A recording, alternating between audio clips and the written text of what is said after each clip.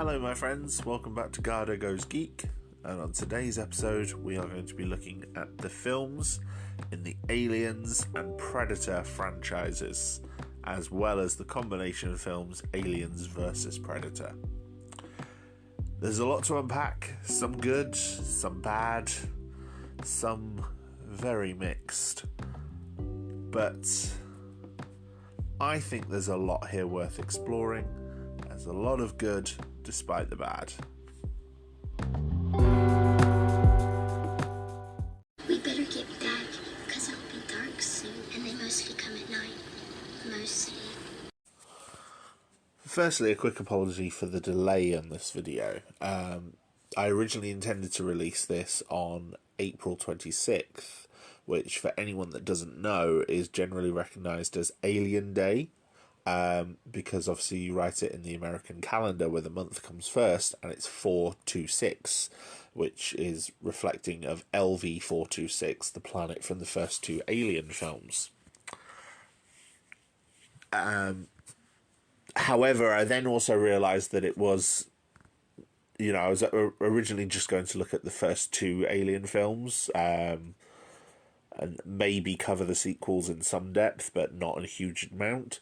Then I realised it was also the 30th anniversary of Alien 3, as well as the 10th anniversary of Prometheus this year. And so I thought, well, I've got to cover them in more depth as well. And then I realised that while possibly including a section about Aliens versus Predator, it would also be the 45th anniversary of the entire Predator franchise, due to the first film releasing in 1987.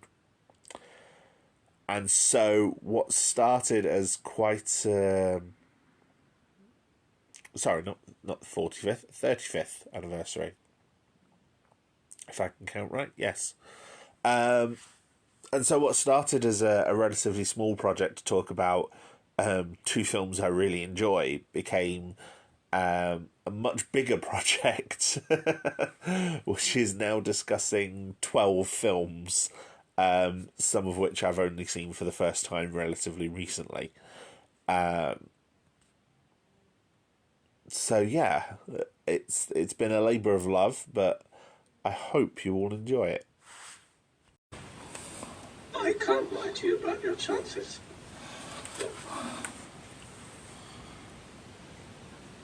You have my sympathies.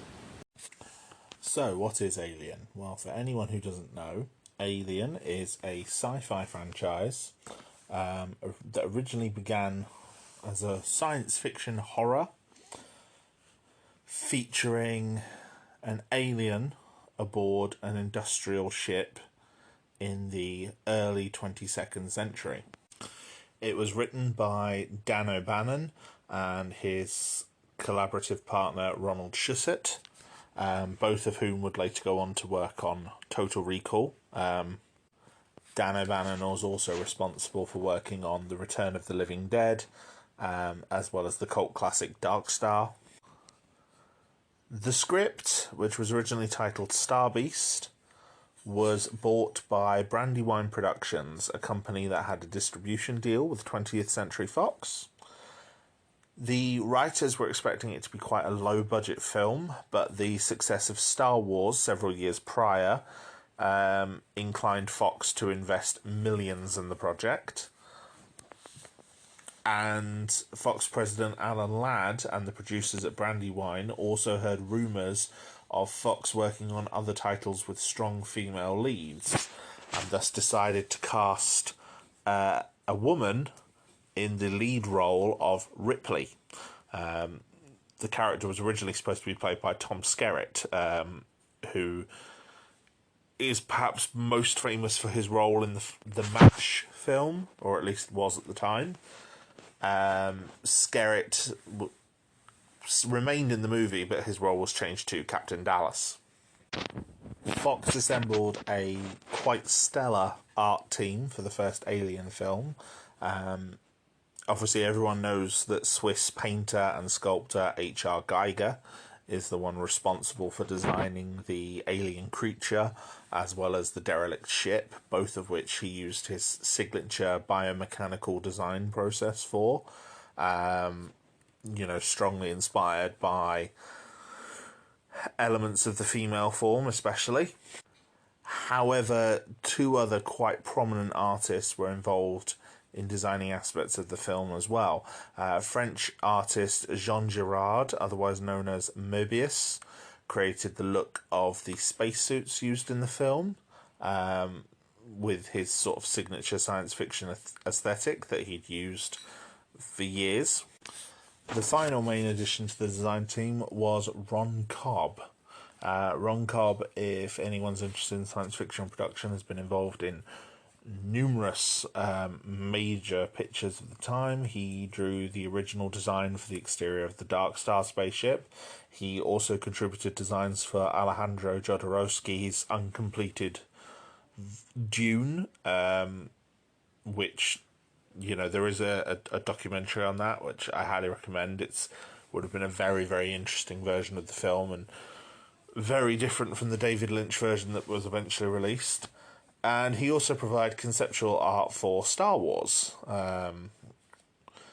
He created the designs for quite a lot of the Mos Cantina aliens, including the signature Hammerhead, the Ithorians, as they're known in the Star Wars lore. And for Alien, Ron Cobb was responsible for designing all of the interiors of the ship Nostromo. He provided it with an aesthetic which has come to be known as cassette futurism.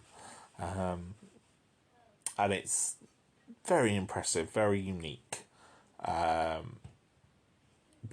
also kind of emblematic of the Alien film. Dan O'Bannon worked on the script in the aftermath mainly of his own work on Jodorowsky's adaptation of Dune, and that was also where he'd met many of the artists that he would work with, including H.R. Giger, Girard, Ron Cobb, as well as Chris Foss, who was also involved in Alien.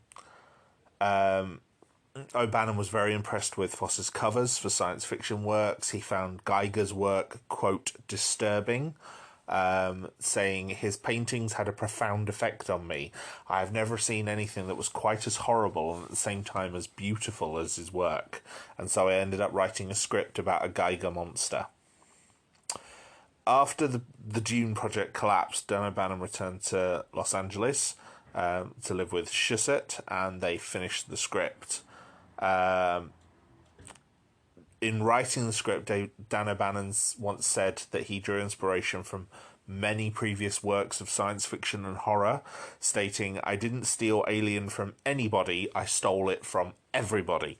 And there's very clear lines that you can draw to films like Forbidden Planet or The Thing from Another World or Planet of the Vampires, or other short stories, such as the works of Philip Joseph Armour.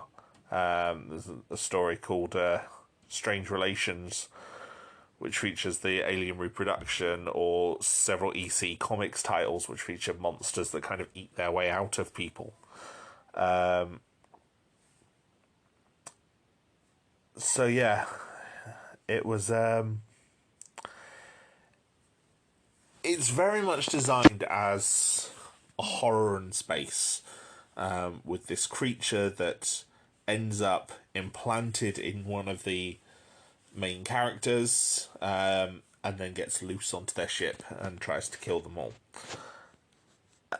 They pitched it to several studios as Jaws in space. They were very close to signing a deal with Roger Corman's own studio when a friend offered them a better deal and passed it on to Brandywine Productions, which was founded by Gordon Carroll, David Giller, and Walter Hill.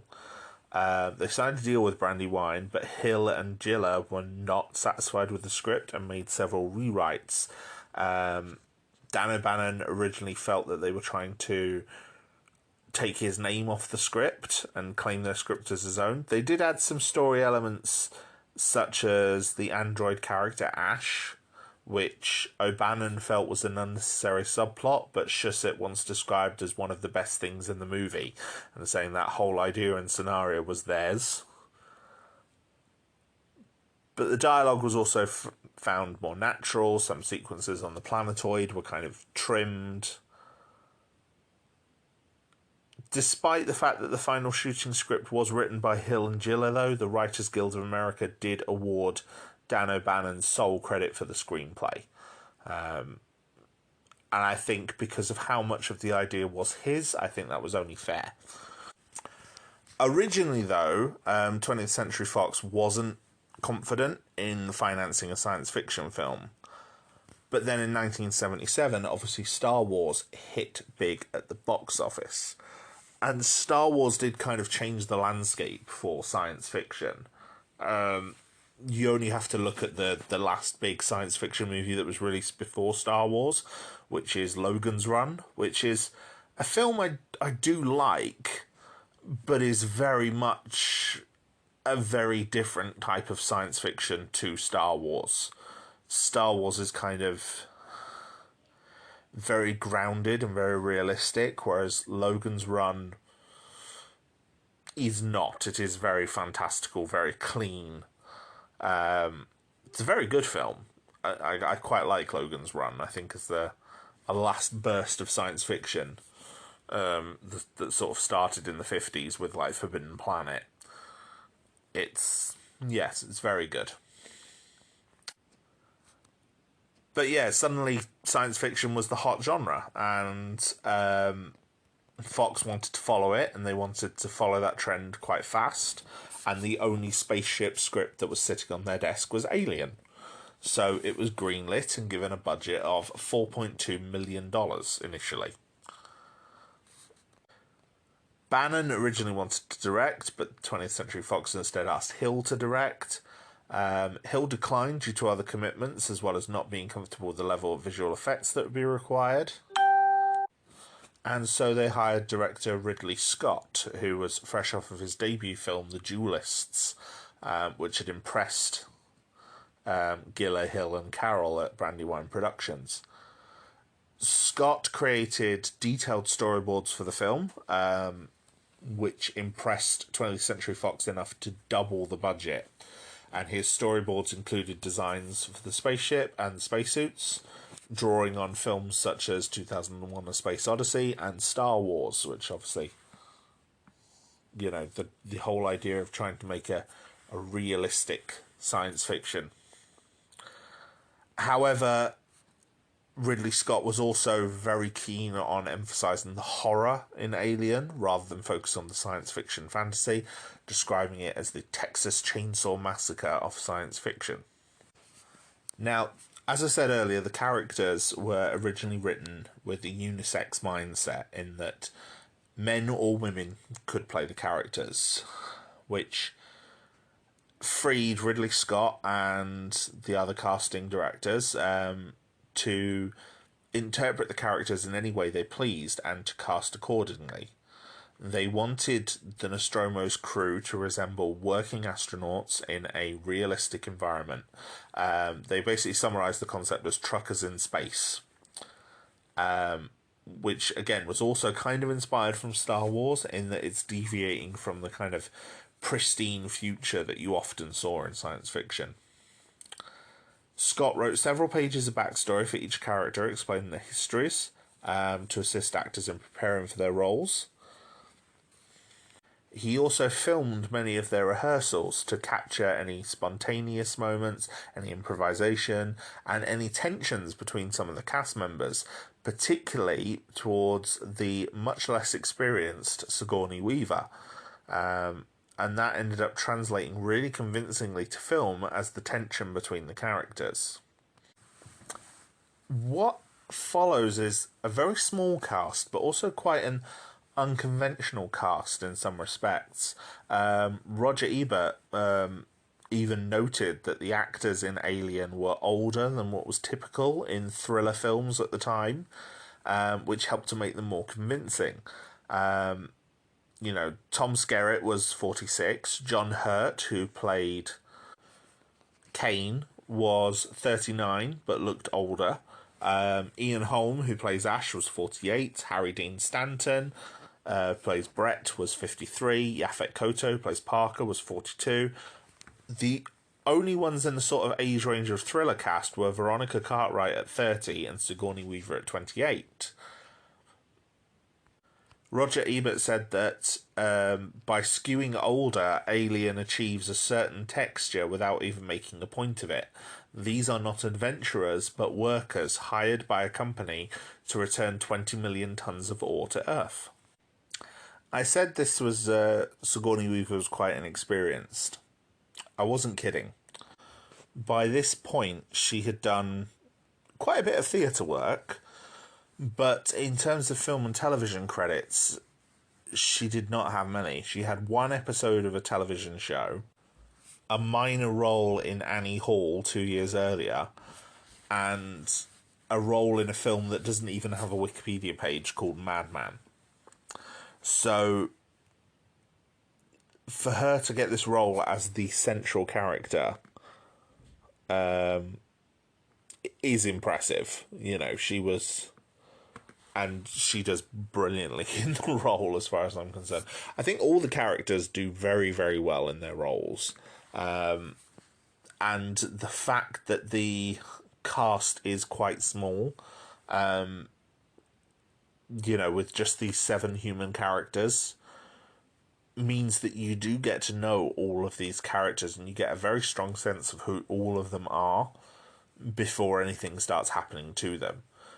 In fact, that, you know, and it makes it very, very tense for a thriller. A lot of horror films that came in the wake of this started to focus more on larger casts so that some people were disposable, so that they could get killed in grisly ways.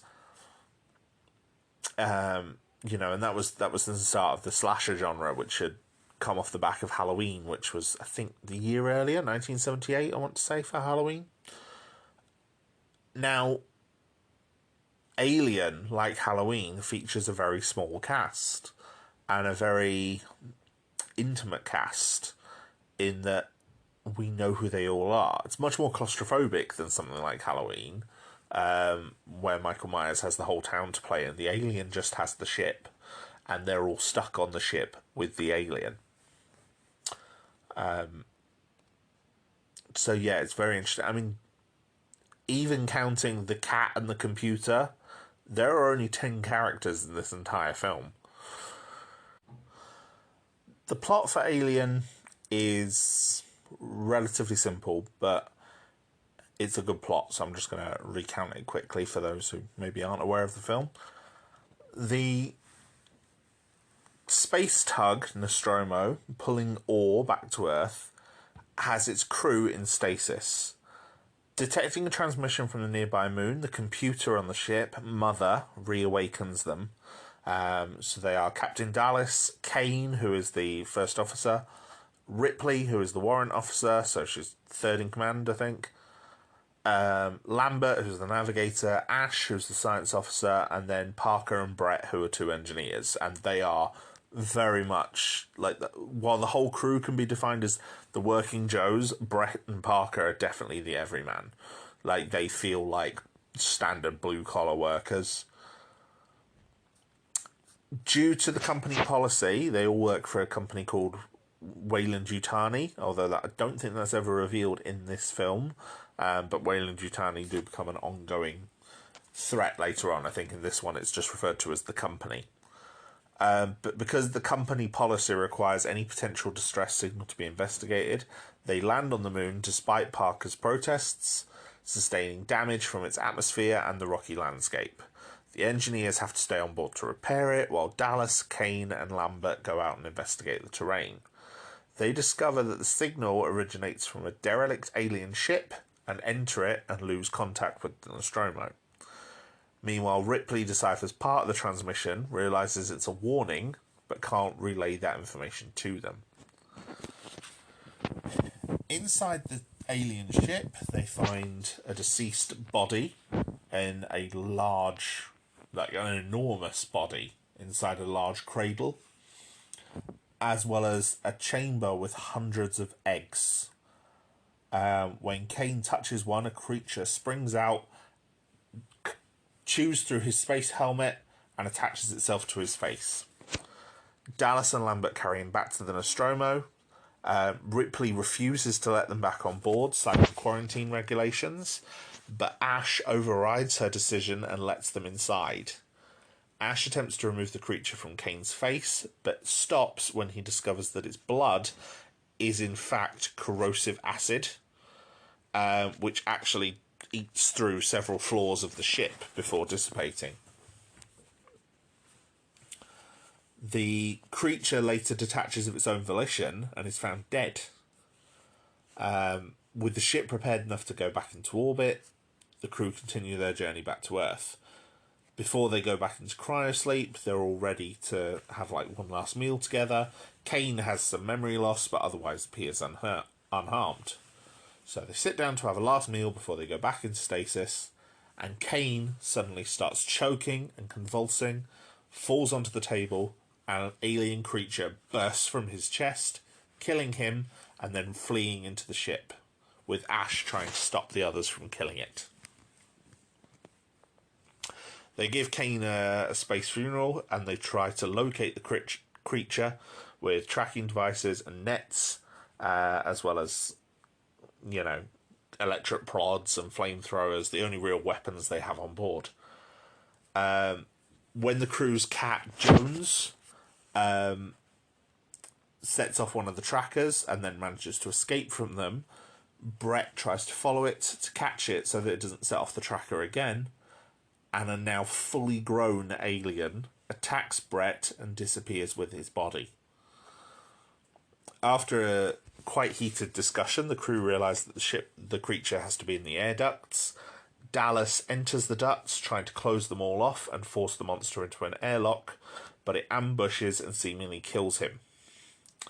Lambert starts panicking and implores all the others to abandon ship and escape in its small shuttle, but Ripley, now in command, explains that the shuttle will not support 4 people and insists on continuing Dallas's plan of flushing out the alien. Ripley, now in command, is able to access Mother, the ship's computer. She discovers that the company has secretly ordered Ash to return the alien, and the crew are considered expendable.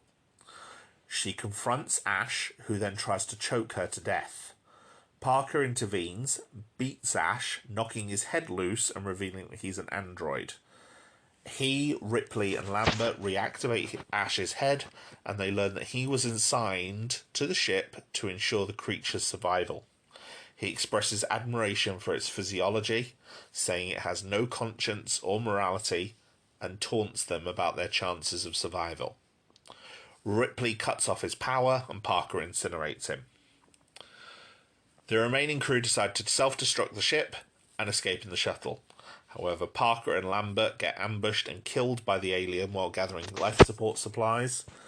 Ripley initiates the destruct sequence, but then finds the alien blocking her path to the shuttle. She manages to retreat and attempts unsuccessfully to abort the self-destruct. It's now gone past the minimum time on its countdown. With no further options, she runs to the shuttle, carrying Jones, and narrowly manages to escape as the ship explodes. As she prepares for stasis, however, she finds that the alien is on board the shuttle, having wedged itself into a narrow space. She dons a spacesuit and uses gas to flush the creature out of an airlock. To flush it out of its hiding place. And then as it approaches her, she opens an airlock door, blasting it into space. She shoots it with a grappling hook, sending it into space. The grappling hook catches in the door, so the alien is still connected to the ship. But it tries to pull itself into the engine exhaust, so Ripley fires the engines, burning it up. She then records a final log entry as she puts Jones and herself into stasis for the trip back to Earth. I personally think Alien is amazing. It is one of my favourite horror films, and also one of my favourite science fiction films. It's the one out of all these films, I think I've seen it the second most amount of times. I think it's only beaten for me by its sequel, which I'll come to in a bit. But it is fantastic. The plot is very good. You get to know and care about all of these characters before they die, and they're all played by brilliant actors. Very, very good character actors. You know, I saw this film... I mean, I originally saw it when I was way too young. And, you know, it was on TV and I saw it. And it was... parts of it was scary. I was a very young child. But, you know, the actors in this, Ian Holm and John Hurt, who obviously went on to have fantastically long, very storied careers. Same with Sigourney Weaver. Well, all of them, in fact, but, you know, those are the ones I recognise the most. And they all play their roles fantastically. They are all very, very believable. They all do a great job. They all feel real. You know, when you come back and watch it as an adult, they feel real. Their arguments and debates that they have among each other, even their conversations with each other, all feel like they're coming from a real, genuine place that you can relate to. You know, someone like Parker and Brett not wanting to land on the ship because it's going to on the planet because it's going to cause them more work because it's just going to damage them. You know, damage the ship, or you know, wanting more money at the start, or you know, even Lambert's pure panic. You know, you know, I'm pretty sure at one point she suggests drawing straws to see who can take the shuttle and leave the rest of them behind, which is so dark, but she's just pure panic. You know, the bit where she's pleading with Dallas that the alien is coming towards him. It's brilliant. It's really well done. The alien as well is incredible. The design is so good. I still think it's one of the best monsters I have ever seen in anything. And it was obviously so inspirational on so many different things. There's so many alien insect creatures that I've seen in comics, in war games, in video games, and you know they're all inspired by this thing. You know, H.R. Geiger's design is brilliant. And 20th Century Fox initially believed that his work was too ghastly for audiences. But the Brandywine team, including O'Bannon and Scott, were all behind him, and they were like, no, it has to be his design. Yeah, according to Gordon Carroll, Ridley Scott, as the second he saw Geiger's work, he knew that the single biggest design problem, maybe the biggest problem in the film, had been solved. And I have to agree on that, because the alien design is fantastic. 3 alien designs, technically, because you have the full-grown alien, you have the face-hugger, and you have the chest-burster as well, representing the different stages of the alien's life cycle, as well as, obviously, the egg as well, which is almost a creature on its own, the way it opens, the way it moves. Yeah, it's very, very good. The facehugger was apparently the first creature that Geiger designed for the film. It went through several different versions in different sizes before they decided on this creature that had fingers like a human and a very long tail which kind of wraps around Kane's neck. The final version wasn't actually done by Geiger, though. It was done by Dan O'Bannon with help from Ron Cobb, drawing their own version based on Geiger's design. The acid blood idea also came from Cobb and would carry over to the adult alien, which meant that it was kind of impossible for the crew to kill it by any conventional means. Dan O'Bannon also came up with the idea for the chestburster scene, using his experience with Crohn's disease, to sort of inspire it. The design was also inspired by a painting by Francis Bacon, 3 Studies for Figures at the Base of a Crucifixion, which is a triptych painting. Geiger's original design was based on that. For the filming of the chestburster scene, which is obviously one of the most iconic scenes in the film, the cast members all knew that the creature would be bursting out of Hurt. Like, Hurt was built into the table with like a fake torso, with the chestburster puppet in. And so they were all told that would be happening. They had all seen the puppet, but they had not been told that fake blood would also be bursting out in every direction from high-pressure pumps and squibs. So when the creature does burst through the chest, a stream of blood actually shoots out directly at Lambert, Veronica Cartwright, shocks the actress enough that she fell over and went into hysterics. And obviously this is captured for the film. Tom Skerritt said what you saw on camera from all of us was the real response. She had no idea what the hell happened. All of a sudden this thing just came up. And yeah, it's clever, it's good, and it's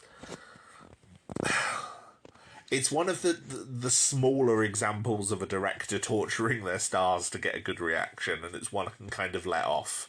But I'm sure Veronica Cartwright was not happy about it. But it does create this very strong sense of realism in the scene and helps to make it one of the film's most memorable moments. During preview screenings, the crew even noticed that some viewers would move towards the back of the theatre, so that they weren't too close to the scene during the sequence, which is very clever. And in 2007, Empire magazine rated it the greatest 18-rated moment in film. So they put it above the decapitation scene in The Omen and the transformation scene in American Werewolf in London, which are obviously 2 other tremendous examples. The alien design works really well. I think in part because Geiger's design is that impressive, and the team worked so hard to echo that design. But also it has a lot of very unique features, like the inner mouth that shoots out at one point, or the long tail, or the tubes, or the elongated skull, which is see-through as well, and it's got transparent elements to it. And it means that the actual suit is really, really well done.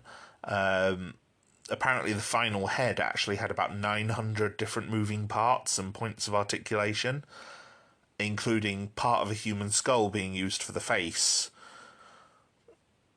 Yeah, the original alien jaw is now on display apparently in the Smithsonian Institution, while the original suit was sold at auction. So whoever's got that, amazing job.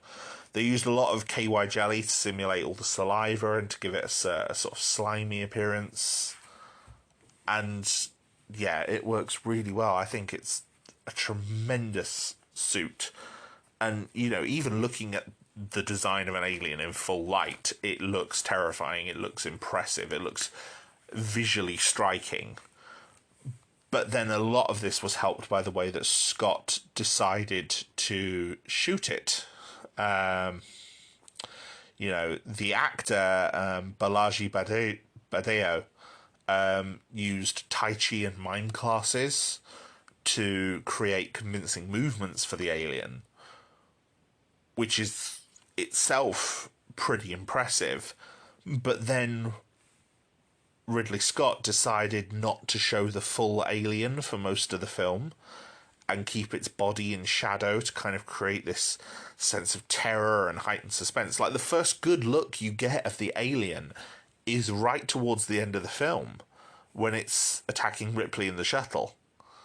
Up until then, the best look you get at it is probably when it surprises Dallas, and it's a quick blink and you miss it shot of it sort of lunging for him.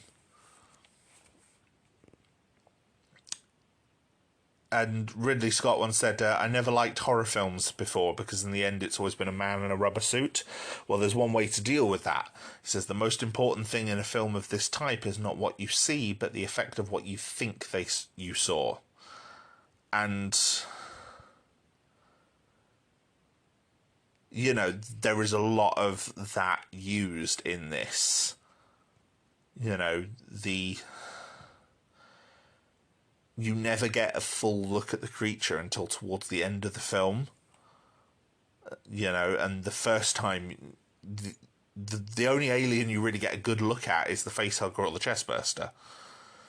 Because even when you get the full body creature later on, it's in the shuttle. The lighting isn't brilliant. You don't get a good look at it in full light. Yeah. Obviously, people have commented before many, many times on the incorporation of sexual imagery in the alien design. There is quite a lot. There's a lot of that in H.R. Geiger's works anyway. There's definitely phallic shapes. There's yonic shapes and designs. And yeah, I think that also helps to make the creature incredibly unsettling in all of its forms. And obviously there's a lot of the sort of sexual imagery in the terms of, sexual overtones in the way the alien reproduces, in that it's, the face hugger attaches to the face and kind of forces a tube down your throat, that sort of forced impregnation. And then the chestburster ripping out in such a dramatic fashion, similar to birth, but obviously much more painful and, fatal. And then, of course, you couple that with things like the inner mouth. Like, the alien design, I can't remember if they kept it in the final design. I know it was one of the earlier designs, had lips. I don't think they kept it in this final design. But yeah, it had lips. So yeah, quite human lips as well. There is an alternate cut of Alien, and there's going to be alternate cuts mentioned for a lot of these films, especially the Alien films. But Alien 1 has a director's cut, which did actually release in cinemas as well. And as well as on DVD. It's when Ridley Scott came in, and it was asked by 20th Century Fox to sort of recut it. He felt that the expanded version of the film was still too long and chose to recut it into an alternative director's cut. He said, upon viewing the proposed expanded version of the film, I felt the cut was simply too long and the pacing completely thrown off. After all, I cut all these scenes for a reason back in 1979. However, in the interest of giving the fans a new experience with Alien, I figured there had to be an appropriate middle ground. I chose to go in and recut that proposed long version into a more streamlined and polished alternate version of the films.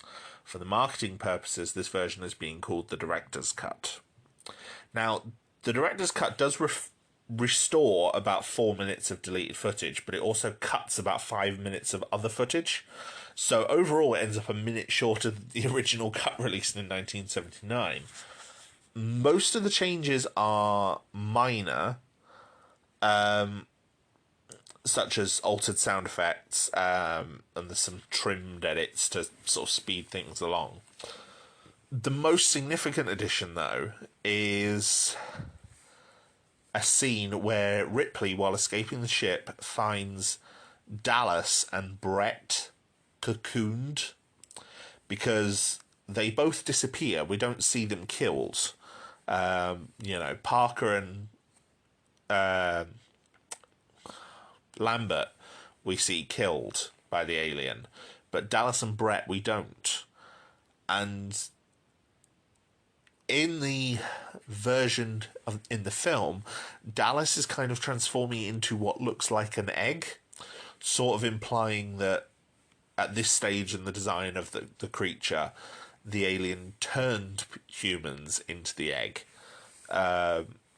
which obviously went against what we see later on. And yeah, Dallas begs Ripley to kill him, which she does. She burns him alive.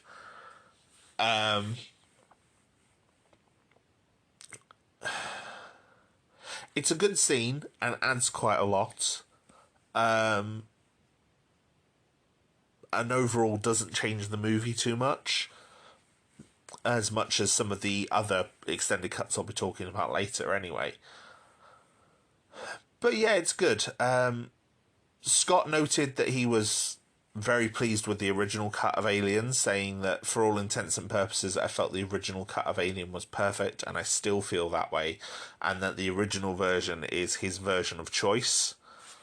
Saying that the 79 version was probably the best version he could have made at the time. So, in effect, he considers them both director's cuts. And yeah, it's good. The biggest production story I have with Alien is more what happened to Jerry Goldsmith's score. Jerry Goldsmith did a very, very good score for this, but a lot of it was kind of trimmed in post-production.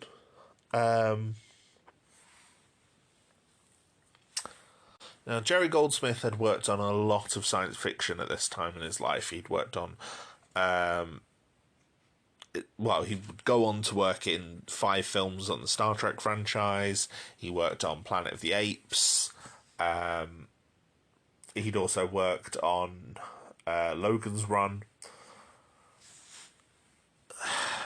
And he wanted to create a sense of romanticism and sort of lyrical mystery in the opening scenes, which would then build to quite suspenseful and fear-inducing music. But Scott didn't like his original title piece, so Goldsmith rewrote it as this kind of weird song, which I think works, and I think it works very well. I think the title sequence for Alien is quite iconic. However, Ridley Scott and editor Terry Rawlings chose to use a lot of musical cues from Goldsmith's previous films, and use those as like a temporary score while they were editing the film. And they then re-edited some of Goldsmith's cues and rescored several sequences to match the cues that they'd used, the temporary cues. And they even left the temporary score in place in some parts of the finished film.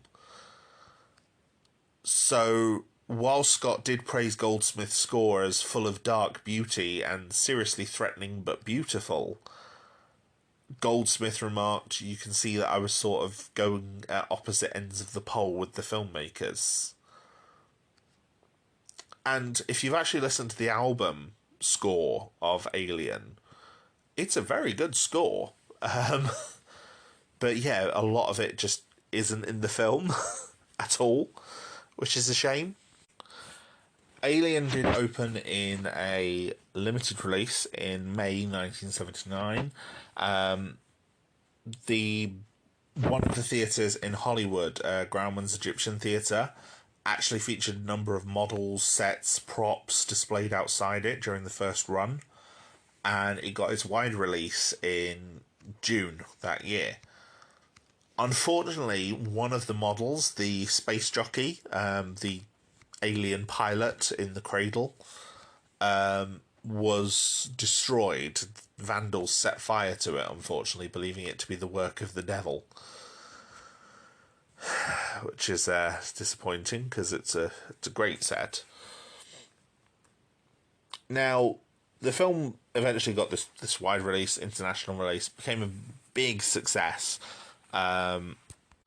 It set 51 house records at the time. It grossed $3.5 million over the Memorial Day weekend. And that was, in the May, when it only opened in like 90 theatres across the US. Daily Variety reported it may have been the biggest per-screen opening in history at the time. It went on in its initial run to gross $78.9 million in the US and nearly $8 million in the UK. After that, records become spotty. They weren't quite as clean in the late 70s as they are now, where you could say how much something made internationally. I believe in 1992, though, Fox noted the worldwide gross was $143 million. And that was before the later re-releases. So, yeah, it made quite a lot of money. Despite that success, though, 20th Century Fox claimed that in the 11 months since its release, it had lost the studio $2 million. This was seen as an example of what's called Hollywood's creative accounting, which is where you artificially inflate or reduce expenditure to eliminate the profit. And Brandywine said that Fox was doing this to disguise the revenue and limit any payments to them. The claim got decried by industry accountants, and on August 1980, Fox readjusted it to $4 million profit, though this was similarly refuted. Brandywine, who was eager to be in work on a sequel, actually sued Fox over their distribution tactics, but Fox claimed that Alien was not a financial success and did not warrant a sequel. The lawsuit was eventually settled in 1983 when Fox agreed to fund the sequel, Aliens. Critically, it had a very mixed reception, initially at least. A lot of critics who were not usually favourable towards science fiction, such as Barry Norman of the BBC, were very positive about it. Others were not, including reviews by Variety and Sight and Sound, which were mixed or negative.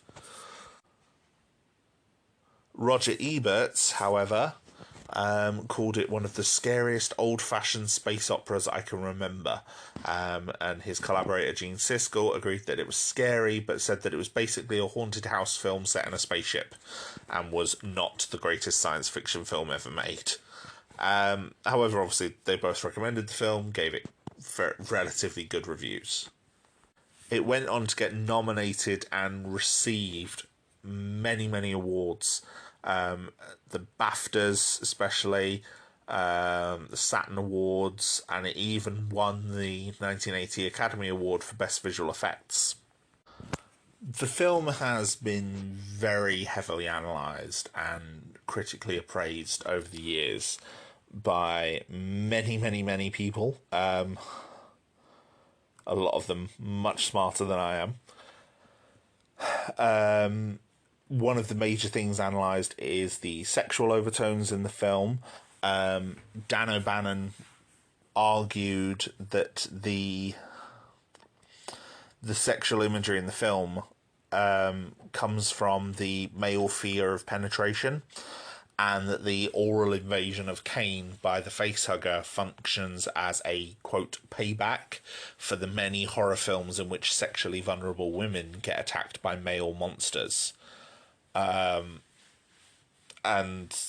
you know, people have compared it, saying that it's as much a rape movie as something like I Spit on Your Grave.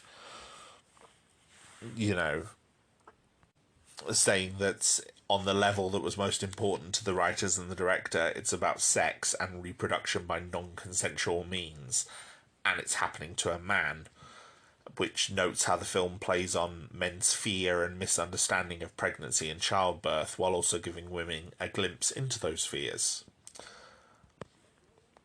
They've also argued that there's very strong Freudian sexual undertones, with the alien having an overall feminine figure, but also with all these multiple phallic symbols providing an androgynous image, conforming to horror films that redraw gender lines. O'Bannon responded to this by describing the sexual imagery as overt and attentional. He said, I'm going to put in every image I can think of to make the men in the audience cross their legs. Homosexual oral rape, birth, the thing lays its eggs down your throat, the whole number. So yeah, a lot of this is very much the text. And, you know, or at least has been confirmed as the text in the years afterwards. I said also earlier that Dan O'Bannon said he kind of stole from everybody, and this was noted and acknowledged and analysed by critics over the years. The film has been shown to have much in common with B-movies such as The Thing from Another World, Creature from the Black Lagoon, It, The Terror from Beyond Space, as well as its fellow horror films in the 70s, Jaws and Halloween. There's also been connections to Agatha Christie's And Then There Were None, the film adaptation of which 10 Little Indians was also kind of was also used by Ridley Scott to encourage Harry Dean Stanton, who said in his original audition that he's not a fan of sci-fi or monsters. It's most heavily been compared and claimed to be inspired by Italian filmmaker Mario Bava's cult classic Planet of the Vampires, with a lot of narrative details and visual design in common with it. Despite that, though, O'Bannon and Scott have both claimed that they had not seen Planet of the Vampires.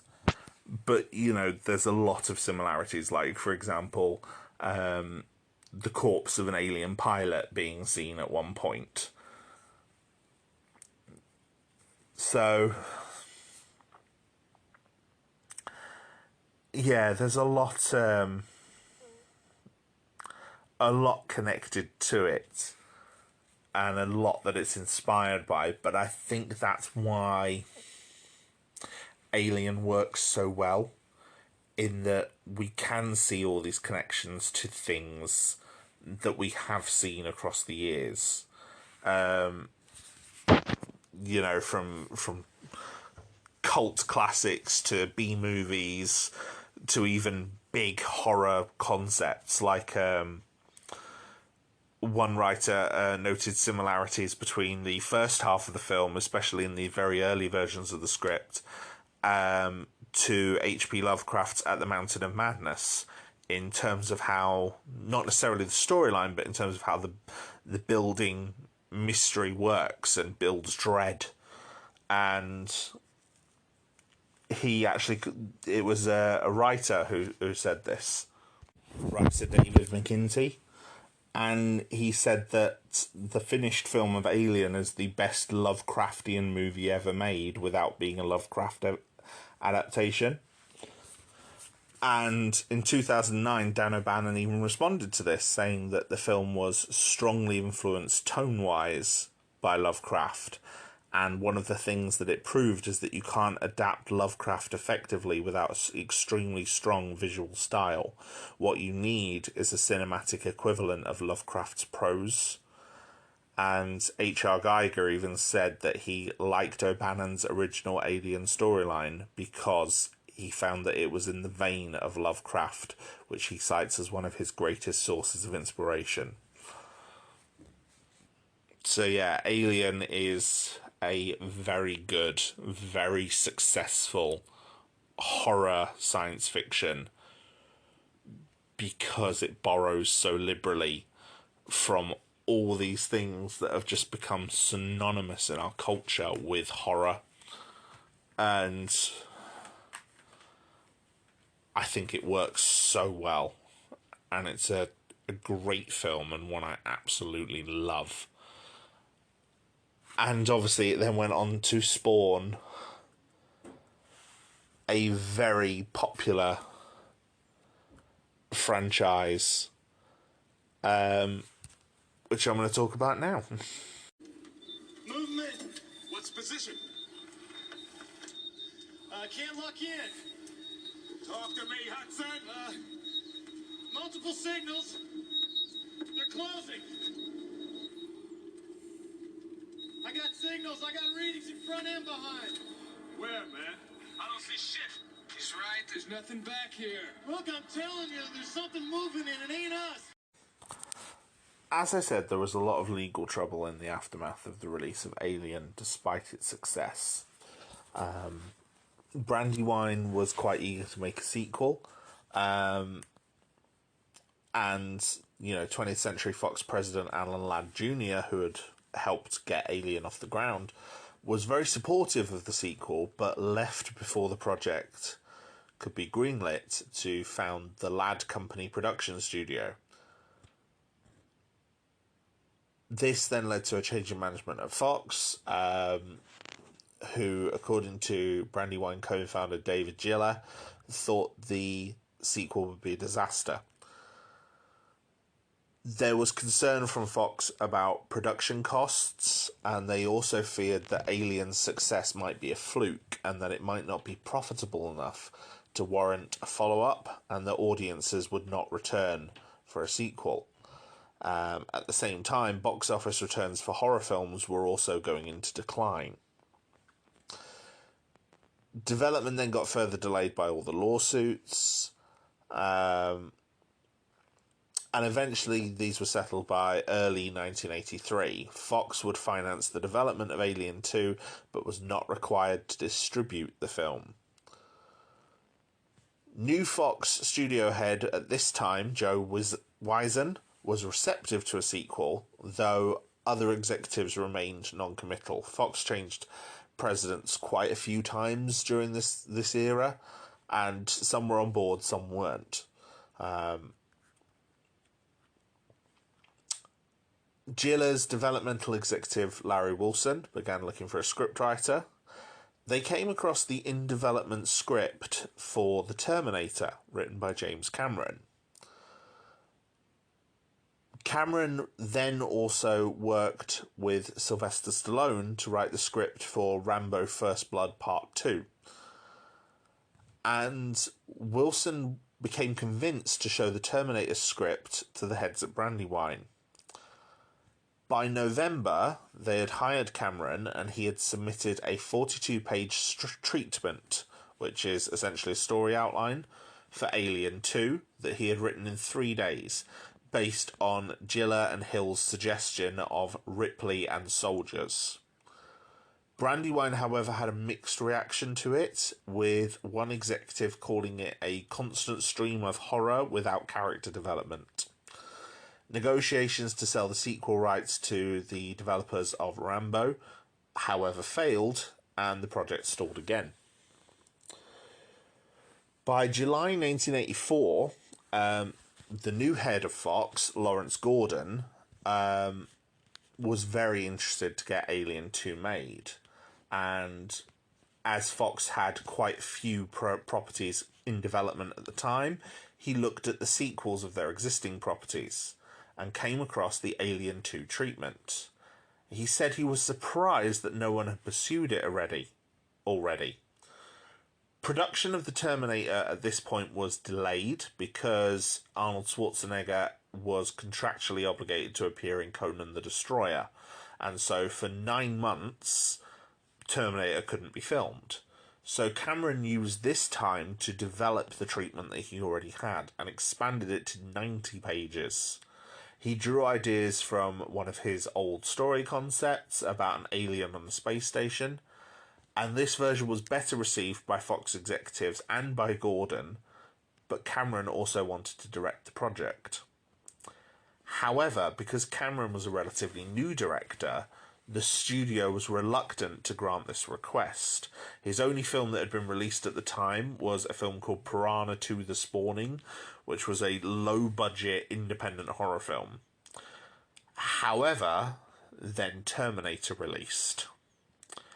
Terminator was a surprise financial and critical success in late 1984, and I do plan on doing an episode on Terminator in the near future, where I will discuss it further. But yes, Terminator was much more successful than anyone thought it would be, and as a result, Gordon gave him the job. He hired him.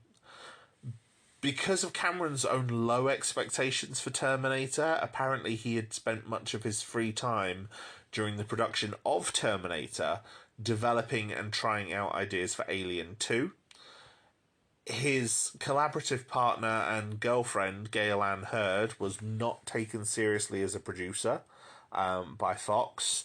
They believed that she would not stand up to Cameron, but James Cameron responded that she was the only person who would. So Hurd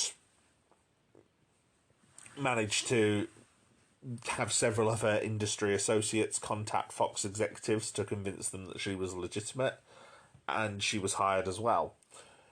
Cameron said people tried to convince him not to take the job, saying that anything good about his film would be attributed to Ridley Scott and anything negative would be attributed to him, but he was determined at this point. Scott said he was never offered the chance to direct the sequel, possibly because he was difficult to work with on the original. The title of Aliens came from, and this is one of my favourite stories, it apparently came from James Cameron coming into a pitch meeting, writing Alien on a whiteboard, writing an S at the end, and then drawing 2 lines through the S to turn it into a $sign.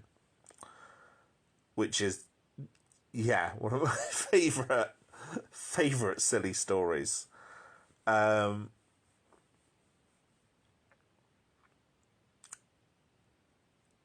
Cameron turned in the finished script in February 1985, hours before a Hollywood writers' strike. It was well received, but Fox executives were very concerned about the budget. Fox estimated it to cost roughly $35 million, but Hurd said it would be closer to $15.5 million. Chairman Barry Diller offered $12 million, prompting Cameron and Hurd to quit the project. Gordon negotiated with Diller until he relented, and Cameron and Hurd returned. Then another conflict came about in April 1985 because Fox didn't want Sigourney Weaver to return because they expected her to demand a large salary. Cameron and Hurd, however, were insistent that Weaver return as the solo star, and Fox refused, saying it would damage their negotiating power with her agent. Cameron and Hurd left the project again, marrying and going on honeymoon, and when they returned, the project was ready to move forward. Cameron credited Lawrence Gordon with helping Aliens get greenlit, and standing up for them throughout all this. It's interesting, though, that at first Cameron didn't fully understand why Alien needed a sequel. Considering what, the sequel he made, he believed Alien was a perfect film. he's actually quoted as saying that, and said that it would be difficult to recreate the emotion and the novelty of the original film. But what he and her decided to do was to combine the horror of Alien with the action of Terminator, saying that if the first film could be compared to a haunted attraction, Aliens should be like a roller coaster. Cameron also believed in having a strong female heroine in his films to distinguish them from typical Hollywood action fare, and he wrote the script with a picture of Sigourney Weaver on his desk to keep the character of Ripley focused in his mind. He referred to the Terminator and how he removed the normal protective forces from Sarah Connor so that she had to fend for herself, and wanted to do something similar for Ripley. Regarding the casting, obviously Sigourney Weaver returned. She was only mildly interested after she read Cameron's script, and she had to be convinced that Aliens wasn't being made just to make money. She did receive $1 million, which was her, and a percentage of profits, which was obviously her highest salary at the time. The negotiations to get her back, though, were so lengthy that Cameron and Hurd even told Arnold Schwarzenegger's agent that they intended to write Ripley out of the movie, knowing that obviously this would get back to Weaver's agent, and that then prompted terms to get made in short order afterwards. James Remar, most famous as Ajax in The Warriors and Albert Gantz in 48 Hours at this point, was cast as Hicks, the leader of the soldiers, on the recommendations of his close friend Hill, who was one of the founders of Brandywine. But he had to leave shortly into filming. It was later revealed, years later, that he was arrested for drug possession.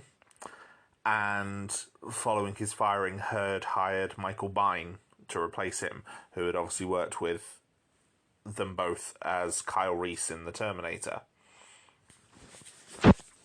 Bill Paxton, who had also had a bit part in Terminator, mentioned to Cameron after running into him at LA International Airport that he would be interested in the role.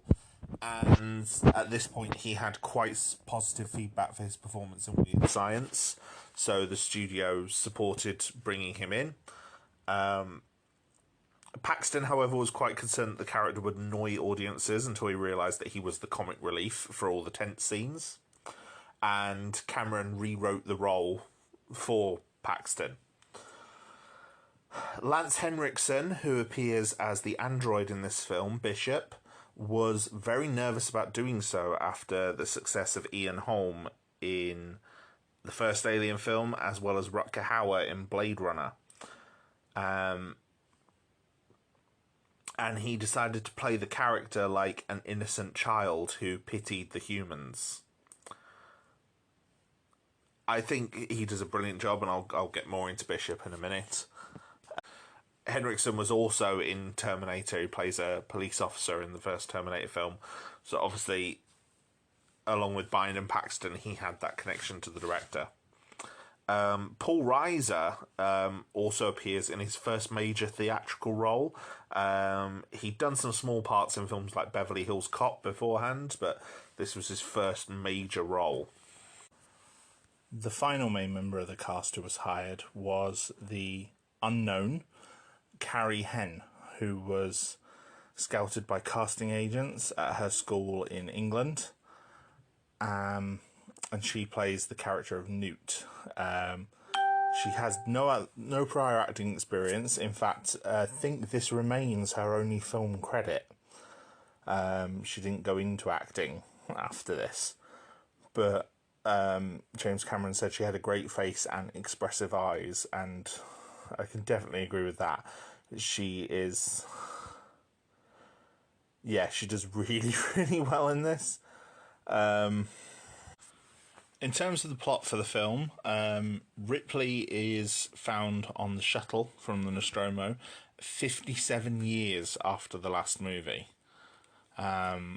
She gets debriefed by her employers at Weyland-Yutani, who are sceptical about her claim about the alien eggs and the derelict ship on the planet which is now known as LV-426, because LV-426 is now the site of a terraforming colony called Hadley's Hope. However, contact is then lost with the colony, and so Weyland-Yutani's representative Carter Burke and Colonial Marine Lieutenant Gorman ask Ripley to come with them to investigate Hadley's Hope. Still traumatized, she eventually agrees to the condition provided they exterminate the aliens. Don't bring them back, don't study them, kill them, wipe them out. And yeah, so Ripley agrees to join the mission. So Ripley, Burke, Gorman, and a group of Colonial Marines, as well as an android bishop, depart for Hadley's Hope on the Sulaco. They land at the colony. They find the colony battle-ravaged. Everyone is missing. They find 2 facehuggers in containment tanks, but no bodies or colonists, except for one young girl nicknamed Newt, who is been living in the air vents and is obviously traumatized. The team locates the colonists using chips that they have and find that they are all underneath the fusion-powered atmosphere processing station. The Marines head there, descending into corridors covered with the alien secretion, similar to how we find Dallas and Brett in the extended edition of the previous film. Not extended edition, director's cut. The Marines run into one of the cocooned colonists who begs to be killed, and when the chest burster rips out of her, the Marines kill her, which then rouses a whole load of adult aliens who start coming out of the walls and ambush the Marines, killing or capturing many of them. A few of them are just killed outright, but it is later revealed that a couple of them are still alive. When Gorman panics, being quite inexperienced, Ripley assumes command, takes control of the APC, rams the nest to rescue not just Corporal Hicks, but also Privates Hudson, Private Vasquez, Private Frost, and drives them out of there. Frost ends up being killed on the way out. Hicks orders the dropship to recover the survivors, but a stowaway alien kills the pilots and it crashes into the station. It's not really revealed how the alien got onto the dropship, but I believe the dropship was at the colony, so there's a way for it to have done it. It lifts off from the colony and comes out to where the atmosphere processor is to try and pick them up. So, you know, it kills the pilot, the ship comes down, crashes into the station, and the survivors run back to the colony and barricade themselves in the command center. Ripley learns that Burke ordered the colonists to investigate the spaceship containing the eggs after being informed about it by Ripley herself, intending to profit by recovering them for biological weapon research. Before she can expose him, however, Bishop informs the group that the dropship crash has damaged the power plant cooling system, and the plant will soon overheat and explode, which will destroy the colony. He volunteers to travel to the colony transmitter in a pipeline and remotely pilot the Sulaco's other dropship to the surface. After falling asleep in the medical laboratory with Newt, Ripley awakens to find that they've been trapped in with the 2 released facehuggers. Ripley triggers a fire alarm to alert the Marines because Burke has disabled the camera. Hicks and Hudson come in and rescue them and kill the creatures. She accuses Burke of releasing the facehuggers to impregnate her and Newt, allowing him to smuggle the embryos through Earth's quarantine. But before they can actually do anything about this, the power gets cut and the aliens attack through the ceiling. In the ensuing firefight, the aliens end up killing Burke, subduing Hudson. They injure Hicks. Gorman and Vasquez, cornered, sacrifice themselves with a grenade to avoid capture. Newt ends up separated from Ripley and taken by the aliens. So Ripley brings Hicks to Bishop in the second dropship, but she refuses to abandon Newt and arms herself before descending into the processing station hive alone to rescue her. While there, they encounter an alien queen surrounded by dozens of eggs, and when one of them begins to open, Ripley uses all of her weapons. So she's got a pulse rifle strapped to a flamethrower. It's able to fire grenades. She destroys a whole load of the eggs. She destroys the queen's egg sac and ends up getting pursued by the enraged queen. They come to the top of the elevator shaft on the way out of the processing station. Bishop is no longer there, and just as the alien queen starts coming up on the other elevator, Bishop flies back down, saying that the explosions that were happening meant he needed to fly around for a bit, otherwise the ship would have been damaged. He comes down, saves Ripley and Newt, and they escape moments before the station explodes, consuming the entire colony in a low-level nuclear blast. Well, I say low-level, you see it from orbit. On the Sulaco, the group gets ambushed by the Queen, who has stowed away in the dropship's landing gear. She rips Bishop in half. Hicks is still inside the ship, unable to help. He was wounded by acid. So Newt tries to hide while Ripley runs off and climbs into a cargo loader, which she used earlier in the film. It was one of the few things that her license allowed her to do, because basically Weyland-Yutani took her ability to fly because of obviously what had happened in Alien, but she was still able to operate the cargo loader.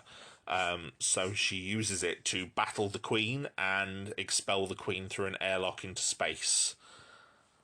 And with all that, Ripley, Newt, Hicks, and the critically damaged Bishop enter hypersleep so they can return to Earth. I love this film. This film is my favourite one in the franchise. I actually got to see it last year in cinemas. It returned to cinemas because it was what would it have been, 1986? It would have been the 35th anniversary for it. So obviously I got to watch it in cinemas with my partner. Both of us love this film, and getting to see it on the big screen was amazing. I came to Aliens relatively late in life. I was aware of Aliens toys, because Alien obviously had a very popular toy line by Kenner, and obviously I'd seen the comics, but I didn't see this film until I think it was about 16. Basically, we used to have a popular store here in the UK called Woolworths, and it was one of the last things I bought from my local Woolworths before it closed down was the Alien quadrilogy box set, and that was where I first saw Aliens. And I believe I watched the extended cut first. The extended cut features about half an hour of extra footage, featuring 2 sentry guns, featuring just a bit more character development between the Marines. Yeah. It's good. It's really good. It's much more of an action film, ostensibly, than the first film, but there is still a lot of horror in it, and there's a lot of similar elements, like the fact that there are only 6 alien suits being used at any time in this film, as in the full body alien suits, but it always looks like there are more.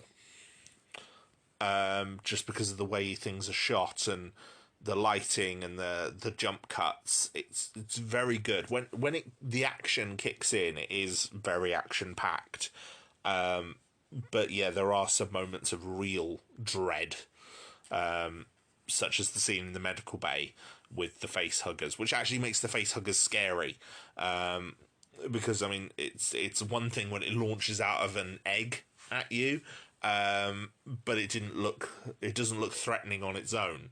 But then seeing them skitter about the medical bay and launching themselves at Ripley and Newt, they're quite scary. The Marines are obviously one of the biggest additions to Alien in this, as well as codifying the company as Weyland-Yutani and explaining that it is it's a standard evil corporation. There's plenty of them in the real world, never mind in fiction. I do think the film does a quite good subversion with some of its characters based on what you'd expect from the previous film. For example, Burke at first is a company man, and our experience of the company in the first film comes from Ripley and the people she works with. And so you think of the very sort of blue-collar workers like Parker or Brett, who are, kind of respectable and honourable. And Burke isn't. Burke is a slimy sleaze. He is the white-collar worker. So we don't trust him. Or Bishop being seen in the same way as Ash. Like, Ripley initially does not trust Bishop at all once she finds out he's synthetic because of what happened with Ash. But Bishop is nothing like Ash. Bishop is much kinder, and Bishop goes to great lengths to actually keep them all alive. There's even some scenes in the middle of the film where he's dissecting the alien face huggers, because there's a dead face hugger inside the tubes as well in the science bay, and he's studying it and dissecting it and looking it over in the same sort of way that you would think Ash would as the science officer. But then he helps them by climbing out to the processing station. He tries to save Newt. He gets, you think he's left Ripley and Newt because the dropship's gone. But no, he comes back, he saves them. And it's a good subversion on what you expect from Ash in the first film. The film focuses very much on Newt and Ripley and their relationship, and it's very good. The extended cut expands on this more by revealing that Ripley had a daughter and she died while Ripley was in stasis. She lived her whole life and died, while Newt has obviously lost all of her family, and we actually see Newt's family in the extended cut as well. They are the colonists who get sent out to investigate the derelict ship. And so obviously, her father becomes one of the first victims. He's the one impaled by the first facehugger. So,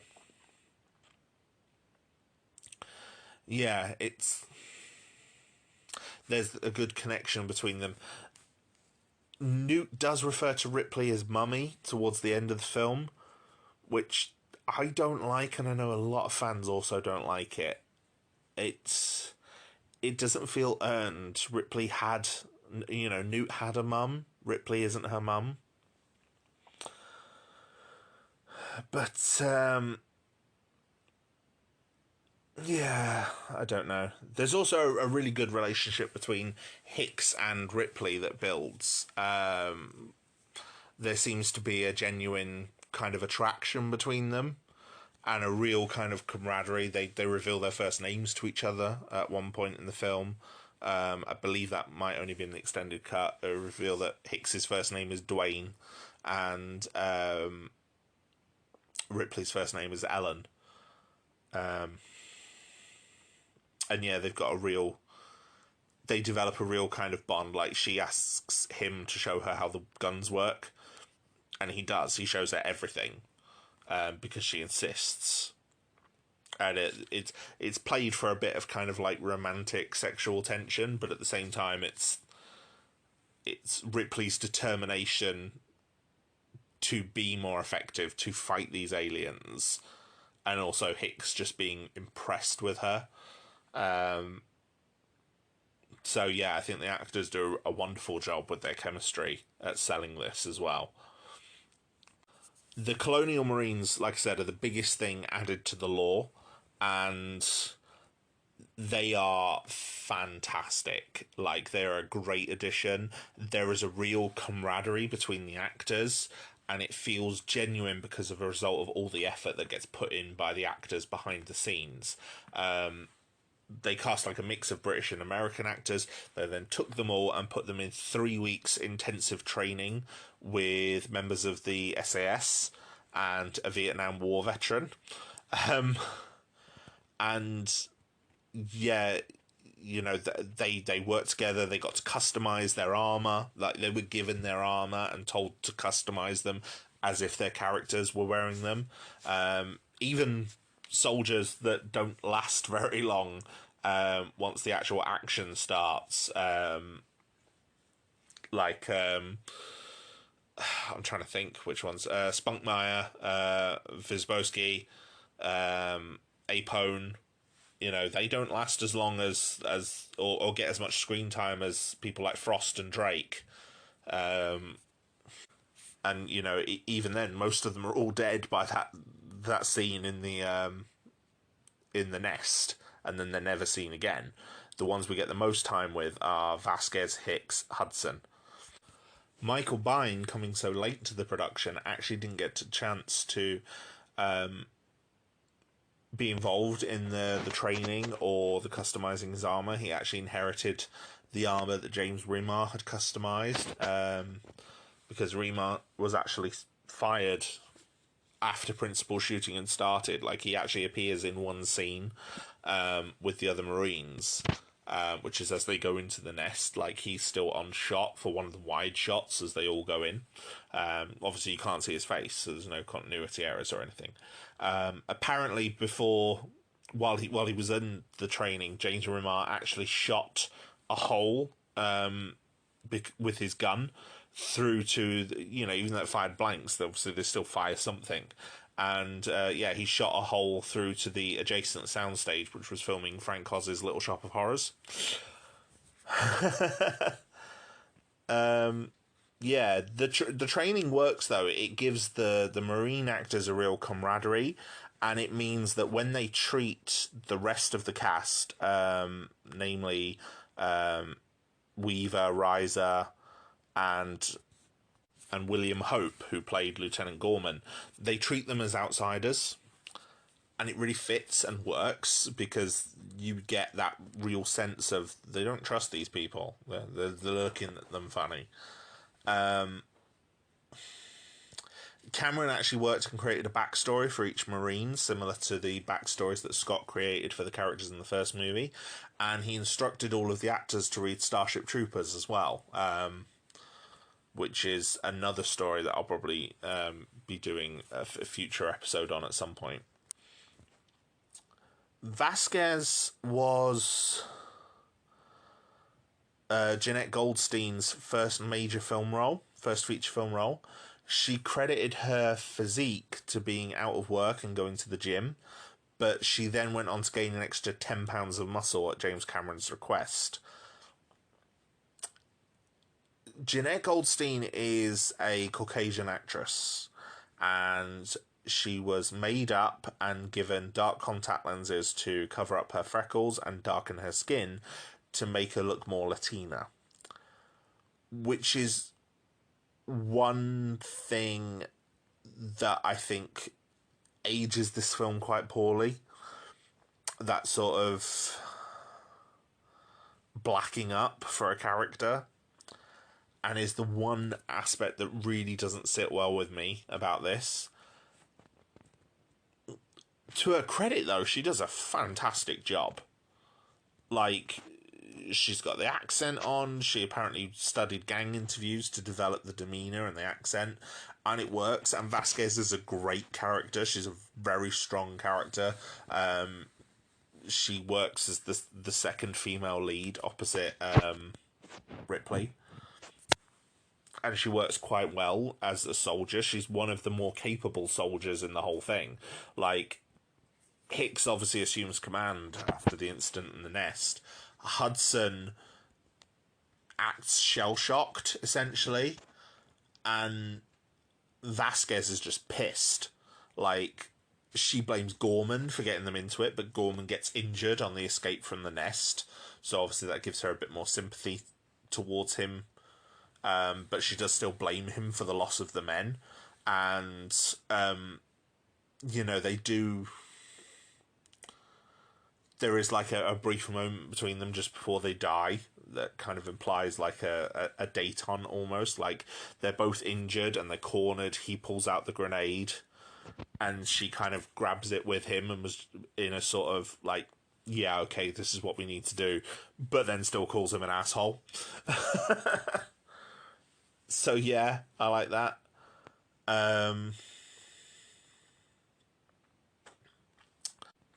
But yeah, the team, the Marines, worked really well together. There was some quite fun behind the scenes bits between them, like Rico Ross, who played Frost, was committed to Full Metal Jacket, and Cameron offered to let him join the filming later, but because Full Metal Jacket being a Stanley Kubrick film, Kubrick's films have a tendency to overlap, Rico Ross opted to do Aliens instead. William Ralston, who played Drake, misled the filmmakers to get his part. He said that he had just finished filming Revolution and implied that he was its most prominent actor after Al Pacino. A couple of the actors auditioned for different roles as well. So William Hope, who played Gorman, and Daniel Cash, who played Spunkmeyer, who was his first film role, they both auditioned for Hudson. And in fact, Cash offered James Cameron his coat if he got the part. There was also Colette Hiller, who plays Pharaoh. She had to cut her hair short for the role, and she found that an issue because she was getting married afterwards. So yeah, she actually made the filmmakers buy her a long blonde wig for her wedding, although she never wore it. They all stayed together at the Holiday Inn while they were doing their filming and while they were training. Bill Paxton described their time outside work really positively. He said, God, we had the best time. We all hung very hard together. That's where I first met Henriksen, who I fell in love with. Al Matthews, who played Al Apone, was a really good spirit to have around with a great voice. And all these hilarious British characters like Stedman the stuntman, who used to grab my bicep and go, blimey, more meat on a cat's cock. So yeah, it just sounds like they had a great time, and that all translates on the film because the Marines really do feel like they've been friends for a long time. They've been friends and working together for a long time. And there's even scenes where they move into the colony in two squads, and Apone's kind of leading them up, and like Hicks is commanding one squad, he's commanding the other one. You know, and they all have a role in that squad. So yeah, it works really well. I think they did a brilliant job. One of the things that I think has helped this movie as well is that, especially having seen it recently on the cinema, this film still stands up in terms of its effects. And the reason for that, I think, is, I mean, there's a couple of janky moments, but really not many. And I think a lot of that is because every single effect was captured in camera using full-size puppets and miniatures. And it means they still hold up. And you know, there are some moments, there's a bit of dodgy green screen when the dropship crashes. There's one puppet of the power loader used in one of the final sequences that kind of tips at an awkward angle. But the actual work that these miniatures and stuff do is fantastic. I think it's a team at Stan Winston's studio that worked on this movie, and obviously Stan Winston's studio also did the effects for Terminator as well. So Cameron had worked with them before, and also they respected his kind of hands-on approach. Now, it does create a bit of an awkward moment with Stan Winston's team coming in, because H.R. Geiger apparently became very unhappy that he wasn't involved with Aliens. The reason being, according to Hurd, Geiger was contractually obligated to Poltergeist 2, and Fox wasn't allowed to negotiate with him. And it does mean the most impressive thing that gets added to the alien mythos in this, that being the alien queen, was not created by H.R. Geiger. It was actually designed by James Cameron himself, working with Stan Winston. Now, I personally think the Queen looks phenomenal, and they've kept the visual language of H.R. Geiger's alien designs and incorporated that into the Queen. They do, every shot of the Queen in this is a practical effect. Most of it using a quite large 14-foot puppet made of polyurethane foam, held up on a crane, with two people sat inside it to control the arms, the legs being controlled by rods connected at the ankles, and a separate person whipping the tail around with a fishing line. The head was then controlled with servo motors and hydraulics, which were controlled by up to 4 people, and using creative lighting, steam, slime, smoke, anything that they can get away with to sort of hide the effect and make it convincing. And the final effect looks amazing on camera. Like, even the battle scene with the power loader, which is, the climax's pivotal scene, both the power loader and the alien queen are essentially giant puppets being wielded on cranes, but they interact and they move together, and there's no digital painting to remove the crane, there's no digital editing to hide anything. Everything was captured in camera, and because James Cameron is a skilled filmmaker who knows where to place his camera and knows how to get the shot he needs, it meant that things didn't need to be used. Digital effects didn't need to be used. Everything's in camera, and it works so well. Like, even the explosion at the end of the film is done with, like, a light bulb and a cotton wool, to create the explosion and the cloud of smoke. The amount of digital visual effects, which were obviously in their infancy in 1986, are really small.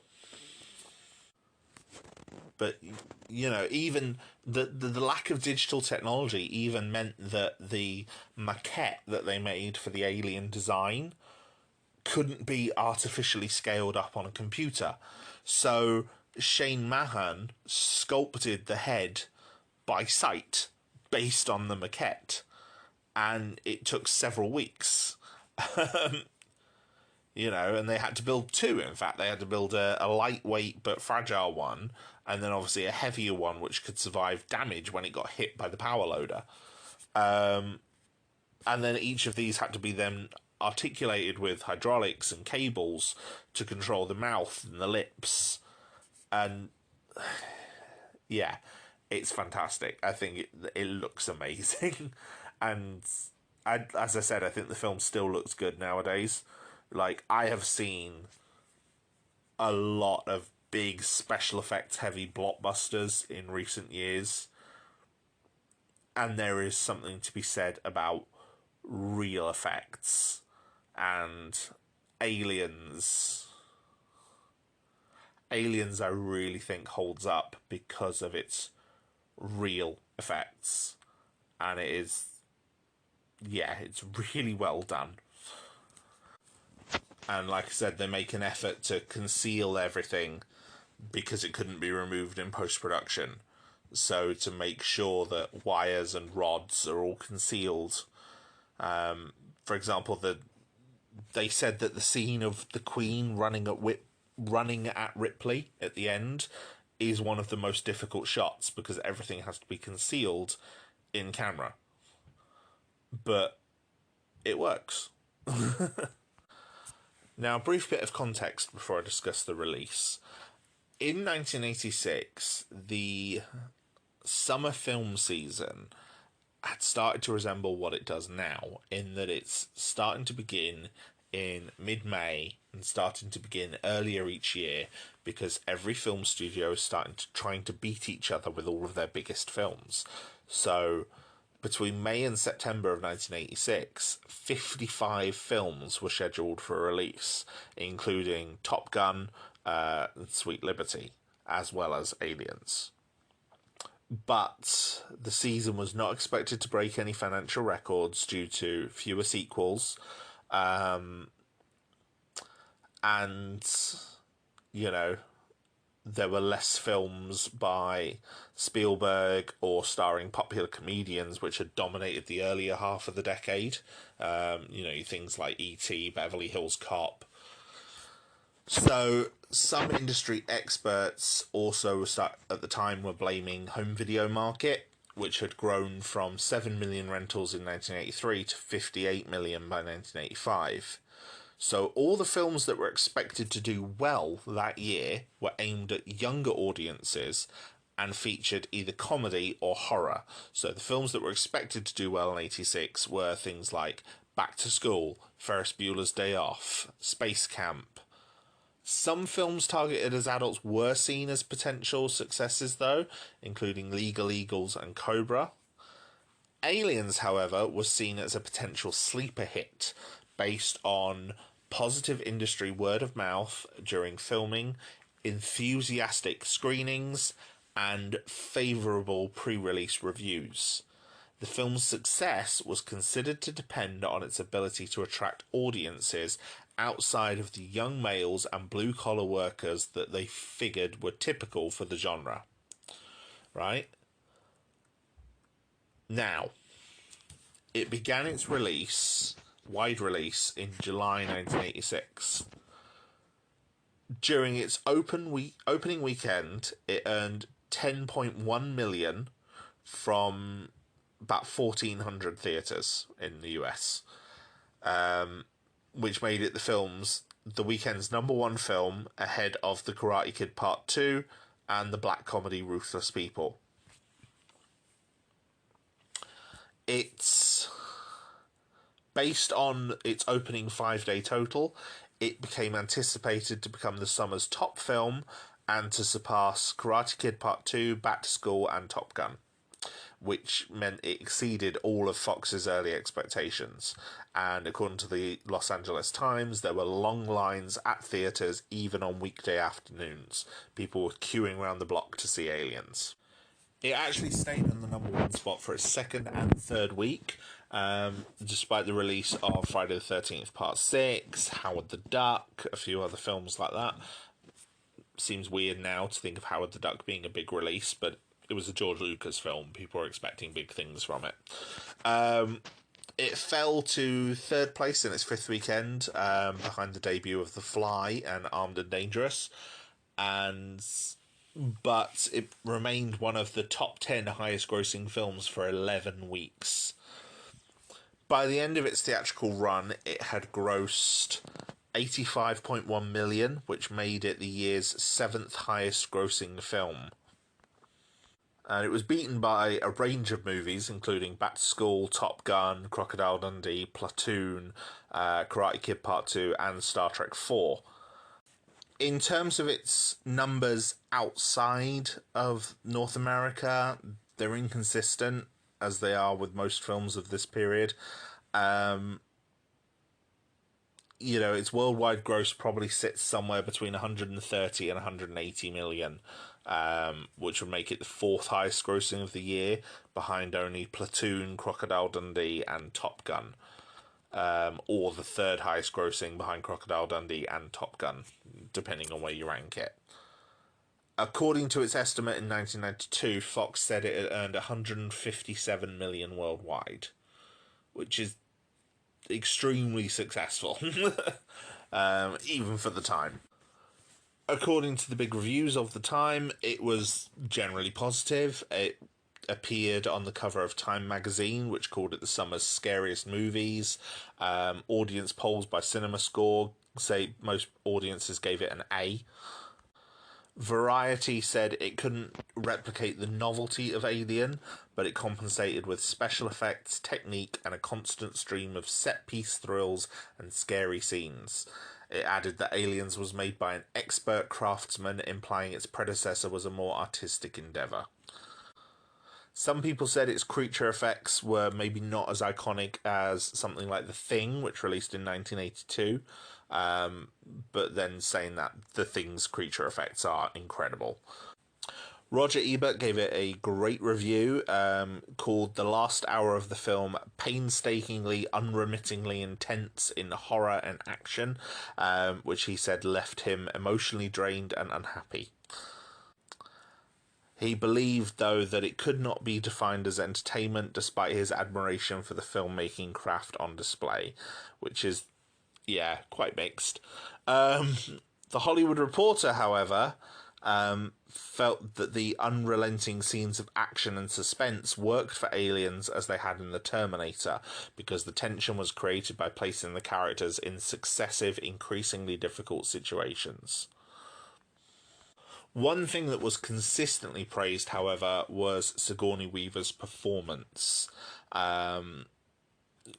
Sheila Benson of the LA Times called her the film's white-hot core, around whose defiant intelligence and sensual athleticism Aliens was built, and Ripley returned not for vengeance but out of compassion. Roger Ebert credited her sympathetic performance with holding the whole film together. In fact, the support of Sigourney Weaver went on as the film entered awards season. It received 2 awards at the 1987 Academy Awards for Best Sound Effects Editing and Best Visual Effects. However, the film, Sigourney Weaver specifically, was nominated for a Best Actress Award. Now, anyone who follows the Oscars will know that the Oscars are not particularly kind to genre fiction. When I say genre fiction, I typically refer to science fiction, fantasy, and horror, the same sort of things I tend to cover on this podcast. Now, at the time, especially, the science fiction genre was not really given much respect. The Star Wars trilogy had finished, Close Encounters had come and gone, E.T. had come and gone, and science fiction was kind of in decline in the mid-80s until Alien released. So, for Sigourney Weaver to get nominated for Best Actress for a science fiction action horror film, action again being another genre that the Academy does not seem to like. Even in the modern day, they do not like genre fiction or action films. For her to get nominated was exceptionally impressive. It proceeded to win and get awards for its visual effects at the BAFTAs, as well as being nominated for some other technical awards, and it received 8 awards at the Saturn Awards, including Best Performance by a Young Actor for Carrie Henn, Best Supporting Actress for Jeanette Goldstein, and Best Actress for Weaver. and Best Supporting Actor for Bill Paxton as well. It even received a Hugo Award for Best Dramatic Presentation. So, yeah, Aliens was quite rightly recognised for a lot of the things it did. A quick note about the music, because I like talking about the score when I talk about films.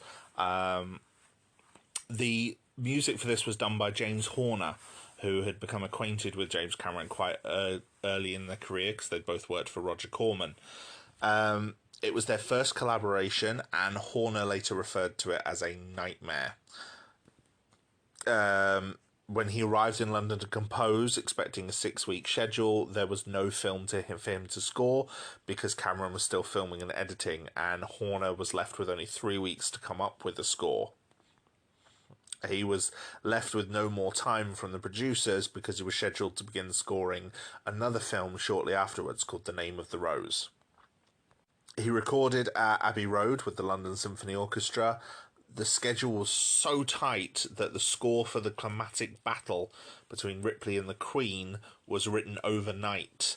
And there are actually some elements taken from some of James Horner's previous film scores and used in this film, most egregiously, and was actually commented on by several reviewers at the time, elements of his score for Star Trek III: The Search for Spock.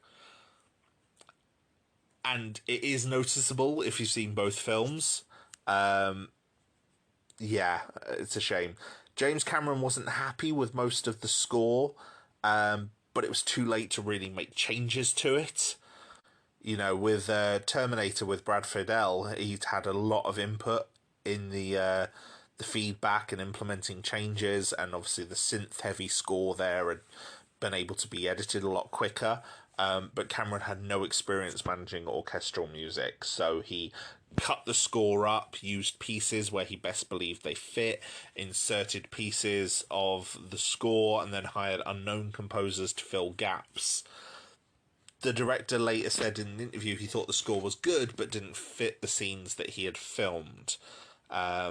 Unused portions of the score would later be repurposed for Die Hard. And yeah, it's it's a shame. There is one sting which is used quite often, which is the alien sting used by Horner, which gets used quite a lot in the film. It was originally only used in the scene with the cocoon woman. Cameron initially disliked it, but eventually went on to use it quite a lot. Aliens, like the first film, has been quite heavily analysed over the years. There's some very strong thematic elements that run through the film. For example, motherhood, the scene of Ripley's motherly attention towards Newt, as well as the alien queen pursuing Ripley after Ripley destroys the alien eggs and its means of making more. So yeah, there's a lot of elements of motherhood there. One commentator even said that despite the focus on motherhood, though, the nuclear family is represented, with Ripley being the mother, Hicks being the father, Newt being the daughter, and Bishop being described as the loyal, self-sacrificing dog. There were also a lot of comparisons to masculine femininity. Ripley got compared to John Rambo quite a lot. You got Ramboette, Rambette, Fembo, Ramboline. Weaver's preferred one was Rambolina. In Aliens, all of the male characters end up being neutralised by the film's climax. So Ripley ends up having to face the Queen alone, without Hicks, without Bishop. And this was by design. James Cameron said he doesn't like cowardly female characters, so he removes their expected protectors so that they're forced to fend for themselves. He's even called the overuse of male heroes commercially short-sighted in an industry whose audience is 50% male and where 80% of the time it's women who decide what film to see. Which is great, and it obviously led to a huge lead of female-led action films after the success of Aliens.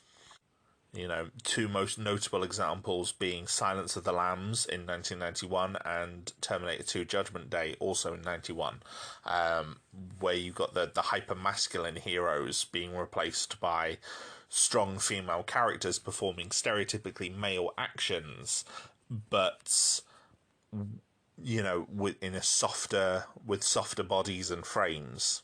There was an effort by Cameron, though, to balance Ripley's more masculine traits by giving her maternal instincts to sort of counter any homophobic audiences. And then finally, the last biggest theme in the film is war and trauma. There's a very strong allegory for the Vietnam War and this unseen local enemy that overwhelms the Marines despite their superior weaponry and technology, and there's numerous scenes of Ripley suffering nightmares and obviously suffering from post-traumatic stress disorder after the events of the first film. The military in this is even shown as ill-equipped, bumbling, and incapable of combating the aliens. They're outmatched. And instead it's Ripley, who is an independent contractor from outside the state and military infrastructure, who saves the day. Sigourney Weaver even said that she saw Aliens as a film about confronting trauma to obtain closure. And yeah, I think it is. There's also in Aliens a very deep mistrust of the corporation. Burke is seen as this kind of self-interested opportunist. In fact, male greed is kind of seen as a whole thing in the extended cut as well. Newt's father disregards all the safety measures to investigate the derelict without interference so that he gets the profits, and it leads to him being the first infection among Hadley's Hope. So, the military isn't at fault for creating the problem in Aliens. The Weyland-Yutani Corporation is. They're the ones we're not supposed to trust. And that was obviously this growing mistrust of corporations that was kind of stirring in America at the time as a result of, Ronald Reagan's presidency and his conservatism, where there was a lot of deregulation.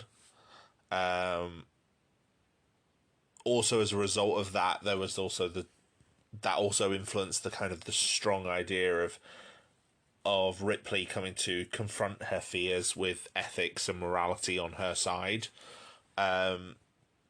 So it's kind of hard to decide where Aliens fits politically, because it's making some comments that are very much anti-military, anti-corporate structure, anti-state, and sort of prizing the individual, but then it's also got a lot of things that are the other way. They're very centrist and very, very libertarian. So, with the defense of the nuclear family, because, like I said, there's that nuclear family argument that you can make about the 4 survivors. So yeah, it's hard to decide whether it's centrist or not, or where it politically lies. I don't think anyone's ever commented on it in the same way that Dan O'Bannon's commented on some of the interpretations of the first film. But it is something that's obviously discussed quite a lot. Now, Aliens has remained influential for years since it's released. There's plenty of other films where a whole team of soldiers get dismantled by a villain. That's a cliche in cinema. Horner's score was even used in several trailers for the rest of the 80s. Lots of science fiction video games, especially, their ships, their armor, their weapons are all clearly inspired by Alien. One of the more prominent examples I can think of is Halo. The ships in Halo used by the UNSC are very, very similar to the design of the Sulaco in terms of interior and exterior elements. In fact, the Sulaco model was actually based on the battle rifle. Like the design of the ship, the Sulaco, is meant to reflect the pulse rifle used by the Colonial Marines. The pulse rifle itself, by the way, the prop for it was made by using a gun, an assault rifle. I know that's an erroneous term, but a semi-automatic rifle with a shotgun underneath, and they were put together with a frame. So the pump-action shotgun acts as the grenade for the actual pulse rifle, the grenade launcher. So yeah, that's a fun fact. And also, the gun that Ripley uses in the end, obviously with the two guns making the pulse rifle, plus the flamethrower that she duct tapes to it, was quite heavy by all accounts. So a lot of the scenes where she's carrying Newt while wielding that gun, she's actually carrying a fiberglass puppet designed to look like Newt. There are scenes where it is Carrie Henn with her legs wrapped around Ripley, and you see that because you actually see her jump up, or you see Carrie Henn's face. But yeah, a lot of those scenes where she's wielding the gun as well, that's a fiberglass puppet because she wouldn't have been able to wield both. It just would have weighed her down. Yeah. Although Terminator was obviously a success for James Cameron, it was the critical and commercial success of Aliens that made him a blockbuster director. And it was also Aliens that expanded the series into a franchise. Aliens spawned video games, comic books, toys in a way that the first film hadn't. For starters, video games weren't much of a thing, but comic books and toys definitely were. And it was Aliens that spawned that. You had the Marines and the aliens together. There was even planned for a cartoon series which would have featured the Colonial Marines that are in this film fighting against aliens with Ripley. I don't think it ever went anywhere, but obviously Kenner's original toy line was based on that cartoon. So yeah, that's a bit bizarre.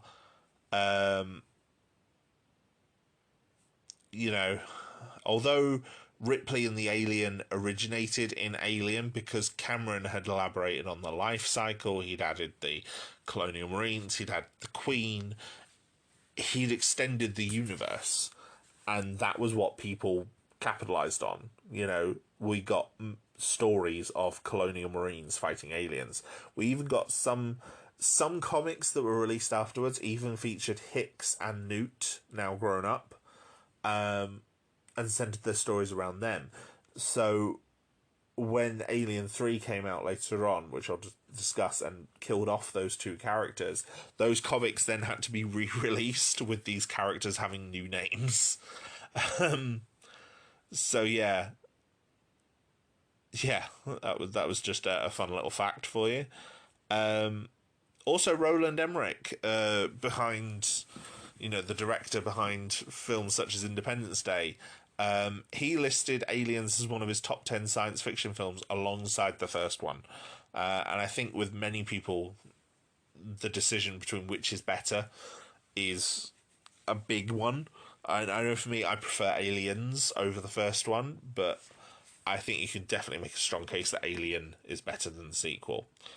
For the film's 30th anniversary in 2016, a lot of people reunited at Comic-Con, San Diego Comic-Con, including Sigourney Weaver, Michael Biehn, Bill Paxton, Lance Henriksen, Paul Reiser, Carrie Henn, and James Cameron and Gale Anne Hurd. Cameron originally said he would not participate. In fact, he didn't do so for Terminator's anniversary, but he said he considered Alien special because of its impact on his career. And when he got asked about why its popularity had endured, he said, "I have to take my filmmaker hat off and look at it as a fan and think, well, I really like those characters. There's certain lines, moments, you remember moments, and it's satisfying, it ends in a satisfying way, but I actually think it's those characters.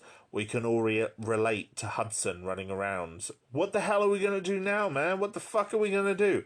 We all know that guy." And yeah, I think he's right in that. The characters are the things that stand out in this film, and the way those characters interact with each other. Gail Ann Hurd said it was the experience itself that she thought is why it endured. She said it's a great midnight screening movie because you can talk back to the screen, you can have this group experience. It not only makes you feel something, it makes you cheer, it makes you jump. When you think of all the things that something can do, which is projected on a screen, it ticks all those boxes and it makes you laugh. And yeah, I agree with that as well. It's Alien has a lot of moments you can laugh at this film. You can't necessarily laugh at the first film. There are jokes in this film that land and they're quite good, and a lot of them come from the character. They come from the character in the Marines, especially their overconfidence. But they're funny. They still work. A lot of the actors went on to work together again in different films, and some of them worked with James Cameron again. But in fact, Michael Biehn lost a role in Avatar with James Cameron because Sigourney Weaver had been cast in it, because James Cameron didn't want to create an obvious association between the two films. Which is, yeah, quite fun. Considering all the times that actors from this did work together again, the fact that it was potentially working together again between Michael Biehn and Sigourney Weaver meant that Biehn lost a role, which is a shame. Bill Paxton is also remembered as the only actor who has been killed by an alien, a xenomorph from Alien, a Terminator, and a Predator. Because he appears in the first Terminator film, he's the one who has his clothes stolen, and he appears in Predator 2, which I'll discuss later on.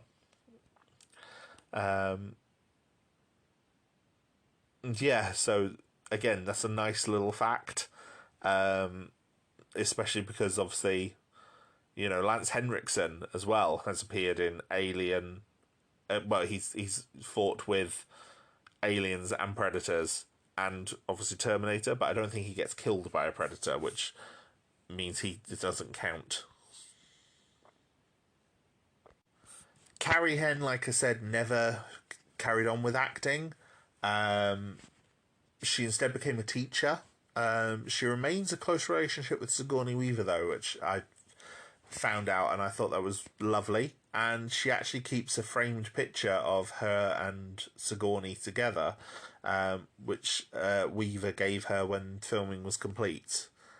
And I thought, yeah, that's just a lovely, lovely story to read. It's quite heartwarming. The film is generally considered one of the best films ever made, one of the best sequels ever made, being considered equal to or even better than Alien. It still remains critically highly rated even to this day. Like on Rotten Tomatoes, it has a review of 97% approval rating. It's been listed as one of the greatest action films, one of the greatest science fiction films. Yeah, I think the only thing, like I said, the only real criticism I can level at it is the casting of Jeanette Goldstein, who is a white Jewish actress, as Vasquez. Jeanette Goldstein does have some Brazilian heritage, so there is a Hispanic root there, maybe, but it is the one thing that's odd. Goldstein has said she does consider herself unrecognizable as Vasquez on film, and that's quite true. Jeanette Goldstein has appeared in other things, and she does not look like Vasquez at all. But she also said that the filmmakers couldn't find anyone else with her physique, and they needed a muscular actress. And the muscle she has is impressive in that film. There's one of the first things she does when she gets out of cryosleep is start doing pull-ups, and it's very impressive.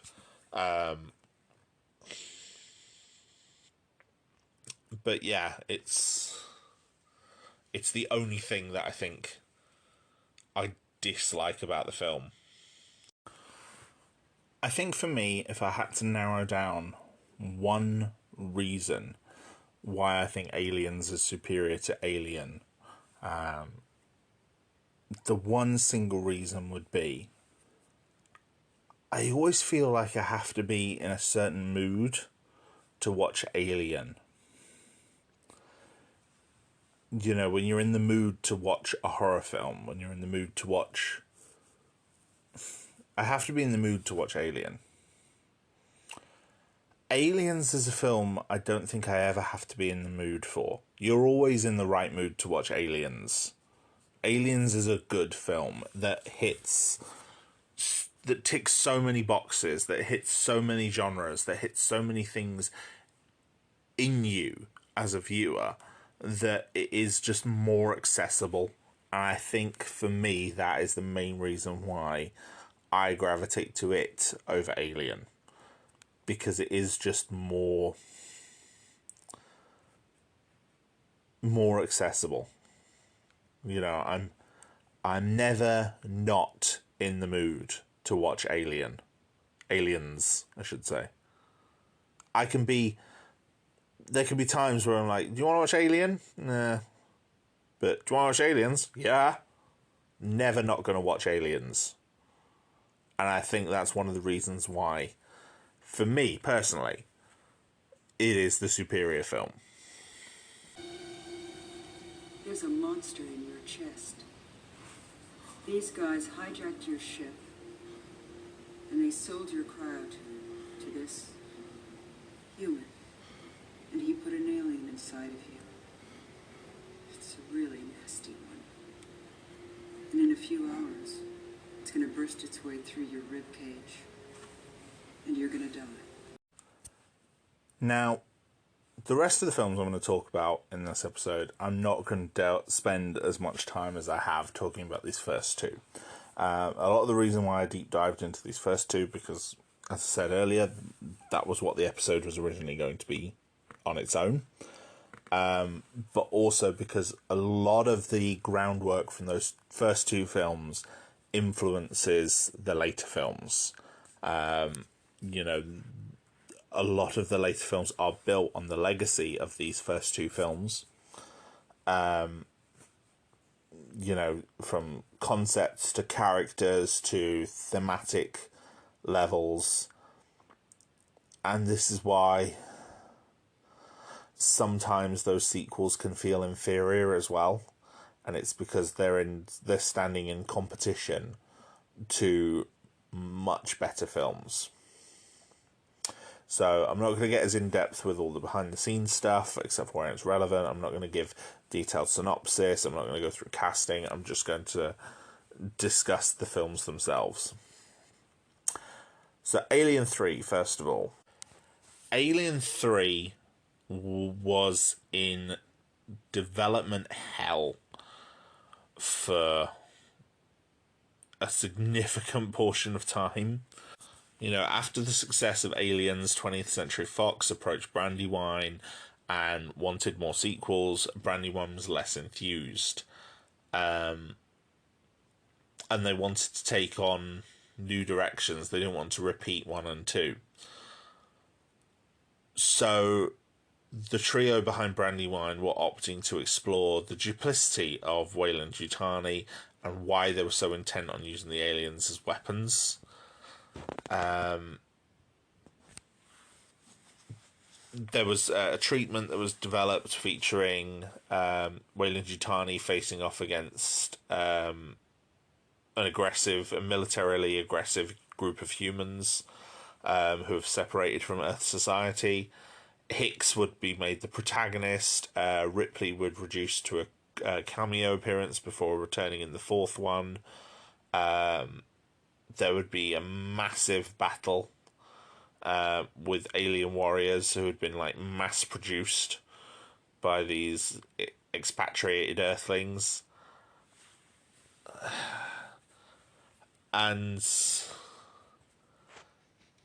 Sigourney Weaver apparently liked the Cold War metaphor that it was going for and agreed to the smaller role, particularly due to a dissatisfaction with Fox, because they had removed scenes in Aliens that she felt were crucial to Ripley's backstory, such as the acknowledgement of her daughter and her daughter's death, which I spoke about earlier. But Fox was sceptical about this idea. They agreed to finance the development of the story, but asked that they attempt to get Ridley Scott back. They also asked that the third and fourth films, the fourth film was going to feature Ripley returning, be shot back-to-back to lessen production costs. While Scott was interested in returning to the franchise, he had a very busy schedule by this point, and it didn't work out. So then, multiple people were approached to write the script. The most famous of these was the first script by William Gibson. William Gibson is the author behind cyberpunk novel Neuromancer, often credited with inventing or capitalising what we now think of as modern cyberpunk. Gibson had cited Alien as an influence on his work before, and drew quite heavily from the treatment given to him by Brandywine to write the initial script. He mockingly summed up his script as "Space commies hijack alien eggs, big problem in more world." The idea being that the Sulaco would have drifted into an area of space claimed by a union of progressive peoples, and then boarded by them, who were attacked by a facehugger hiding in the entrails of Bishop's mangled body. They would have sent the facehugger into space and taken Bishop with them for further study. The Sulaco would then arrive at a space station crossed with a shopping mall named Anchor Point. Ripley was put into a coma, and Hicks explored the station and discovered that Weyland-Yutani are developing an alien army.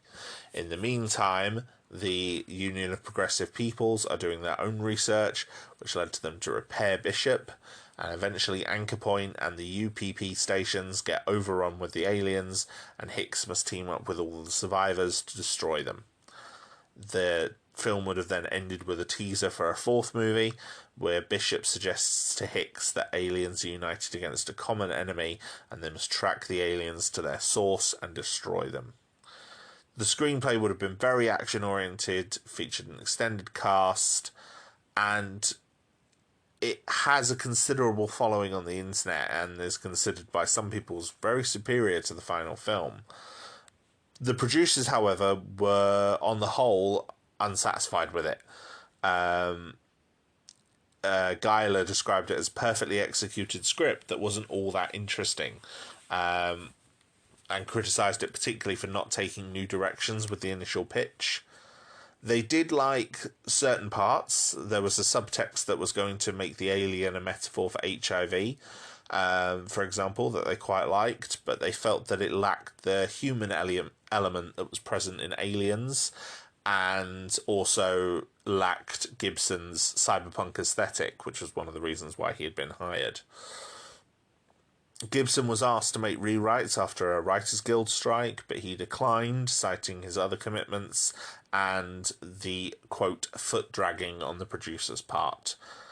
So, in 2018, his unmade script was adapted into a comic series, and as part of Alien's 40th anniversary in 2019, was turned into an audiobook released on Audible. I have yet to read it, but I do want to. It's also going to be adapted as a novel in 2021. Sorry, was adapted as a novel in 2021. The audiobook also features Michael Biehn and Lance Henriksen reprising their roles, which is, if you're at all interested in reading it, that's a good incentive, I think.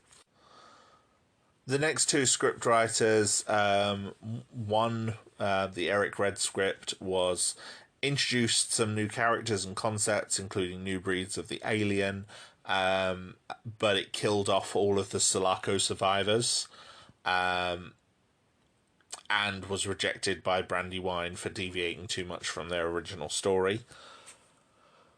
And this was around about the same point that Brandywine deviated from the plan of developing 2 sequels simultaneously. They then gave the script to David Twohy. I've probably butchered that name. He changed the setting to a prison planet, which was being used for illegal experiments on the aliens by a biological warfare division. This was because by this point, the fall of communism had made the Cold War analogies outdated. This approach was considered by producer Harlin too similar to the previous movies, and tired of the development hell, he walked out of the project. This script was delivered to the Fox president, who didn't like the idea of Ripley being removed, declaring that Sigourney Weaver is the centerpiece of the series and Ripley was the only female warrior we have in our movie mythology. Weaver was then called in with a reported $5 million salary, plus a share of the box office receipts. Because, yeah, being nominated for an Oscar gives you a bit of significant pull. She also requested the story to be suitably impressive, original, and, because she's an anti-gun advocate, non-dependent on guns. As a result, Toohey set about writing Ripley into his screenplay. After Rennie Harlin, Vincent Ward, the next director, stepped in, and, he ended up... He was hired as director and got hired to help expand the story that he had into a screenplay. He thought very little of the Toohey script and instead worked up another idea, which involved Ripley's escape pod crash landing on a monastery-like planet. The idea was it was kind of wooden and archaic in design, and the monks had no technology. They were kind of Luddites. They would have seen Ripley's escape pod as a star in the east, taking it to be a good omen. But then when the aliens start to make their presence known, they would have found it a sort of religious trial for their misdemeanors, being punished by the creature that haunts them. By having a woman in their monastery, they would have wondered if their trial was caused by sexual temptation, with Ripley being the only woman amongst all-male community in 10 years. The story would have been driven by Ripley's own soul-searching, complicated by the seeding of the alien within her, and further hampered by her largely solo attempts to defeat it, as the monks kind of lock her away and ignore most of her advice. Eventually, she would have decided to sacrifice herself to the alien. Fox originally asked for an alternative ending, which she survived, but Sigourney Weaver said she would only agree to the film if Ripley died. Now, this version of Alien 3 has been described by many people as it could have been visually arresting, could have made for some great action sequences. I think it's hard to tell. I'm not sure. I haven't seen many concepts for this version. But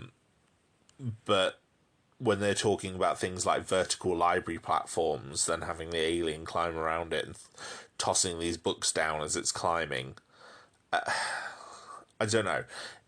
There's an interesting idea there. A lot of the concept was divisive among the production crew, though. The producers at Brandywine were discussing the logical problems of creating and maintaining a wooden planet in space. Because it wouldn't have been wooden buildings on a planet, it would have been a wooden satellite.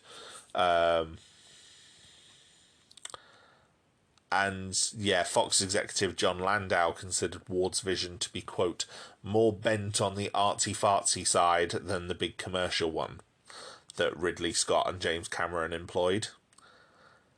Ward tried to dissuade the producers on their idea, which was turning the planet into an oil refinery and the monks into prisoners.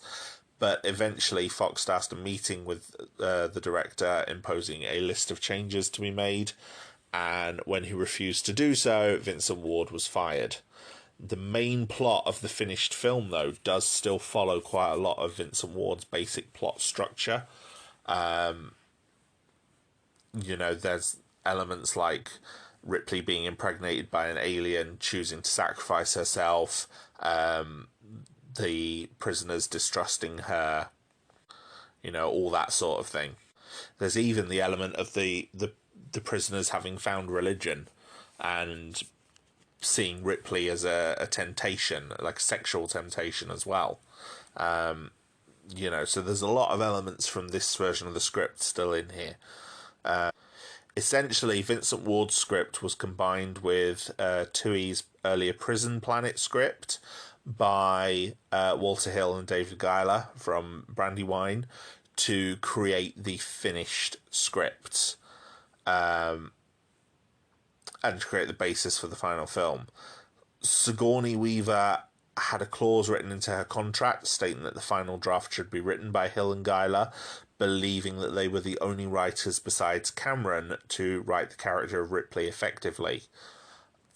Fox approached, at the time, music video director David Fincher, who would obviously go on to have this amazing and storied career, but this being his first feature film, to replace Ward as the director.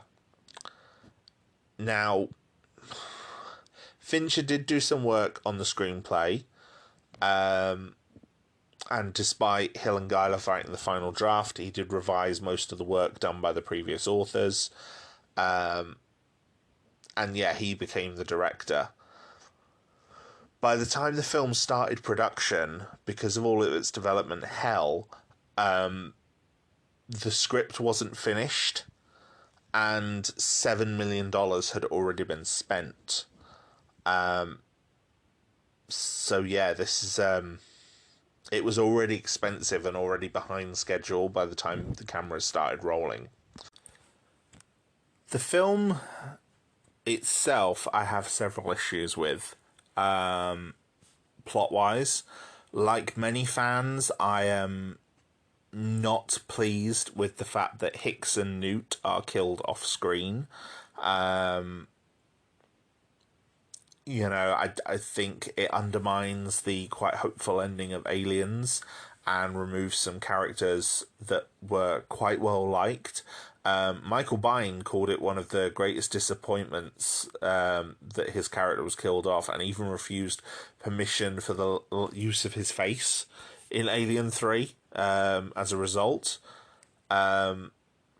James Cameron said about the treatment of his characters, "I thought the decision to eliminate Newt, Hicks and Bishop was dumb. I thought it was a huge slap in the face to the fans. I think it was a big mistake. Certainly, had we been involved, we would not have done that because we felt we earned something with the audience for those characters." And I have to agree. We wanted these characters to come back, and having them killed off. I mean, Bishop does appear, but it's a cameo. And he's still irreparably damaged from the events of the previous film. So, yeah, I'm not a fan of that. The biggest issue I have, though, and this is the issue that one of the draft scripts suffered from as well, is there's an egg aboard the Sulaco with a facehugger, with no indication of how it got there at all. Like, if you watch Aliens, there is no way for that egg, which from the opening of the shot seems to be placed in the crew area, like the area where they're having dinner earlier on, but there's no indication of how it got there at all. Like, once the first dropship lands on LV-426, it never goes back to the Sulaco. Once the second dropship is only called down as the nest is being destroyed, by the fusion reactor. The alien queen is removed from her ovipositor, which is like laying the eggs, this large egg sac, and that's destroyed along with all the eggs around it. So she didn't bring the egg with her. And even when the alien queen does arrive on the Sulaco in the dropship, she never leaves the hangar bay. So you have to suspend disbelief immediately at how the alien gets onto the ship. Never mind the fact that presumably there's 2 facehuggers, which suggests 2 eggs, because one of them implants Ripley with a queen alien, and the other one implants just a normal alien chestburster into, depending on the version of the film you watch, either an ox or a dog. Which creates what's called the runner alien. The runner alien is something I like in theory. It's quite well established in the canon now of aliens that the aliens take on the traits of whatever they've implanted into. And I think it was aliens that... I think Ridley Scott once mentioned that was a view he had. With the first alien, it implanted in a human, so it has some human traits. But it's explicitly made clear with this film, because the alien has... It's called the runner alien. It has much longer legs. It has kind of digitigrade legs as well, which means they resemble... like a dog or another four-legged animal, where the knees kind of bend backwards. It's kind of up on its feet. So it's, up on its toes with elongated feet.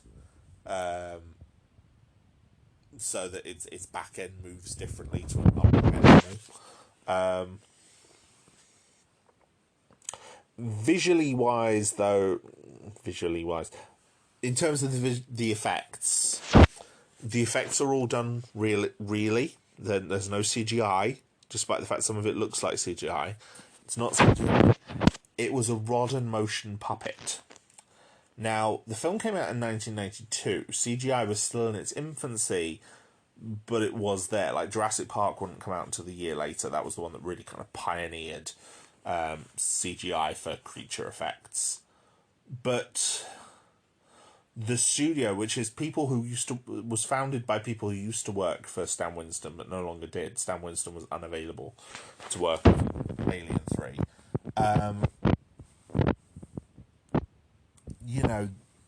These effects are not good. Like, they just look unfinished more than anything else. Like, the lighting isn't right for when they filmed the puppet, and it shows because it makes it stand out more when inserted into the scene.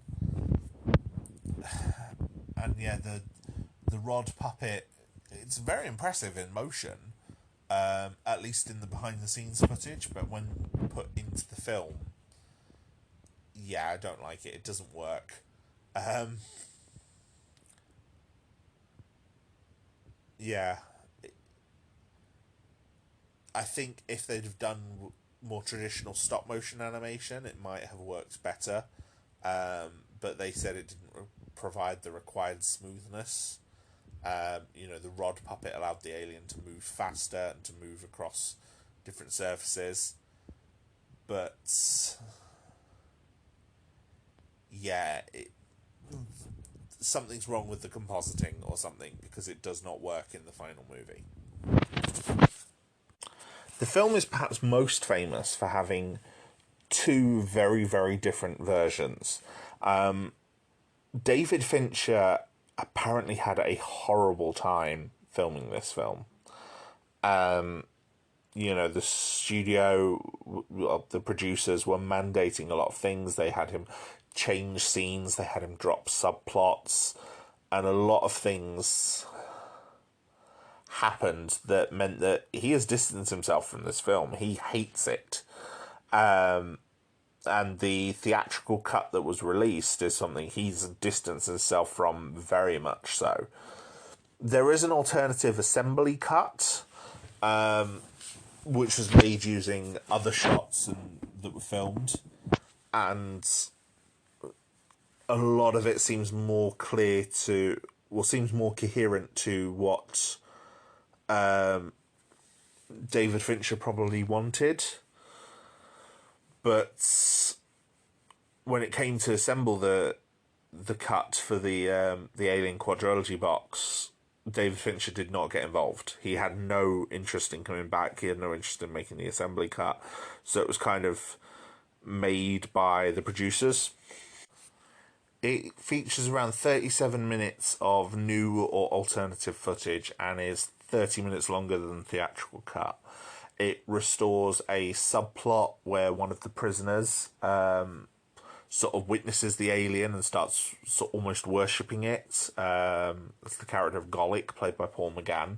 The casting for this as well is really good. They pick a lot of character actors, and yeah, generally they are really good.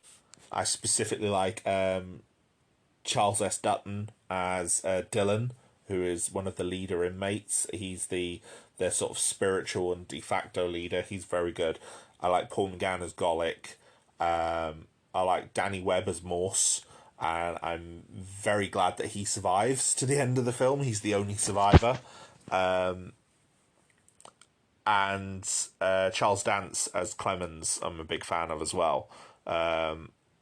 He gets killed after opening up to Ripley and after forming a bond with her. Just after he's told her why he was sent to Fiorina, the planet that they're on. But yeah, he's good. Charles Dance is one of those actors I think is great in most things I've seen him in. Now, in the original assembly cut that was released on the quadrilogy box set in 2003 on DVD, there are a lot of problems. Some lines are hard to hear because the audio isn't as polished. It was missing things like ADR and stuff. These are takes that were obviously excised quite early in production and were never picked up. It's also got the unfortunate problem that a lot of the prisoners just kind of disappear from the plot, like they're presumed killed, but they do just kind of disappear. We don't know, what's killed them or how.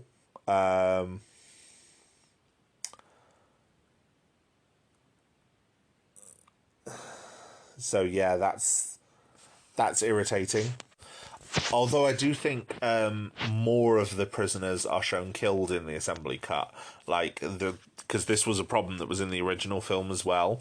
But for example, the character of Junior, who is the one who leads the group that tries to rape Ripley, with the teardrop tattoo, he is explicitly killed in the assembly cut. He sacrifices himself to trap the alien to try and redeem himself for his earlier actions. But I don't think he's killed in the original cut. It got spruced up a bit for the Blu-ray, where it got some more post-production work. It got colour correction, sound mixing. They even brought back some of the cast members to re-record some dialogue. And I think that helps. But yeah, David Fincher wanted nothing to do with it. The film was successful. It became the second highest earning Alien film. It was a bit of a disappointment in North America. But it was the international figures that bumped it up and made it successful. Critically, very mixed. Roger Ebert, for example, gave it 2 thumbs down, saying that it was repetitious, criticising the chase sequences near the end of the film, which they do repeat themselves a lot. It's, the alien's camera's chasing them and someone's running down the corridor, but the alien's chasing them. The alien's gone on the ceiling.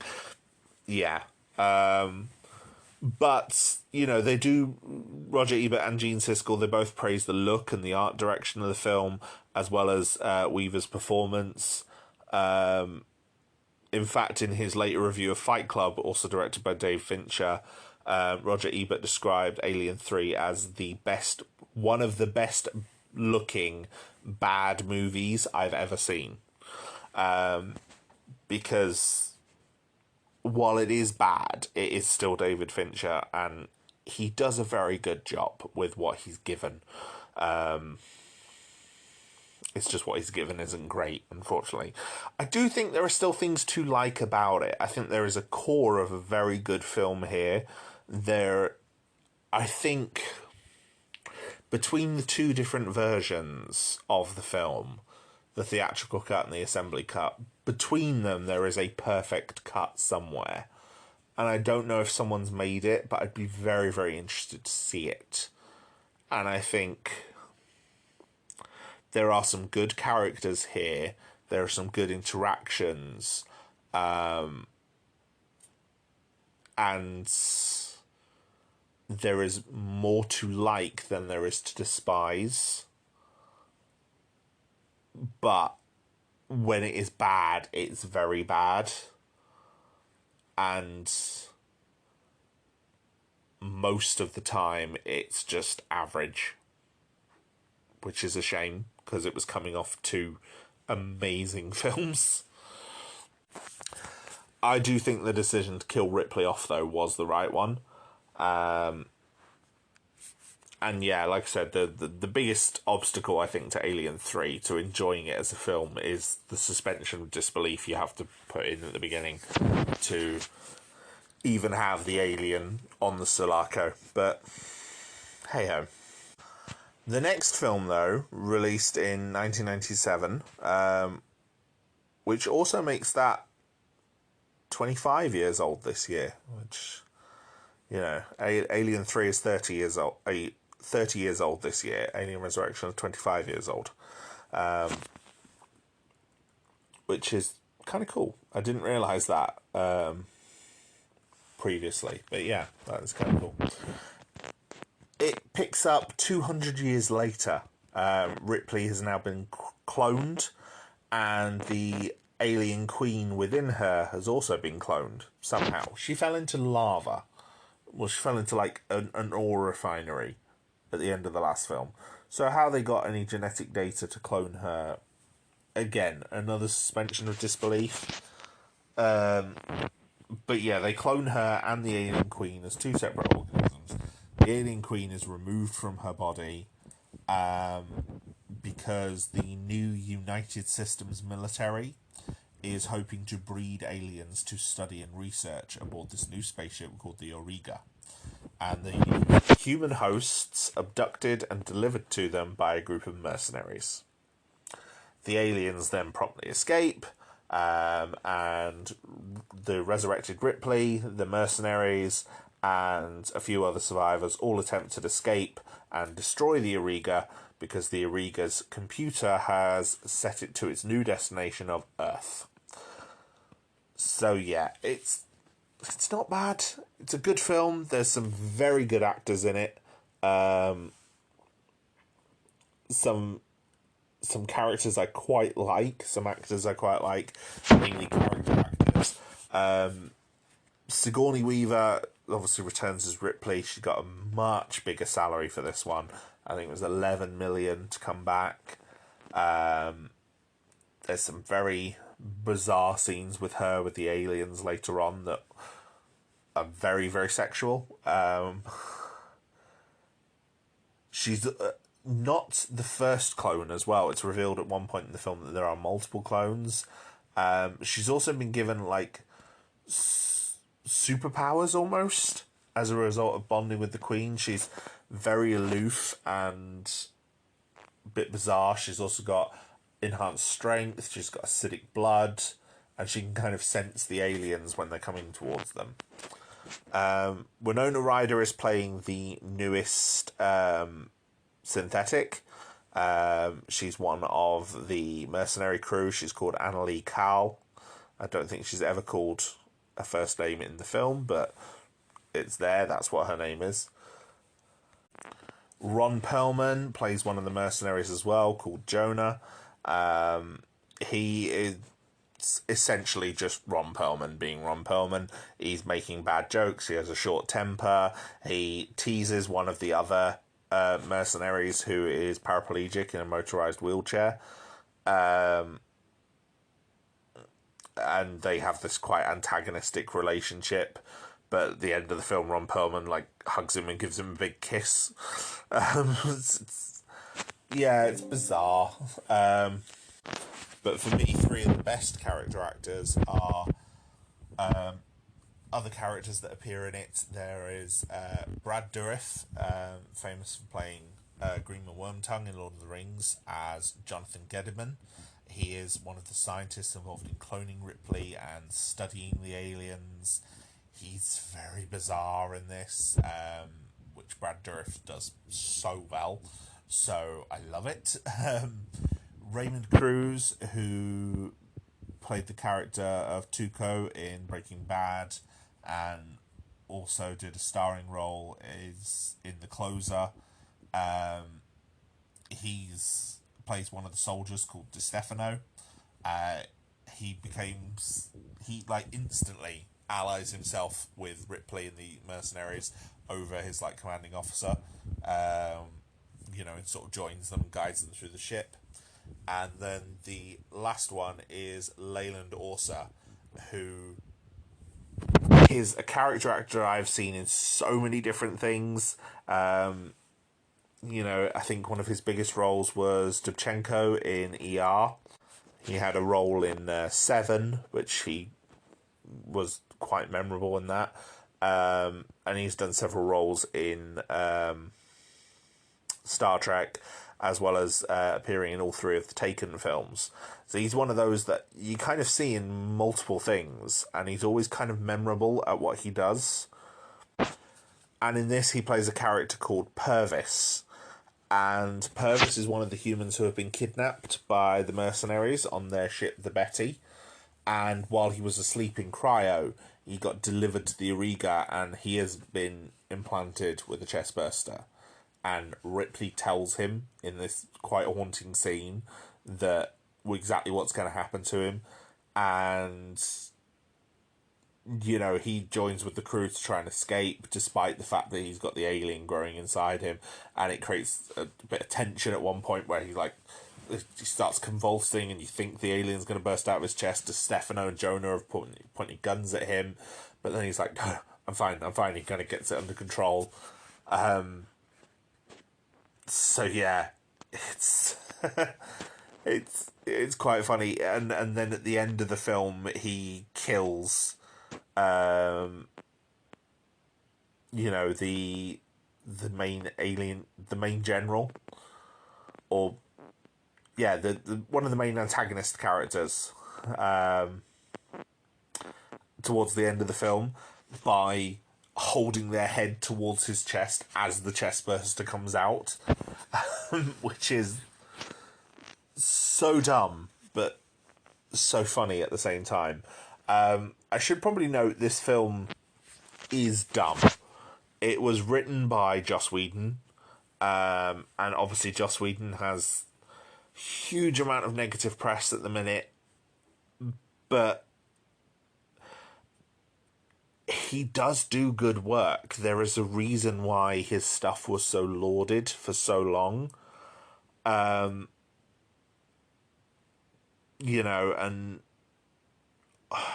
this was 1997, so this was just before or around the same time as Buffy starting. So it's very much played with the sort of tongue-in-cheekness that early Buffy the Vampire Slayer, sorry. It's directed by Jean-Pierre Jeunet, who is a director I'd not heard of before, but he went on to do Amelie in 2001, which obviously got him quite wide international acclaim. Amelie's one of those films I've seen once and I thought was a bit weird, but at the same time very well made. And a lot of that you can kind of see with Resurrection. A lot of Resurrection feels very tongue-in-cheek. It feels like a not necessarily a parody of Aliens, but something very different to what we'd had before. And I think if Alien 3 is trying to echo Alien 1, Alien Resurrection is definitely trying to echo Aliens. You know, you've got a much bigger cast. You've got so many more aliens. And it feels very irreverent compared to what up until now had been 3 quite tense films. You know, even Alien 3 is very tense at times. And, you know, the script seems a bit unsure of what it wants to be, but, you know, there's talented character actors here that are doing great work, you know, despite the film not seeming to know what it wants to be. You know, Ryder, Orsa, Dourif, Perlman, you know, Cruz, they're all doing great work. And, you know, I think despite the flaws in this film, which are many, I still think there's fun to be had. The biggest expansion it has on the mythos, aside from in one of the endings reveal that Earth is destroyed, because yes, again, there's 2 versions, one of which has a different ending. But it also introduces the newborn. Now, the newborn is a very bizarre creature. It's just like with Alien 3, I think they brought H.R. Geiger back.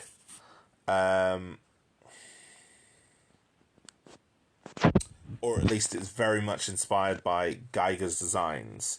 You know, with Alien 3, Geiger came back and designed the runner. And, you know, worked with the designers to create the creature. The newborn, however, feels much more human than any previous Alien has. One of the early concepts even wanted to replicate Sigourney Weaver's features, although they felt that would make it too similar to the design of Syl from Species, which came out in 1995. They added eyes and a nose to the hybrid to give it more expressions, and communicate with more emotions than a xenomorph, so it would look more like a character rather than just being like a killing machine. And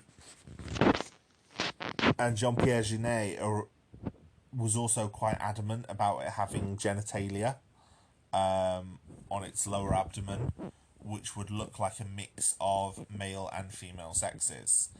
But 20th Century Fox was uncomfortable with this, and Jeunet changed his mind eventually, saying that even for a Frenchman, it's too much.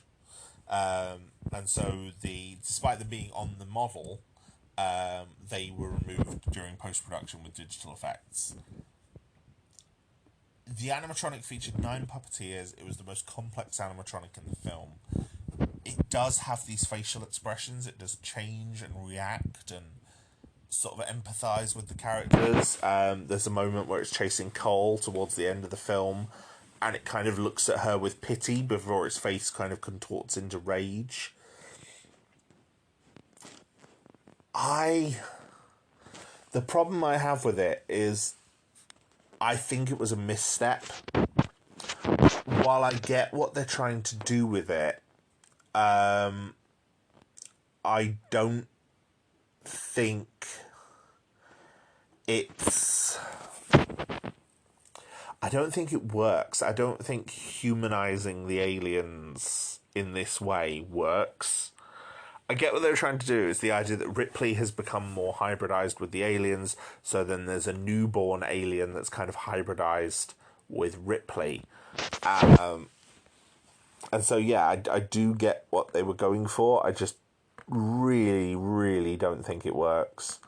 And I think more often the newborn, rather than looking threatening, I think it definitely works on paper, but I think as the visual is just laughable. It looks funny more than it looks serious. And I think it just undermines the alien and makes the xenomorphs look silly. Even the way it's killed, it gets sucked out of a small hole in a window into like the vacuum of space, but it's kind of sucked in like piece by piece, and its whole body gets sucked out sort of before its head, which means its head's expressing, and then the skin gets ripped off and leaving a skull, and then that gets ripped out as well. And it's just funny. The first time I saw it, I laughed. And I still laugh when I watch it now. It's... yeah. Oh. I think it's a shame, considering how strong the series Alien and Aliens started, and how strong those first two films are, that Alien Resurrection was the film that series got left on. Yeah, Alien 3 is decent. It's not great, but it's decent. Alien Resurrection, yeah, it's a good one to watch while drunk, maybe. But yeah, it's not a good film.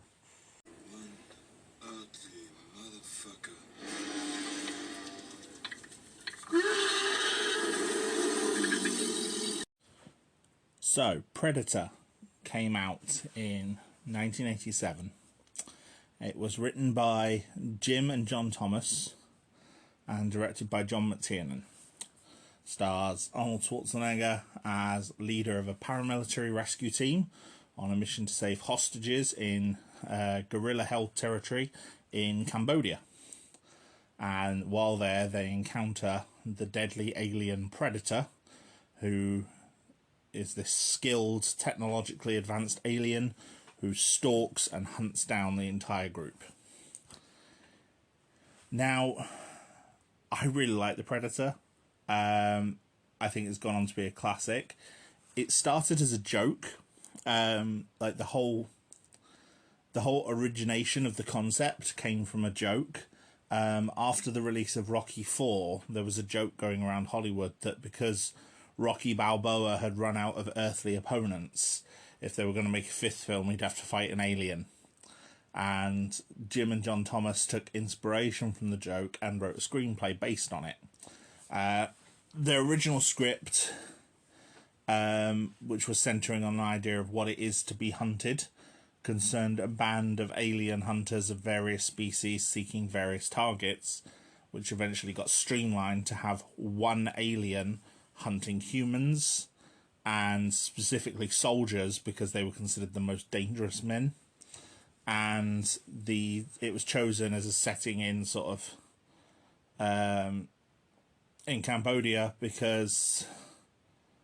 not Cambodia, sorry, Guatemala. Don't know where I got Cambodia from. Guatemala it's set in. And the reason Guatemala was chosen is that there were plenty of special forces missions in that area in the late 80s, so it was a good setting. Now, the Thomas brothers were first-time screenwriters. They didn't have much credibility in Hollywood, so they struggled to attract attention with the film. They resorted to slipping the script under the door of 20th Century Fox producer Michael Levy, who went on later to serve as the executive producer on the sequel as well. Levy brought the screenplay to Joel Silver, who, based on his experience with Commando, decided to turn what was a science fiction pulp storyline into a big budget action film. and he enlisted a load of people he'd worked with, and John McTiernan was hired as director. This was John McTiernan's first studio film.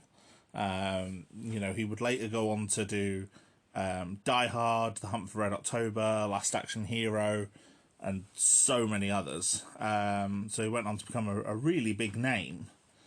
But, this was his first film. And I think he does a brilliant job. Arnold Schwarzenegger was cast in the lead role. He once said, "The first thing I look for in a script is a good idea. A majority of scripts are rip-off of other movies. People think they can become successful overnight. They sat down one weekend and wrote a script because they read that Stallone did that with Rocky. Predator was one of the scripts I read, and it bothered me in one way. It was just me and the alien. So we redid the whole thing so that it was a team of commandos, and then I liked the idea. I thought it would make a much more effective movie and be much more believable. I like the idea of starting out with an action and adventure, but then coming in with some horror and science fiction."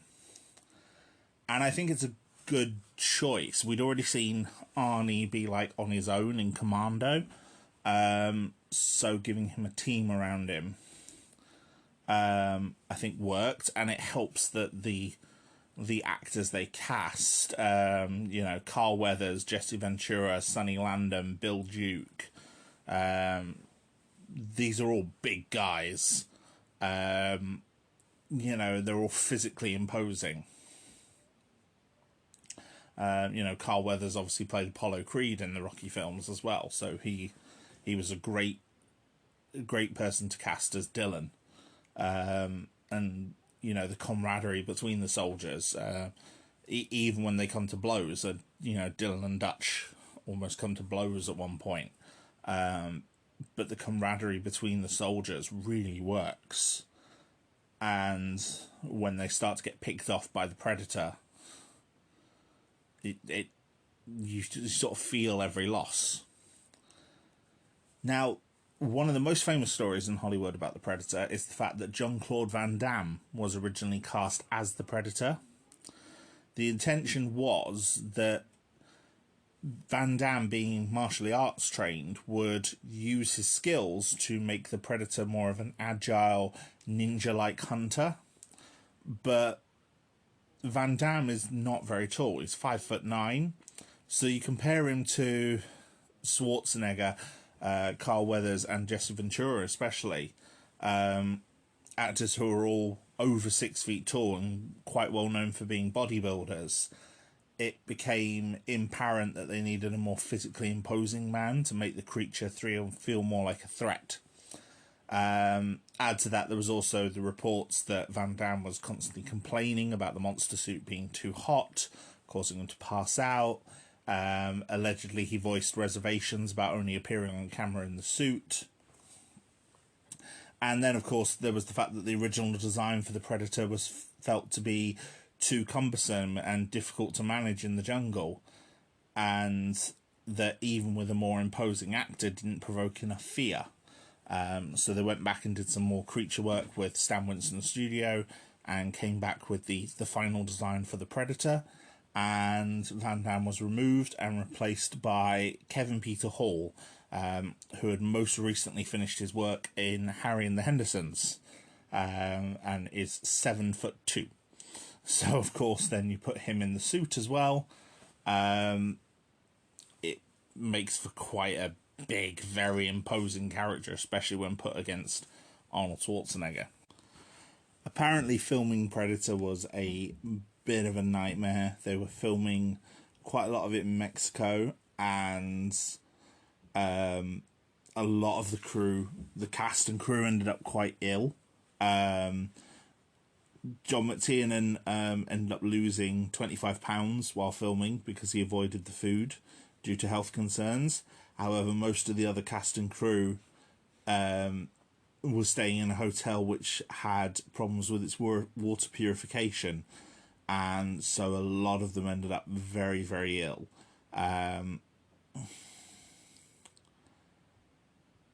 But despite that, they were still working out, were still putting in a lot of effort. Schwarzenegger lost £25 though as a professional choice, and you know, it was Schwarzenegger's schedule that actually determined when most of the filming happened. You know, he had prior commitments which delayed the start of shooting, which allowed another rewrite of the script. He also halted the production at one point so that he could fly back for his wedding to Maria Shriver and his honeymoon. Then, you know, Schwarzenegger himself has described the filming as being very physically demanding. You know, he shipped gym equipment to Mexico and carried on training every day before shooting began. You know, Carl Weathers once said that a lot of the crew would secretly, a lot of the cast, would secretly wake up as early as 3 a.m. to work out before the shooting. And screenwriter Jim Thomas was very impressed with the training regimen and said that, you know, the filming of Predator probably coined the phrase "manly men." Which he's not wrong. These are all very, very muscular, very ripped men, which is one of the things that makes the film so good, is you see them all become so afraid and so terrified of the Predator as it stalks them. But, you know, for a lot of the climactic scenes of the film, Schwarzenegger and Kevin Peter Hall had to swim in quite cold water. Schwarzenegger had to spend 3 weeks of shooting covered in mud, and apparently it was very, very cold when they were filming, so they had to have heat lamps on quite a lot of the time. They were on rough terrain. Schwarzenegger said it was always on a hill. They stood all day long on a hill, one leg down, one leg up, and described it as terrible. And then, of course, Kevin Peter Hall couldn't see in the Predator suit. He said that, you know, Kevin Peter Hall described the film as not a movie, it was a survival story. For example, the scene where he chases Dutch through the water was apparently foul, stagnant, it was full of leeches. Hall couldn't see out of the mask, so he had to rehearse all of his scenes with it off and then memorise where everything was. And yeah, it's very, very rough filming for everyone. But I think the final result bears out that it was worth doing. Because the actual Predator itself is a tremendously imposing creature. You know, the original design was a dog, like a dog-like head with like big yellow eyes. But the suit wasn't as agile as the filmmakers intended. So they eventually consulted Stan Winston, at his studios. Stan Winston had previously worked with Schwarzenegger on The Terminator and was working with James Cameron at the time on Aliens.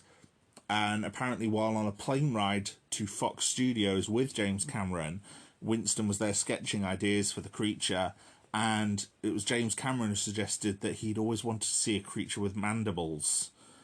And those mandibles become a key part of the iconic look of the Predator. There are some early digital effects in this, some early optical effects. For example, the ability for the Predator to become invisible, and that was achieved by having someone wearing a bright red suit, because it was the opposite to the green and the blue of the green of the jungle and the blue of the sky. And then they removed the red with chroma key techniques, so you leave an empty area, and the take was then repeated without the actors using a 30% wider lens. So when you combine the two takes optically, the jungle from the second take fills in the empty area, but because the second take was filmed with a wider lens, there's a vague outline of where the empty space was, as the background scenery kind of bends around its shape. And I think it's a really good effect. something very simple. You know, it's camera trickery, but very, very effective. And is probably one of the most iconic things about the Predator is that it's invisible. Between that and its thermal vision, and also the way it can kind of duplicate voices. Yeah, it works really, really well, and creates a very different creature to the Xenomorph from Alien.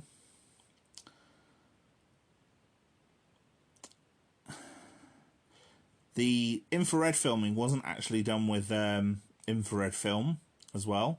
It was because it didn't register the body temperature wavelengths.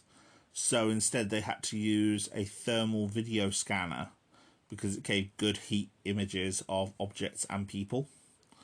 And yeah, every shot we see from the Predator's perspective has that thermal vision, and we see from the Predator's point of view quite early on.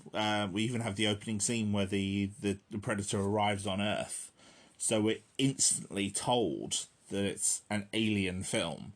You know, that it's a sci-fi film, despite the fact that some significant portions of the runtime do detract from that. Like the actual action sequence where they take on the guerrilla headquarters is a proper full-blown military action sequence. It's done quite well.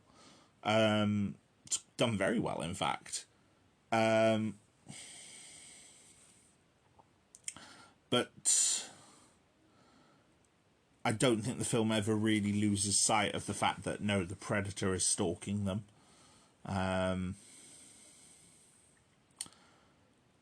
yeah, it's done really well. I like seeing how scared these characters become, how terrified they become at the idea of the Predator.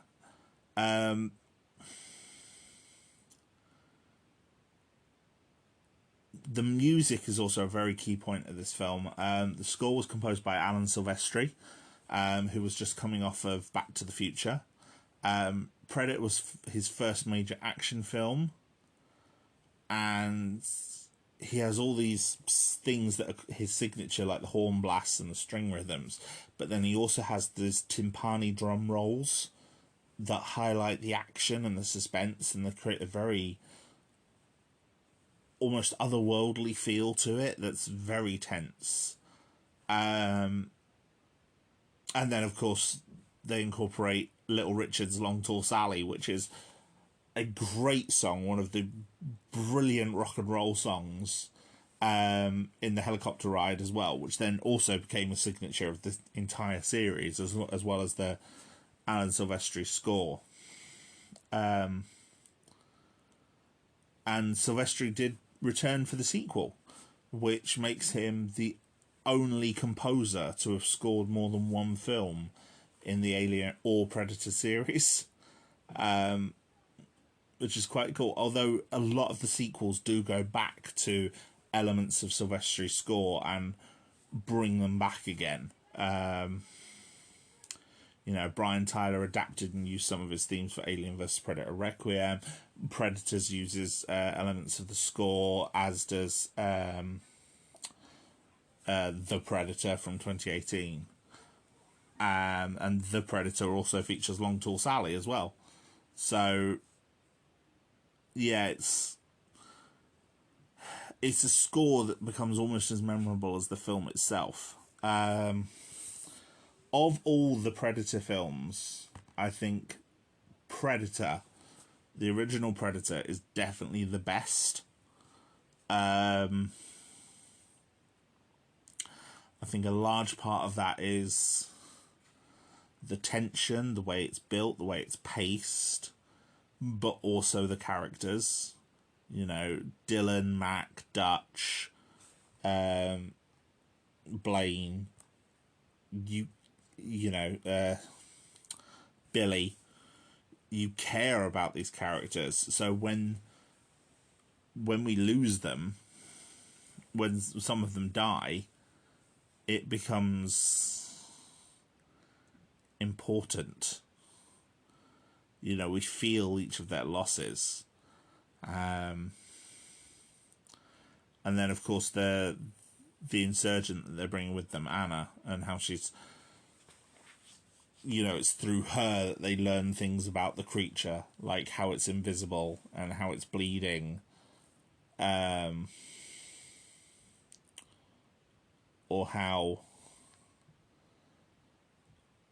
they learn that it's not attacking her because she isn't armed, and all these things that become so integral to the Predator as a concept. Yes, very, very well done.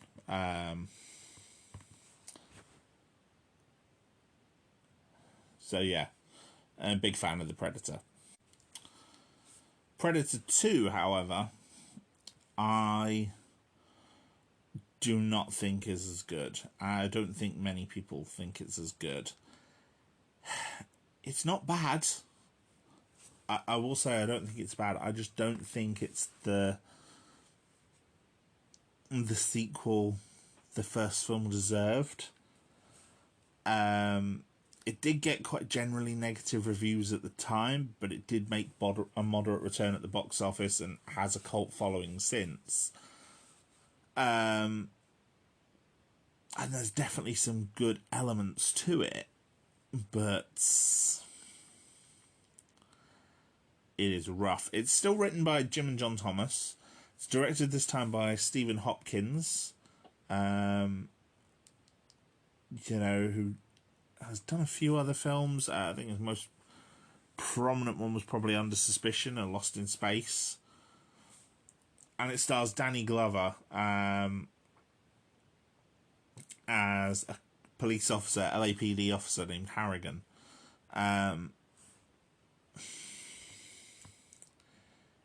It's not bad, but it's not good either. Kevin Peter Hall returns as the Predator. He's probably the best thing in it. We get to see a lot more of the Predator as he kind of explores through LA. He's using way more weapons this time. He in turn is being hunted by Special Agent Peter Keyes, who was played by Gary Busey, who was apparently replacing Dutch. They were going to bring Dutch back, and Gary Busey is a poor replacement for Arnold Schwarzenegger in that role. But Arnold Schwarzenegger refused to come back, and so Gary Busey, who's originally posing like a DEA agent investigating a drug conspiracy, but he's actually there to capture the Predator. He's a special agent. It's set 10 years after the first Predator, and it's set in an LAD that is dealing with like a massive gang war between Jamaican and Colombian cartels, and the Predator sort of comes in the middle of that and starts, you know, hunting both sides as well as the police. Like I said, the best thing about Predator 2, I think, is the Predator itself. The main story with the gang war is being made worse because the Predator is coming in and killing people on both sides. So, of course, the Jamaicans and the Colombians are blaming each other, and the LAPD are caught in the middle. You know, there's a heat wave, there's a turf war, and, you know, Harrigan and his team are just stuck in the middle. I do think there's a lot of characters in it as well. But the thing is, that's because most of them get killed off. The most interesting thing for me in the film is when Keyes reveals who he is and, you know, intercepts Harrigan from chasing the Predator, because by this point Harrigan's aware of who the Predator is. You know, he's lost his teammate, played by Bill Paxton, his teammate partner. played by Bill Paxton, who is essentially the comic relief, but not bad comic relief. The character of Lambert is a bit more insufferable than Hudson, but he's not terrible. But yeah, Bill Paxton, like I said in an earlier episode, I don't find Bill Paxton bad in anything. You know, he always seems to do the job he was hired to do very well, and in this he was hired to be the comic relief, and he's a decent comic relief. But yeah, the most interesting point for me in the film is where Keyes reveals who he is, and we see that Keyes has this whole unit that is trying to trap the Predator. They set a trap for him in a slaughterhouse. They use thermally insulated suits with ultraviolet lights and cryogenic weapons so that they can capture it. And, you know, they spring the trap on the Predator, and from the minute the Predator is kind of stuck until it cycles through its mask, and instead of looking through heat vision, it starts looking through UV, so it can identify their flashlights and takes them all down. And yeah, it's very, very good.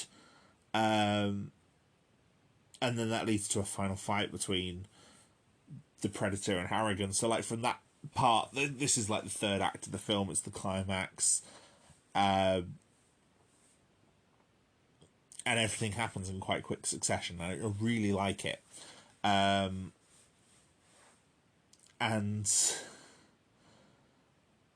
the final scene of the film becomes one of the most interesting, where, you know, Harrigan follows the Predator to its spaceship, kills it.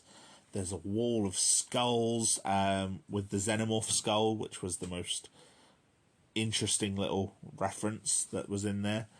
And then when Harrigan defeats the Predator and kills it, a whole group of other Predators appear and collect the dead one, and one of them presents Harrigan with this 18th century flintlock pistol that the Predators have, so they've obviously taken off of someone. Although there is a comic story that explains where it comes from. And they give it to him as a trophy. The Predator has been collecting trophies this entire time, and its trophies are generally heads. Like there's one voodoo practitioner called King Willie that the Predator takes down in quite an epic but short scene, where it's walking through water and appearing, and you see the reflection before you see the Predator. It's very clever. And yeah, it's been taking people's heads and skulls. So yeah, we know what trophies mean to the Predators. So they give Harrigan the trophy, and then Harrigan escapes as the ship blasts off. And Keyes' subordinate comes in and says, "Oh, you know, we failed to capture him." And Harrigan says something like, "They'll be back. You know, they've been here before. They'll be back." So yeah, there's good elements to this film. I just think a lot of the first half of it is very, very muddled. And while I like Danny Glover, he is no replacement for Schwarzenegger. And trying to do... Predator 2 to me feels like the opposite of what Aliens did with the first Alien film. The first Alien film is a very tight, very tense thriller, and then Aliens goes bigger and better by introducing the Marines and more aliens and the Queen, right? And everything feels like an escalation of stakes and tension.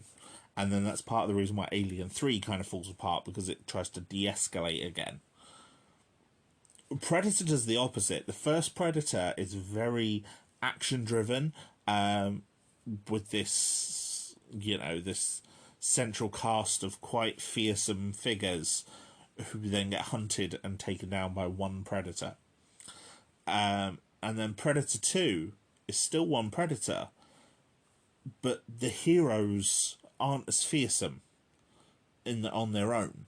You know, the Dutch and Dillon and their men are special forces soldiers. Harrigan and Lambert are cops. It's not quite the same thing. And, you know, it's got cops and two cartels. And so it's a de-escalation of stakes almost, because these don't seem as imposing targets as the special forces soldiers in the first film.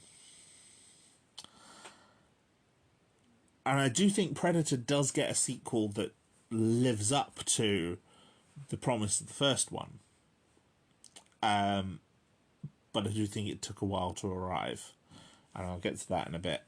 But first, as I said, there was a xenomorph skull in the Predator ship. And that was where you first got the proper linking of these two franchises on film. And that would lead to the Alien vs. Predator film series. So, the humanoids, the hunters, they brought those creatures here to hunt? And they use us like cattle. We're hosts for them to breed in. The heat bloom was designed to lure us down here. This whole thing was a trap. Without us, there could be no hunt. Now, Alien vs. Predator as a concept originally came from the Dark Horse comics. Dark Horse comics, quite famous for their licensed comics. They sort of emerged in the 80s. They were founded in 1986, apparently. And they ended up becoming one of the largest comic book companies in America. And they were mainly publishing licensed comics, but also original comics, dividing profits with artists and writers, which is the same sort of thing that Image Comics would do years later. And, you know, things that they're famous for include Frank Miller's Sin City, Mike Mignola's Hellboy. Then also they did a lot of amazing work with the Star Wars license in the late 90s and throughout the 2000s. And, you know, they were very, very famous for their work with Alien and Predator. Now, the Alien franchise, the comic franchise, started in the late 80s. You know, 1988, they published their first Aliens volume. And they originally published it as a sequel to Aliens, and I mentioned this earlier, how the comic books featured Hicks and Newt, and then when Alien 3 came out, reprints had to change who those characters were and name them other people. And they tried to expand on a lot of the myths and a lot of the lore of the series. Like, there's large numbers of the Dark Horse series that kind of approach the concept of the space jockey, years before Ridley Scott would go back to that with Prometheus. But then they also did start a Predator line, and their first publication for Predator came out in 1989. However, Dark Horse Comics, specifically artist and editor Chris Warner, while in a brainstorming session with a lot of the other comic creators and Dark Horse executives trying to find their next big thing that they can capitalise on, said, well, we've got the Aliens license and we've got the Predator license, and they're both from 20th Century Fox, so let's put them together. Let's have Aliens versus Predator. And apparently in a similar way to James Cameron pitching Aliens by just writing Alien on a board and then drawing the S and then drawing the $sign. Apparently, one of the executives, it might even been Chris Warner himself, I couldn't find any corroboration on that, apparently rang up their licensing partner at 20th Century Fox and sort of just yelled down the phone, Alien versus Predator! And the executive was like, yep, brilliant, do it. And so that's where that all began. And the first Alien vs. Predator comic picked up in 1989, and it became one of their longest running franchises, sort of separate to the Alien and Predator franchises that were their own separate things. And yeah, it's very good. It's led to some very interesting crossovers. The Aliens and Predator crossovers, like I said, Dark Horse became a very big thing, so they did crossover with Marvel and DC, as well as others. We had Judge Dredd versus Aliens, we had Superman, Batman, and yeah, so they did similar sort of things with Image Comics and DC Comics. Getting a Witchblade, Aliens, Darkness, and Predator series, or getting an Alien versus Predator versus the Terminator series, using their Terminator license that they also had, or Superman and Batman versus Aliens and Predator. So the comics went on for a long time, and obviously the comics became really popular and spurred discussion of putting it into film. Now, the original Xenomorph skull in Predator 2 was meant to be a reference to the shared history that the two have in the comics. And the flintlock pistol was also a reference to a Predator comic as well, I believe. Although I'm not sure if that came before or after the film. And it explains how the Predators got that pistol. But yeah. Now, the idea wasn't immediately put into practice, but a lot of people involved in both franchises commented on it. Predator co-writer Jim Thomas discussed the possibilities of turning Predator into a franchise after Predator 2, and said that the prospect of a crossover film, saying, I think Predator versus Alien is a good idea that will probably never happen. But then Ridley Scott and James Cameron were a bit more negative about it. James Cameron had been working on a story for a fifth Alien film, and Ridley Scott had talked with Cameron, stating that I think it would be a lot of fun, but the most important thing is to get the story right. In an interview in 2002, Ridley Scott's concept for the story was to go back to where the alien creatures were first found and explain how they were created, and obviously that would eventually evolve into the Prometheus idea, which I will be discussing later. And then when learning that Fox actually intended to pursue Alien vs. Predator, James Cameron believed that the film would kill the validity of the franchise and ceased all work on his Alien 5 script. He said, to me, that was Frankenstein meets werewolf. It was just Universal taking their assets and starting to play them off against each other, milking it. After viewing Alien vs. Predator, though, he did say that it was actually pretty good, and I think of the 5 Alien films, I'd rate it third. I actually quite liked it. I actually liked it a lot. Conversely, Ridley Scott had no interest in the AVP films, and when asked in May 2012 if he had ever watched them, he said, no, I couldn't do that. I couldn't quite take that step. So yeah, an interesting mix of reactions on both sides. Now, obviously AVP did go into production. There were multiple producers involved from both franchises, so there was a lot of rights issues to work out, despite the fact they were both owned by 20th Century Fox.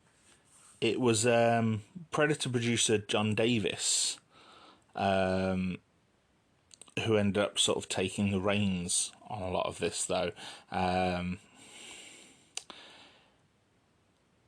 He was pitched an idea by director Paul W.S. Anderson, perhaps most well known for his work on the Resident Evil film series, but also responsible for directing the first Mortal Kombat film and the sci-fi horror Event Horizon.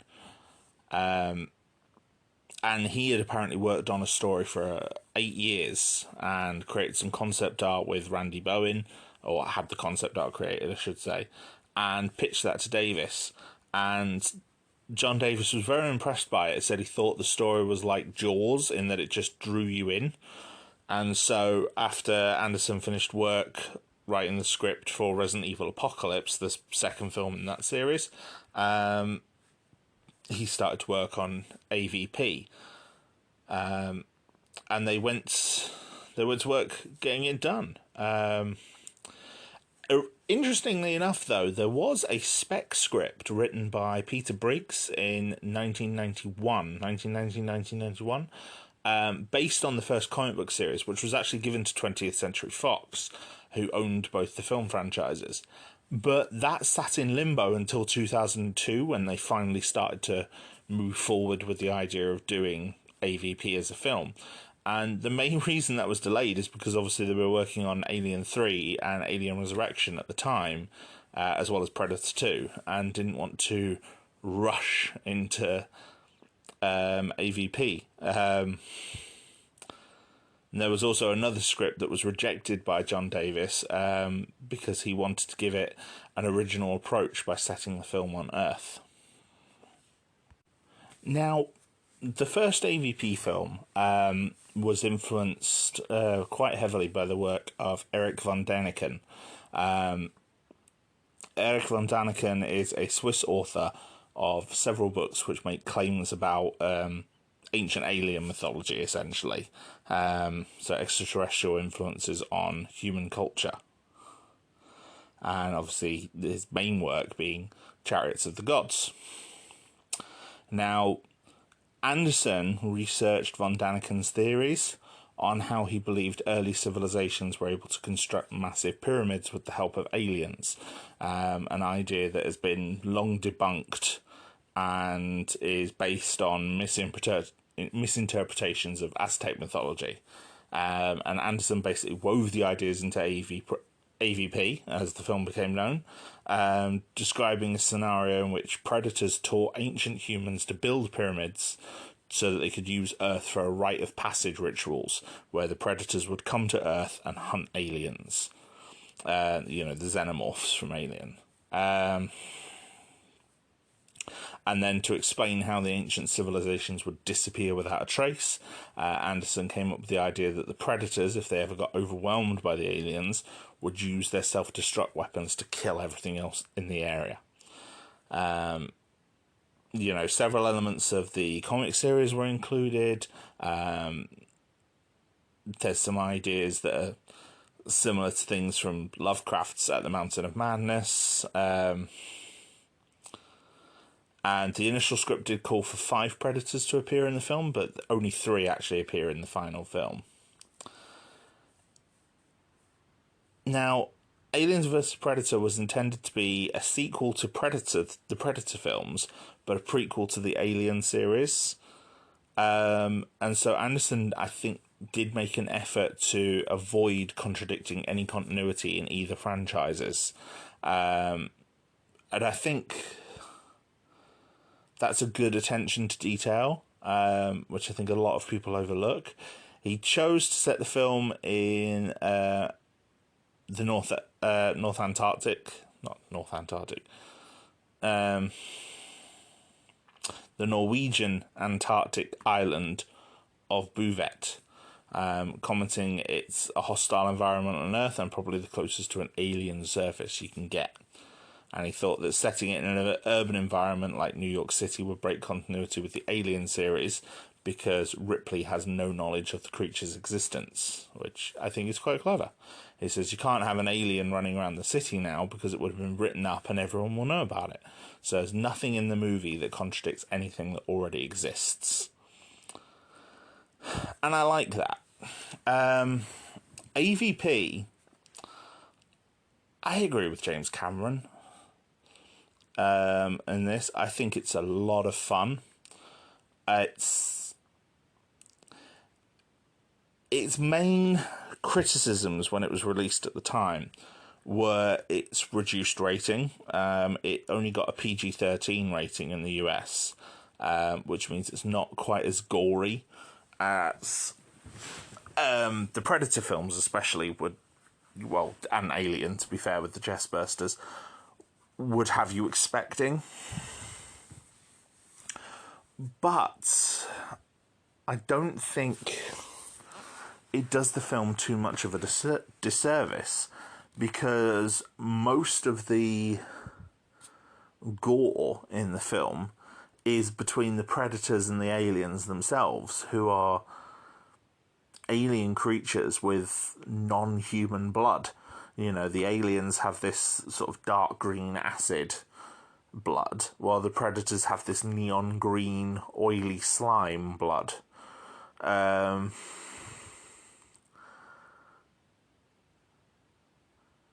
yeah, I think it works.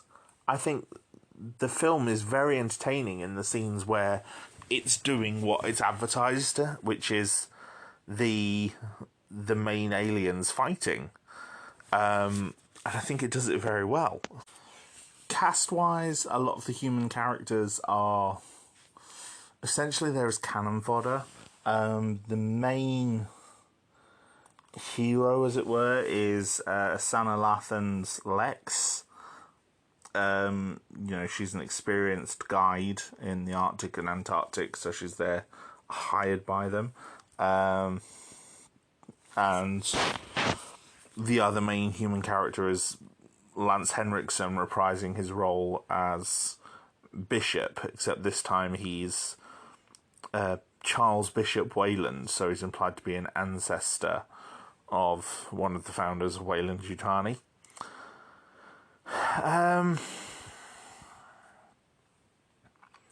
He's not bad in this. You know, I don't think he lasts long. He does get killed off, although I can't remember who by. I think, you know, he's terminally ill and he's trying to claim this pyramid under Antarctica to sort of secure his name. I think he does die. It's implied that he dies fighting a predator, but I don't think it's ever shown. So I think he does technically have the same achievement as Bill Paxton. It depends on whether you count it as a death or not, because you don't see his death. One of my favourite aspects of the scene is the backstory explanation, sort of telling us all about the history of the predators and the aliens and how they've affected humanity. And I do quite like that a lot more than something that we get later on in Prometheus. I think it's very fun. It's daft and it's silly, and it doesn't quite make sense with actual human history, but it's a film featuring aliens. I can kind of draw a line under it. The effects works pretty good as well. Like I said, the creature effects when the creatures are actually fighting, it's quite good. They use an alien puppet, hydraulic puppet. They gave all the predators kind of unique looks. You know, so the alien didn't have to be a suit all the time. It wasn't a rod puppet, even though it was the same company. It was Tom Woodruff Jr.'s company, Amalgamated Dynamics, who worked on Alien 3 and Alien Resurrection, doing all the creature effects. And they try and make a character out of one of the lead predators called Scar. He's kind of nicknamed Scar because Scar marks his helmet. And one of the lead aliens, which is nicknamed Grid, because the predator fires a net at him and it kind of cuts through the top layer of his epidermis, leaving like a grid pattern on his armor. And they're played by Ian White as Scar, who was also in Game of Thrones, playing a lot of characters in that, a lot of the White Walkers, and I think he played one of the early versions of the Mountain in one of the earlier seasons. And then Tom Woodruff Jr., who also played the Newborn and played one of the other aliens. He plays Grid. And yeah, I think it works turning them into characters. Some people say that Scar shouldn't have allied himself with Lex, but I think by that point it kind of becomes apparent that they've lost control of the situation, and the Predators have always felt a bit... It's almost felt, even in the first two films, that they have a code of honour. They respect warriors. And Scar is younger than the other Predators we've seen. This is implied to be like a rite of passage for him. So, you know, we can surmise he's probably younger. So he might be more willing to trust a human.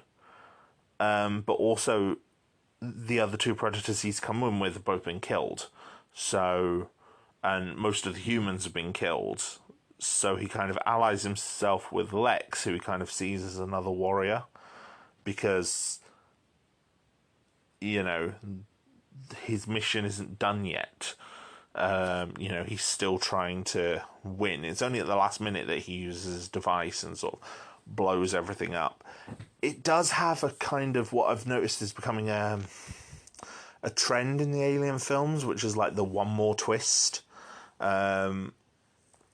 which, and they did it in Alien. You know, she blows up the Nostromo, and then Ripley gets onto the shuttle, and the alien's still on the shuttle. Or aliens, you know, they come up from the planet, they get on board the Sulaco, and then the alien queen comes out from under the ship and rips Bishop in half. Alien 3, they didn't do it. You know, unless you count maybe the arrival of Bishop and his men. And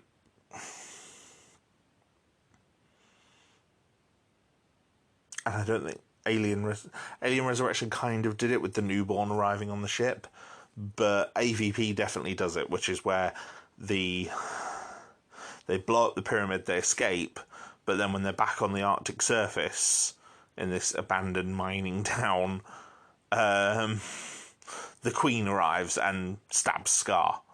And also, she stabs Scar through the chest.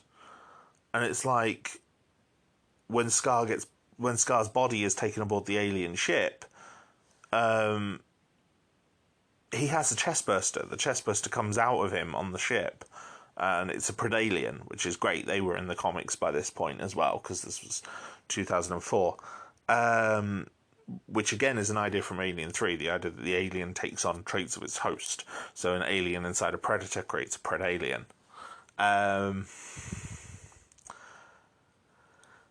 And yeah, the sort of twist of, oh no, the Queen's still alive and they've still got to fight her. It's decent enough, I suppose, but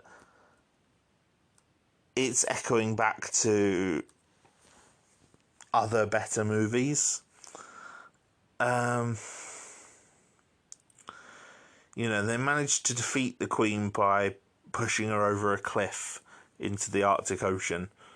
So she kind of falls into the water and disappears. So there's an alien queen on Earth somewhere in the alien timeline, which is its own level of bizarre. Now, you may have noticed a pattern with the Alien and Predator sequels in that there's usually quite a bit of time between them. I think 5 years is the minimum so far between Predator 1 and Predator 2. Actually, was it 5 years? 4 years at least. 87 to 91, I think Predator 2 was. But, you know, a lot of it's been because of behind-the-scenes shenanigans. AVP2, nope, none of that. 3 years, 2007. And the thing with waiting for a sequel is you can make sure there is a good story to tell. Because every Alien and Predator film, even the ones that I haven't talked about yet and I'm coming to in a bit, you know, for all their faults, they are a good story first, even if sometimes that story falls flat. It is a story that, you know, the filmmakers are trying to tell an interesting story with these world, with these characters, with these creatures, to create something new.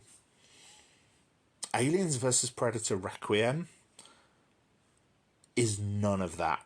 It is the most shameless cash grab of a sequel I think I've ever seen, and it is awful. You know, AVP, for all its faults and all the criticism it got, you know, it was not particularly critically loved, and a lot of the fandom hated it already because of the lowered rating. But it made money. It became, you know, in part because in the early 2000s, you know, tickets cost more and films just generally made more money. So AVP ended up making the most money in either of these franchises. You know, it outsold everything in the Aliens and Predators franchises when it came out. And so, of course they were going to make a sequel. You know, of course they were going to create a new film. And it's set immediately after the events of the last one. Like, the Predalien on the Predator ship, you know, kills a whole load of them, and then they crash, and then some aliens escape, and they crash in, like, small town rural America.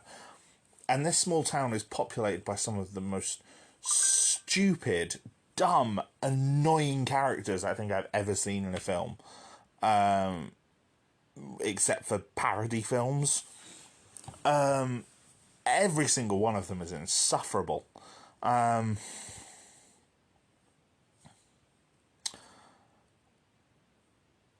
yeah, I can't even remember where the other aliens come from. You know, there's several face huggers that escape alongside the Predalien, but I can't remember where they come from. I think they're on the Predator ship already. And it's like, why? Why would the Predators be carrying something they know is as dangerous as alien eggs? And either the Predalien is like a full adult really quickly.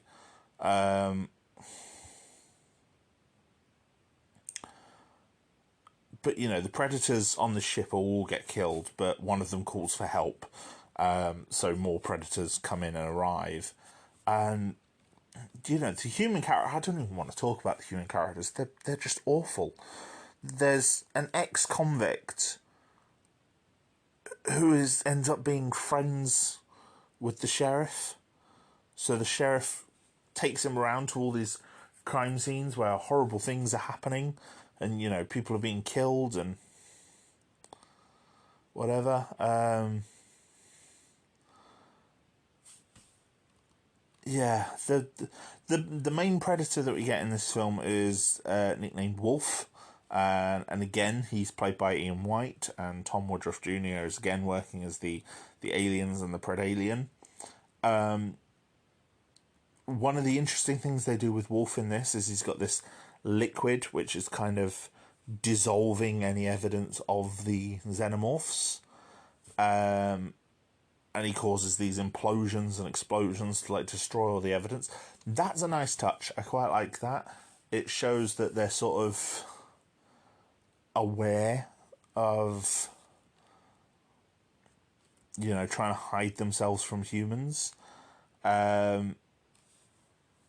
And apparently the production team did nickname him Wolf after Harvey Keitel's character in Pulp Fiction, who is a cleaner and performs a very similar sort of role in that film. But most of the cast is just here to be killed, quite gruesomely.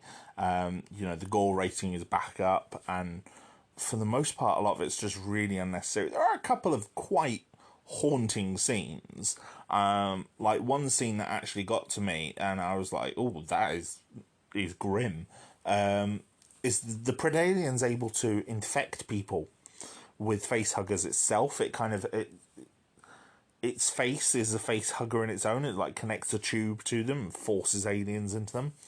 And it goes through a maternity ward. And so obviously all these women that are stuck there in the maternity ward, stuck in their beds, and he just starts putting aliens in all of them. That's a chilling scene. And, you know, I will admit, AVP Requiem I didn't rewatch for this, because it's not good, but I watched it a few years ago, and that scene still sticks with me. But, you know, the rest is... Yeah, it's not fun. It's so dark as well. It's really, really dark film. And I don't mean tonally, I mean in terms of you cannot see a damn thing. You know, and it's a shame because the suits are good. Like, I don't think it has the budget of the first film, but it still had a decent budget. You know, for the time and for what it is. I mean, 40 million, that's not an insignificant amount. And it's like, apparently they couldn't afford any lights. And yeah, it's not good. I don't think... hardly any of the anyone who was involved in the first AVP came back. You know, besides production people, and like the effects company. But obviously they're given much less money. You know, it's directed by the brothers Strauss, who they're, you know, producers and special effects artists. Their other main film is Skyline, which, like AVP Requiem, was commercially successful, but a critical failure. And I don't know, it's not a good showcase of their talents at all. And I think part of that is the script as well. The script is terrible. You know, it's just these boring characters with really bad lines. The most interesting part of the whole film, to me, is the ending. The entire town gets destroyed by a nuclear strike. After the Predator and the Predalien fight on a hospital roof, and several survivors sort of fly off in a helicopter, and yeah, military jet comes around and bombs the whole town. And I can't even remember why they called it a nuclear strike. I think the National Guard might have done it when they got massacred earlier on in the film, but I honestly can't remember. And it's like, so the government have found out about the aliens somehow.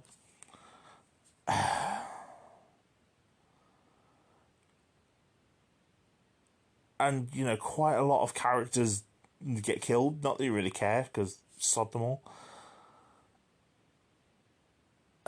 And, yeah, but the most interesting scene is right at the end, where a military colonel has got Wolf's plasma blaster, and he hands it to Yutani.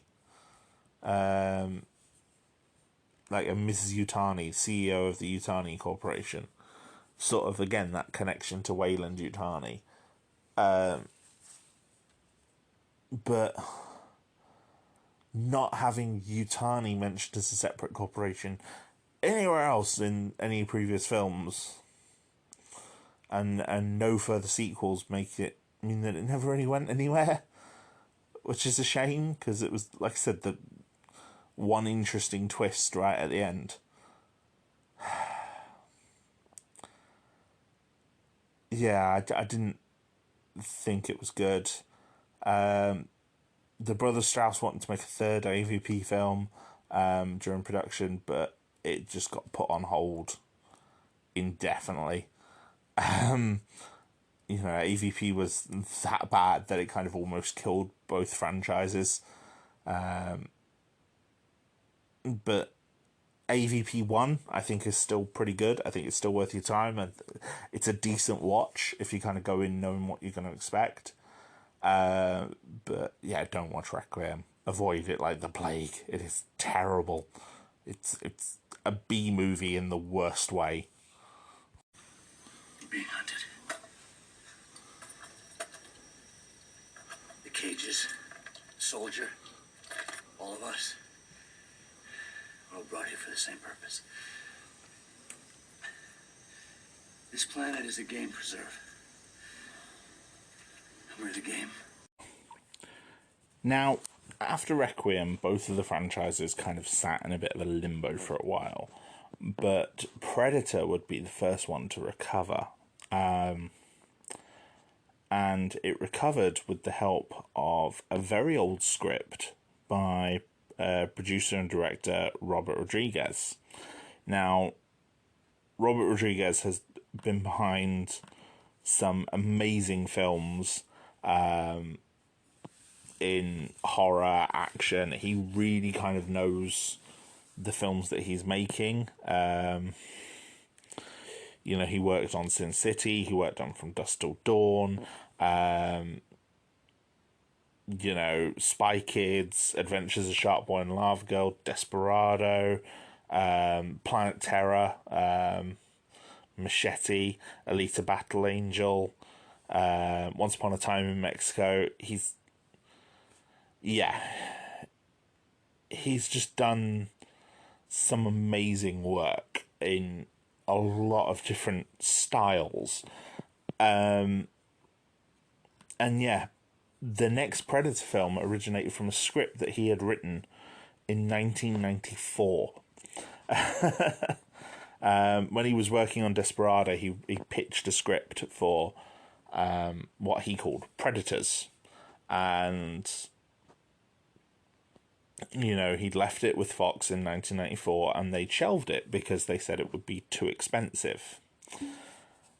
However, in 2009, after the release of Requiem, they contacted him and said, this is where we should have gone with the project.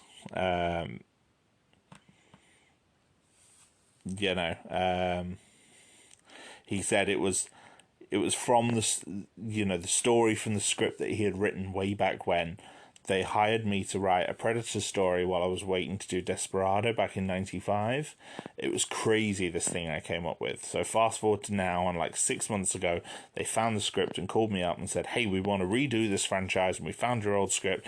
This is where we should have gone with the series. We want to move forward. And so that's what we're doing. So yeah, Rodriguez adapted his treatment to revive Predator as an individual franchises.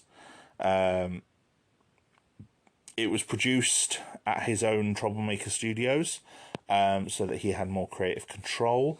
Originally, it looked like he might direct, but he actually gave the directing duties to Nimrod Antal, who does not actually have many other credits to his name, but has directed a couple of episodes of Stranger Things, specifically Chapter 5 and Chapter 6 in 2022. So, you know, he's definitely still working and still sort of building his credentials. I think he does a brilliant job as director. The concept for Predators is good. You know when I said earlier that Predator would get a sequel that felt like a proper continuation of the first film? Predators is that. A whole load of quite dangerous characters fall into a jungle. You know, there's an American special agent played by Adrian Brody. He's a former Spec Ops Forces turned mercenary. There's a Alice Braga as an IDF sniper. There's Topher Grace as a doctor who initially looks like he doesn't belong, but actually probably belongs a lot more than you think. There's Walton Goggins as a death row inmate from San Quentin. There's a massive Russian with a minigun, Spetsnaz, Mahershala Ali as a Sierra Leone revolutionary fighter, a death squad soldier, essentially. Danny Trejo as an enforcer for a drug cartel. Yakuza enforcer. And yeah, they're just all dumped on this jungle together. And there's some initial conflict between them. But yeah, they carry on exploring. They find some traps that have been set by a deceased Green Beret. Like, they find the guy's body, and he set these like deadfall traps, which they managed to avoid in like an early action sequence.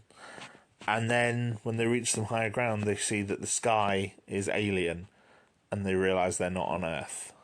And that's when they get attacked. And they get attacked by a group of predators, given, bigger and bulkier than the predators we've seen before, with newer masks, all with a unique style. One of them uses like predator hellhounds, like tracking dog kind of things. One of them uses like these winged drones, and one of them has an alien jaw like attached to its mask. And yeah, the group realise that they're being hunted. And it's very, very good. It focuses quite a lot on these human characters first. And specifically the character of Royce, played by Adrian Brody, who is doing a brilliant job. And I think Adrian Brody is a very good choice for this, because he's not who you would expect to fill this sort of role, based on his previous work, based on his physicality as an actor. But he is doing a great job. And I think, to go back to the physicality, any actor in a Predator film instantly draws comparisons to Arnold Schwarzenegger as Dutch. And you're not going to get that sort of physicality from most modern actors at all. But also, the filmmaking style nowadays is completely different, where that sort of macho action star isn't necessarily what everyone wants. And so I don't think you should try and get that physicality from a modern action star. And so Royce is a much better subversion of that. He's much more cerebral. Not to say that Dutch wasn't clever. Dutch was smart. The way he uses the environment around him, uses the mud, uses things like that to get around the Predator in the final confrontation, shows that Dutch is smart. But it's like Royce deliberately leads them into a trap, so that he gets a look at the aliens, gets a look at the Predators, and learns more about them, learns what weapons they have. It's good. I really like it, and the cast is brilliant. Even Topher Grace, who at this point had a bit of a negative reputation off the back of Spider-Man 3, he's really good in this. And, he's shown towards the end of the film to be really a really nasty piece of work. Like, he tries to attack the sniper, Isabel, and it's implied that he's a predator of his own kind. Because the Predator's title also totally works as a pun, in that these are a dangerous group of individuals. These human characters, they are all predators, and some of them are just in more obvious ways. A couple of the characters get killed off quite early on, specifically Danny Trejo and Mahershala Ali's characters. They do not last long. And then There's another alien at one random point. There's another alien that sort of runs through the forest and gets killed. So it's implying that there's other aliens on this planet. Like, the Predators are just bringing creatures and beings here from all over the galaxy just to hunt them. And we get the introduction of a US soldier played by Lawrence Fishburne called Roland Noland, who says that he's been on this planet for multiple hunting cycles and he's gone a bit mad, kind of living on his own. And he gives our characters a lot of the information about the Predators. They've already kind of pieced some of it together. Like, they come to the Predators base camp and there's what we would think of as a normal Predator hung up. A classic Predator. And, he's obviously been trapped there by the others. And Noland gives us more of an insight into that, saying that there's two groups of Predators and they've been fighting. And, he tells them that the bigger Predators came on a ship. And he kind of betrays the group, and Royce tries to kill him, which draws the Predators to them, which then leads to some more of the group dying.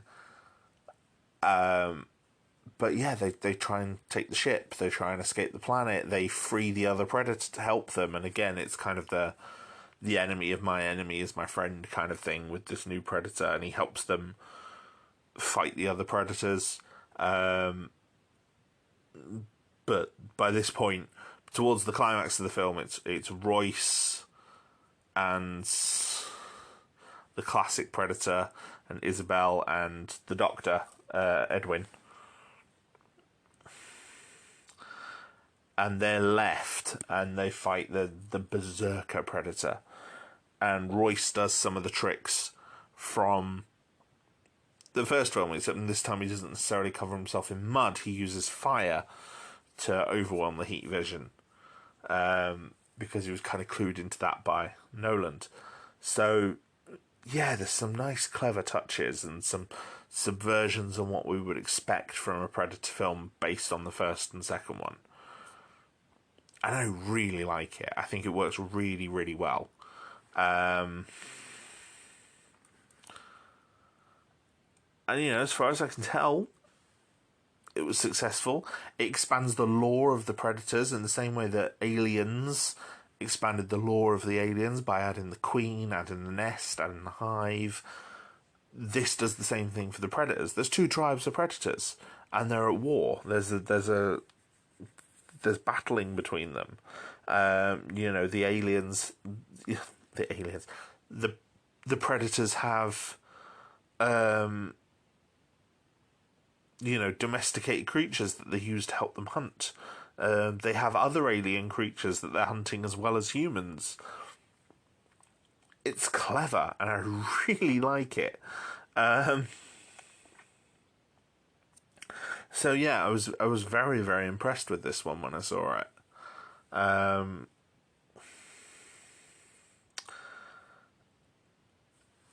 it ends quite ambiguously as well. Like, Royce and Isabel are left on the planet. The ship's been destroyed. The Predators have been killed. And then more parachutes start opening in the sky, suggesting that, more Predators will arrive to hunt the new prey.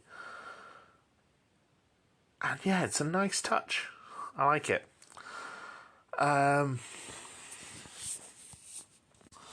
It's not quite as suspenseful as the first Predator film, but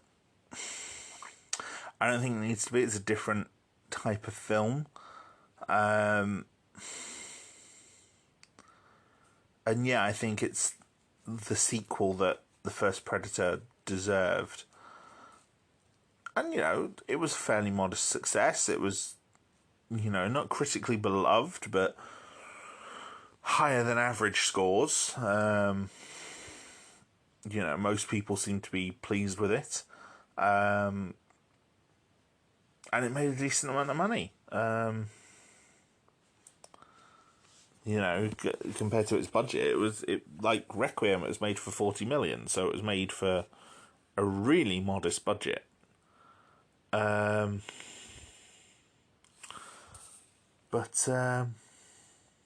I enjoyed it. There were talks about doing an actual sequel to Predators, with Adrian Brody coming back, with Robert Rodriguez coming back. But eventually the sequel moved into a different direction. In June 2014, Fox announced plans for a new film that was going to have Shane Black, who stars in the first Predator film, co-writing and directing a new Predator film, which is called The Predator. And Black said he wanted to do it as a sequel rather than a reboot, and that it would reinvent the franchise and take place on Earth. So it'd be more closely linked to the first two films, and not necessarily acknowledge predators.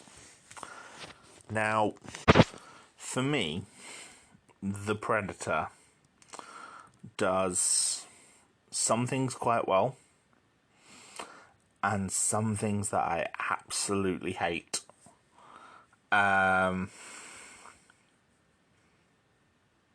For starters, it's very much a Shane Black film. Now, I've only seen a few Shane Black films. He co-wrote The Last Action Hero, which I really like. He worked on Iron Man 3, which is very much a Marvel film, and a Marvel film I like a lot more than most other people from what I've seen.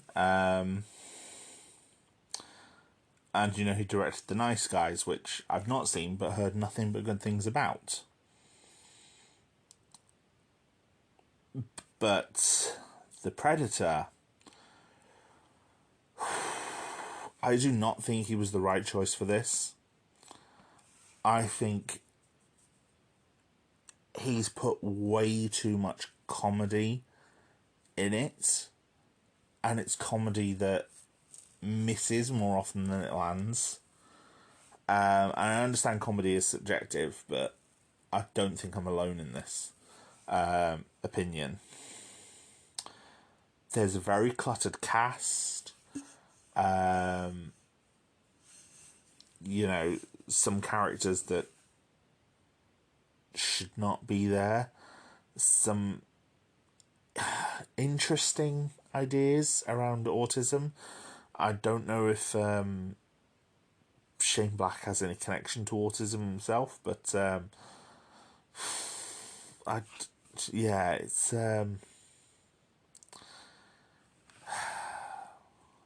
it's it's really interesting.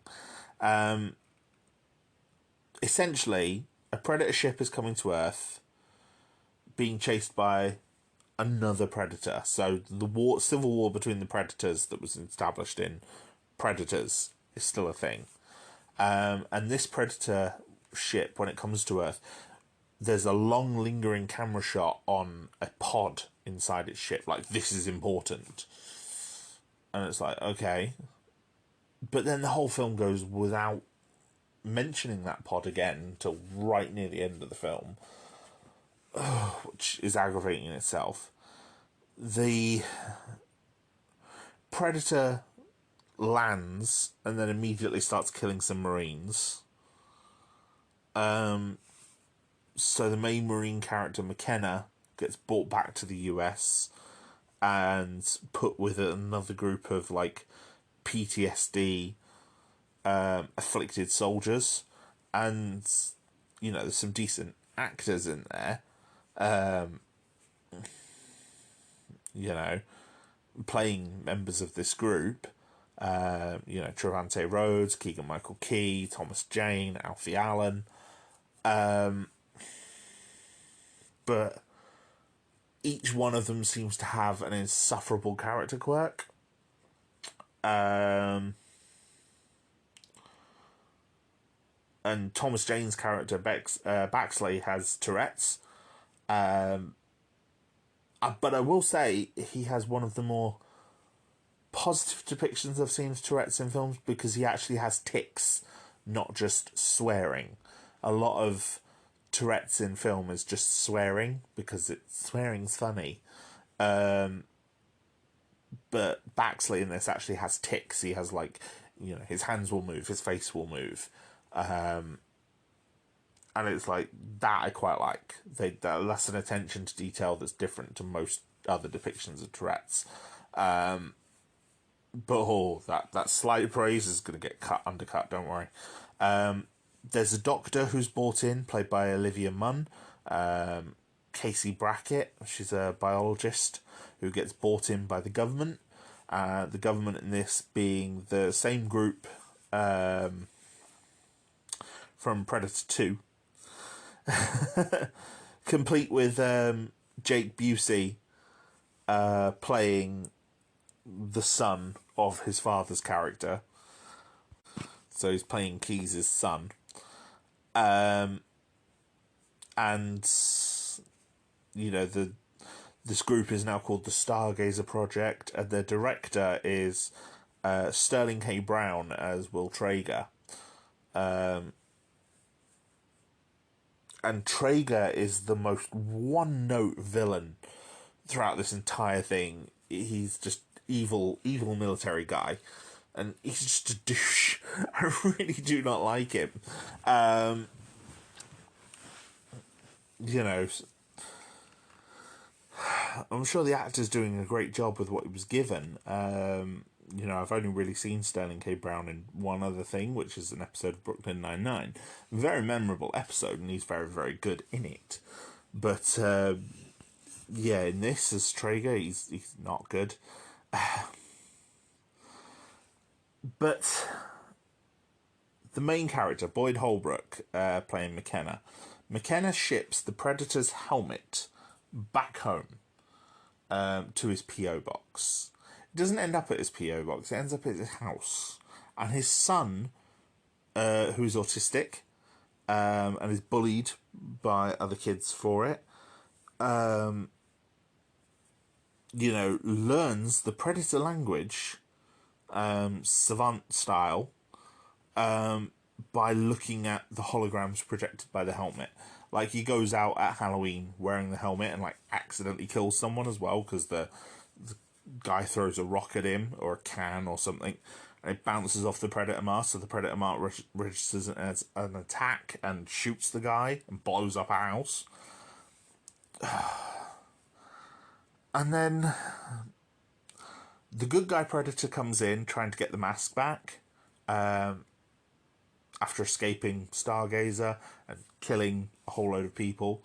Although there's a quite good scene where he spares Casey because she's unarmed, because she's in the decontamination chamber. Really like that. That was a nice touch. Although I do think part of it was an excuse just to have Olivia Munn strip off. Kind of unnecessarily. But whatever. But, you know, the Predator sparing it. There's also a nice reference in the Stargazer Project where they have the weapon that Scar made for Lex with the alien tail. That's actually there. And it's like a blink and you'll miss it cameo. But it's nice that they referenced AVP as well as the Predator films. And yeah,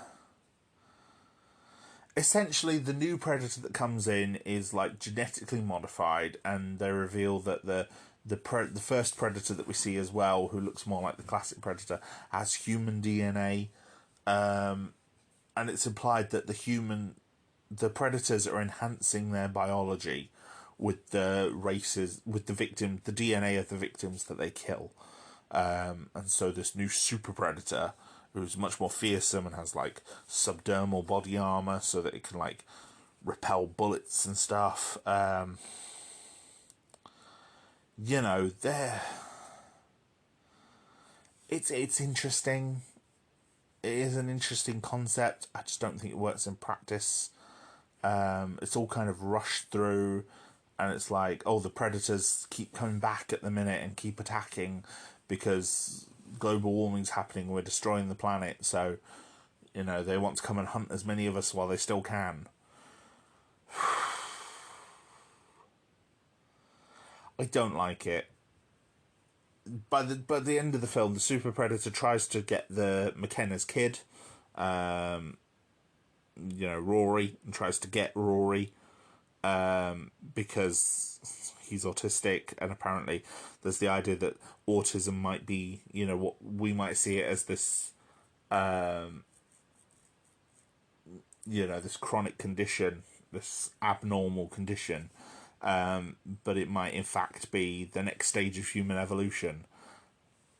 And it's such a romanticism of savant syndrome. I mean, autism is quite often portrayed in media with savantism, and it's like most autism is not like that. Autism is a very complicated spectrum, you know, of behaviours, and there's plenty of people on that spectrum at any end with any number of issues that can affect or impair their behaviour. And savantism is like a minor representation of that. And to imply that it's the next stage of human evolution seems in poor taste.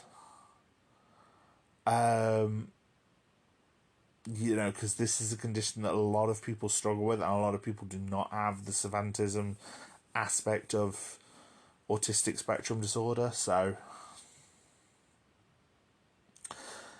Oh, God. And then most of the soldiers just serve as cannon fodder. They just all get killed. And most of the deaths are so dumb. Although Traeger's is quite funny. That actually made me laugh out loud. He's wearing a Predator shoulder cannon and it shoots him in the head.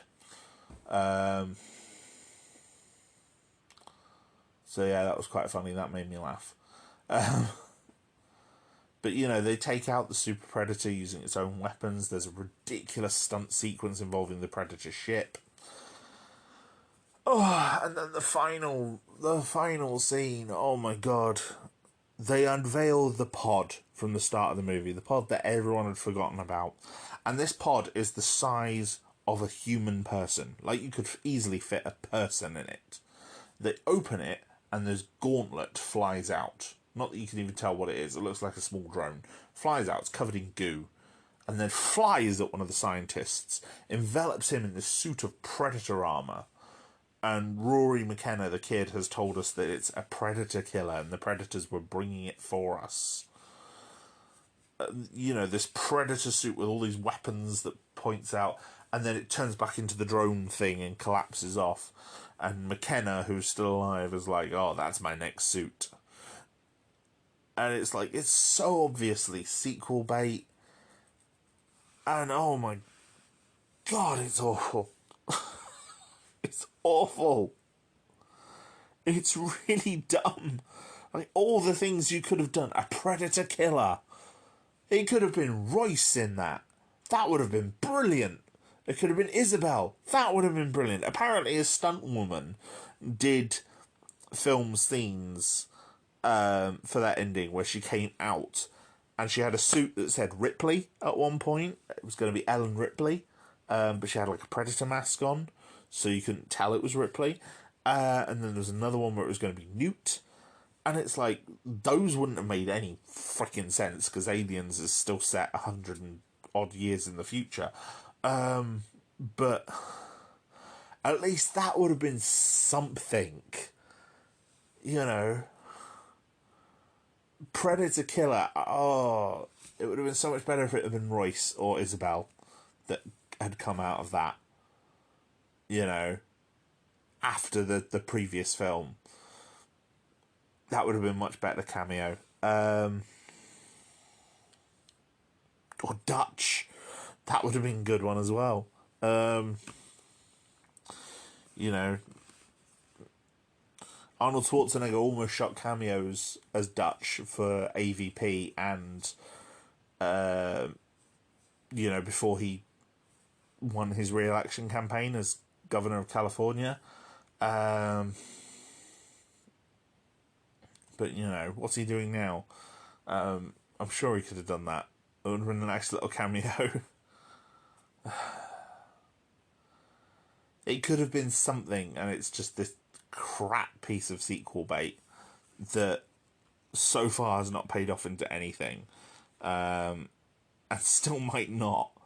You know, this film did not go over well. It got savaged by the critics. And,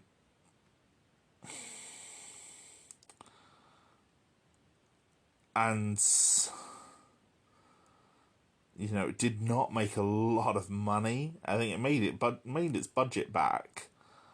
But it's like its budget was 88 million. It made 160 worldwide, which is not a lot. Not a lot at all, considering that budget. You know, and then there were controversies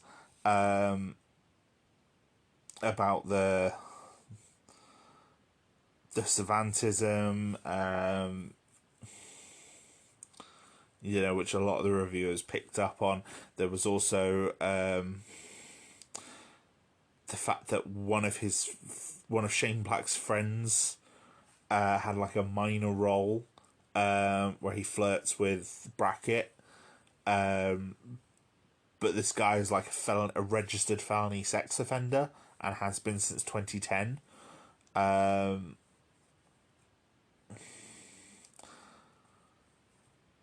And it's like that scene had to be removed, but then Black kind of doubled down and defended casting his friend until eventually issuing a public apology and cutting the scene that he was in. And, you know, only two of the actors actually like spoke out against this guy, which were Sterling K. Brown and Olivia Munn. Most of the others remained silent until the public pressure really kind of ramped up. So yeah, that didn't go over well either. And then, of course, you know, there was the sale to Walt Disney, which really affected what could happen. You know, John Davis said he wanted The Predator to set up a couple of sequels and he wanted Shane Black to come and direct. Although Shane Black disputed that and said, I would love to say I've been planning a trilogy, but I take it one day at a time, and in motion picture terms, that's one movie at a time. Which is also a lie based on the very obvious sequel bait. So, you know, oh dear. There's no real news yet on what Disney is going to do with Predator. In the future, there is one film on the docket though, which is coming out later this year, by Dan Trachtenberg, the director of 10 Cloverfield Lane, and it was announced to be developed in December 2019. It was going to be about a Comanche woman who goes against gender norms to become a warrior. And then in November 2020, it was revealed that that would actually be a film in the Predator franchise, and it's called Prey. And I love the idea of Prey. The trailer looks incredible. Trachtenberg's apparently been working on it for a long while. And he said the original intention was to market it without any references to Predator at all. But, you know, Disney wouldn't let them do that. It's had a lot of... It looks really good so far. You know, the trailer looks good. It's set 300 years ago during in the Comanche Nation. It's actually getting dubbed in the Comanche language, which is fantastic. You know, that's a great step forward for, you know, Native American representation.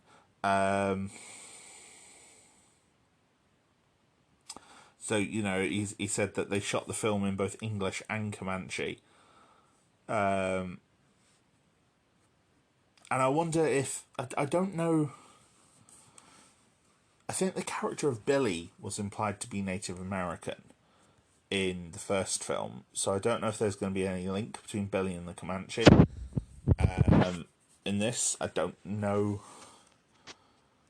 I think he was implied to be Native American, but I don't know if they ever said what nation he belongs to. So, and I couldn't find anything to suggest which nation he belongs to. But if he has a link to the Comanche, that would be kind of cool. Once again, Amalgamated Dynamics is involved in creature effects work after working on The Predator and both of the AVP films, as well as, like I said, Alien 3 and Resurrection. So yeah, it looks good. I'm excited. It's dropping onto streaming very soon at the time of recording this, August 5th. And, you know, the trailer and the poster both look good. The poster was revealed really recently and is the picture of the woman, the lead character. And she's used the Predator blood, the neon blood, as war paint. And it looks fantastic. And it's just a very good image to use. And yeah, I'm excited for this. So yeah, I'm hoping Prey will be good. Why are you on a colonization mission, Walter? Because they are a dying species grasping for resurrection. They don't deserve to start again, and I'm not going to let them. Now, 2009 also saw the revival at 20th Century Fox of Ridley Scott's prequel idea for Aliens. Now, screenwriter John Spates was hired to write the script based on Ridley Scott's pitched idea for an Alien prequel. Scott originally didn't want to direct. He tried to get a former TV ad director to do it, but Fox was only interested in pursuing it if Ridley Scott signed on. So eventually he did. And pleased with Spates' pitch, Fox scheduled a release date for December 2011, although it was later postponed. Now, they started pre-production. They did bring on Damon Lindelof, quite well known for his work on Lost, to redevelop Spates' screenplay and add more things to eventually develop it into less of a prequel and more of an original work. Which is what it eventually became. And they decided on the title Prometheus. Originally it was going to be called Paradise, after John Milton's poem Paradise Lost. But Scott said that would convey too much information about the film. So Fox CEO Tim Rothman suggested Prometheus, and that became the title in January 2011. The film was eventually released in June 2012, and it is a very different beast to Alien. You know, the production team even began to publicly distance the film from the origin of Alien and were deliberately vague about the correlation between the films. They were trying to build audience anticipation for Prometheus. You know, Scott stated that while Alien was indeed the jumping off point for this project, out of the creative process evolved a new grand mythology and universe in which the original story takes place. The keen fan will recognise strands of Alien's DNA, so to speak, but the ideas tackled in this film are unique, large and provocative. He said that by the end of the third act, you start to realise there's DNA of the very first Alien, but none of the subsequent films. Personally, I don't agree with any of that. I think Ridley Scott is talking out of his arse, to be honest. Prometheus, to me, feels like a film that is trying to be clever and trying to create interesting ideas, but I don't think it works. I don't think any of those big ideas land. I think there's a lot of context missing from the film itself to make you care about any of this stuff. And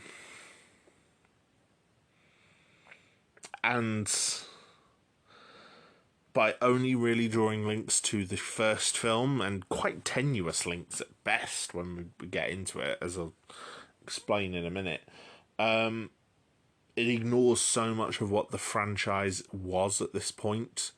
You know, by the time Prometheus launched, I think everyone accepted that Aliens and Predator were the same thing. They were the same combined universe. You know, especially as, you know, it released in 2012. 2012 also saw the release of Avengers. Avengers Assemble came out a month or so, a couple of months prior. You know, late April, early May.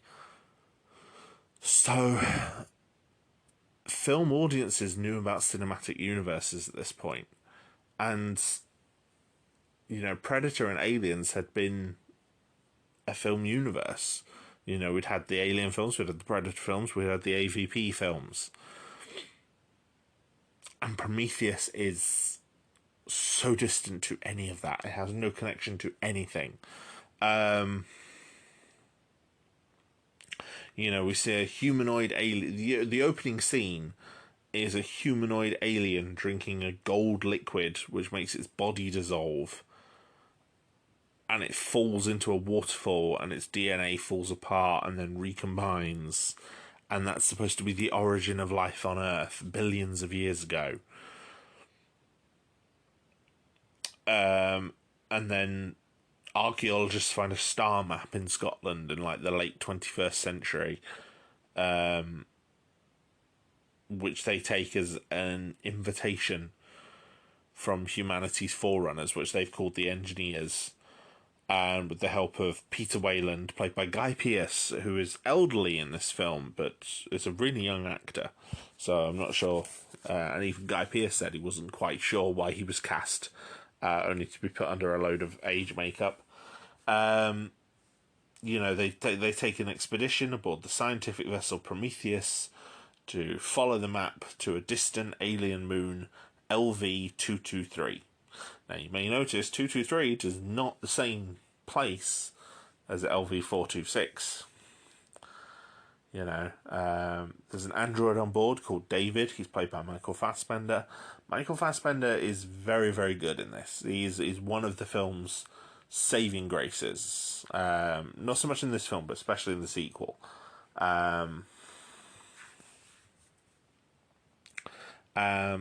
But, you know, the main focus on this film is Noomi Rapace's character, Elizabeth Shaw. And essentially, they land on the planet. They find, you know, this monolithic statue of a humanoid head. They find these stone cylinders inside this massive building, large artificial structure. You know, and these cylinders start leaking this black goo. They find the corpse of this ginormous alien, although not as big as the space jockeys in the original Alien film, despite the suit looking the same. You know, it's an engineer. You know, they managed to examine its head.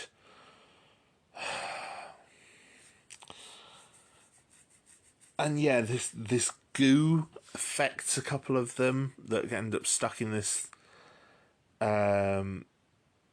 One of the guys called Fifield becomes this like quite monstrous creature and comes in and annihilates several of the crew that I think we barely know the names of. Almost as though he's this rampaging monster. You know, Shaw, who is infertile, ends up pregnant because her lover, the other archaeologist, Charlie, who's been infected by some of the black goo that David dropped into his drink. He's made her pregnant, so she puts herself in this automated surgery machine to extract this squid-like creature from her abdomen. And then while she's recovering from that, that's where she finds out that Wayland has actually been in stasis aboard the Prometheus the entire time, and the ship's captain, Vickers, played by Charlize Theron, is actually like Wayland's daughter or granddaughter, his heir, essentially. And Wayland created David, specifically David, not just the David line of androids, but David. He was the prototype for this line of androids. And, they find a living engineer inside the structure. David sort of works out how to understand all their language and use their ship and speak to them, and although it's not really explained how, he's listening to films dubbed in a language very similar, an Earth language very similar, quite early on in the film, and it's explained that that's probably part of it, like the engineer language is similar to early Earth languages, because they presumably watched our development at some point. But then, it's revealed that no, the engineers want to kill us, and there's this extended scene with Wayland and David talking to the engineer, and there's lots of alien language, but there's no subtitles, so we don't know what's being said. And before David can get a chance to translate what the engineer said, the engineer rips his head off and goes on a rampage and just starts, takes off in a ship. And Prometheus takes a long time to do anything, and then when it does, it's so rushed, and it's awful. And so many of the characters are just disposable again, and a lot of them die, and a lot of them, it's marketed as this alien prequel, and it's not. It's its own film. It doesn't really tie into Aliens at all. It's not the same planet. The engineer isn't the same as the space jockey. It's just not. They can't be the same thing. Oh. And there's new creatures. Like this giant... The squid thing that Shaw took out of her stomach grows to this enormous creature called the trilobite. And that infects the engineer, and then the engineer has this thing rip out of his chest. But this thing isn't a chest burster so much as it is a small, full-grown alien with a mouth like a goblin shark, that where the jaw kind of unhinges and comes forward on its own. And, that's called the Deacon, supposedly, but it only appears in the last scene. Shaw and David leave the planet in an alien ship. And David's,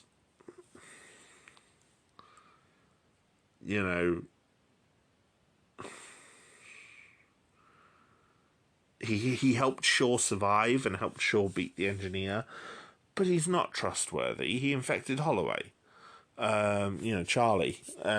He created events that led to a lot of this in the first place. And then, that leads to the sequel. I will say the film is trying to have themes. It's trying to have some very good concepts. So, it's approaching artificial intelligence. It's approaching religion. Religion is a very strong theme throughout this one and the sequel, to be fair. The room that has the black goo, which is implied to be a weapon that the engineers were going to use on humans to wipe us out. It's set up like a church. There's a big mural on the wall.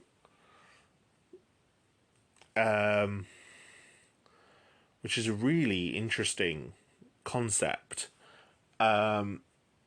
and Shaw is religious as well. As well as the whole sort of like the why has our creator forsaken us kind of thing, which is exemplified by Wayland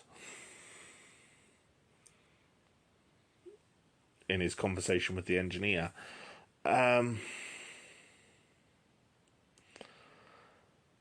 But yeah, it's trying to be clever, but I think it's trying too hard to be clever. And like a lot of things that try too hard to be clever, it fails. And I really don't think it's a great film. I really don't.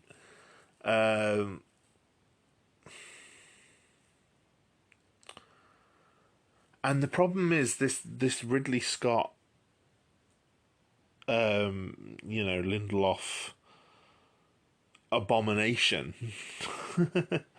became the Alien franchise for a while. I mean, the film was successful, got nominated for a lot of awards, it made quite a bit of money. It's got quite good critic reviews. It's in like 70% range. I don't think it's that good. I think when it's working, I think it's working very well. It's just that for me, so much of the film doesn't work. The visuals are beautiful, definitely. And some of the menace is done quite well, and some of the creature effects, especially, and the action climax works quite well. But the first act is tedious, and the second act is muddled, and it really doesn't help. So yeah, I'm not a fan of Prometheus, but there looked to be a small saving grace for a while. With the Alien franchise. Something that might correct what many fans had seen Prometheus to be, because many fans had seen Prometheus as a bit of a misstep.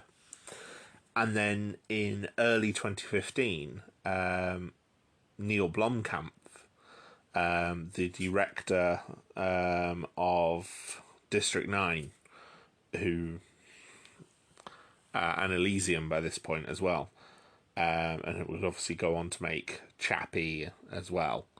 All three quite well lauded, quite well respected films. He posted several pictures to his Instagram page that showed concept art for an Alien film that he'd been working on. And included in the art was Ripley and Hicks, a ship bearing a reference to the derelict engineer ship from, the space jockey ship, the engineer ship from the original Alien, and a concept xenomorph. He got interviewed about it by Collider, and he stated that he planned an Alien sequel with Sigourney Weaver in the lead role as Ripley.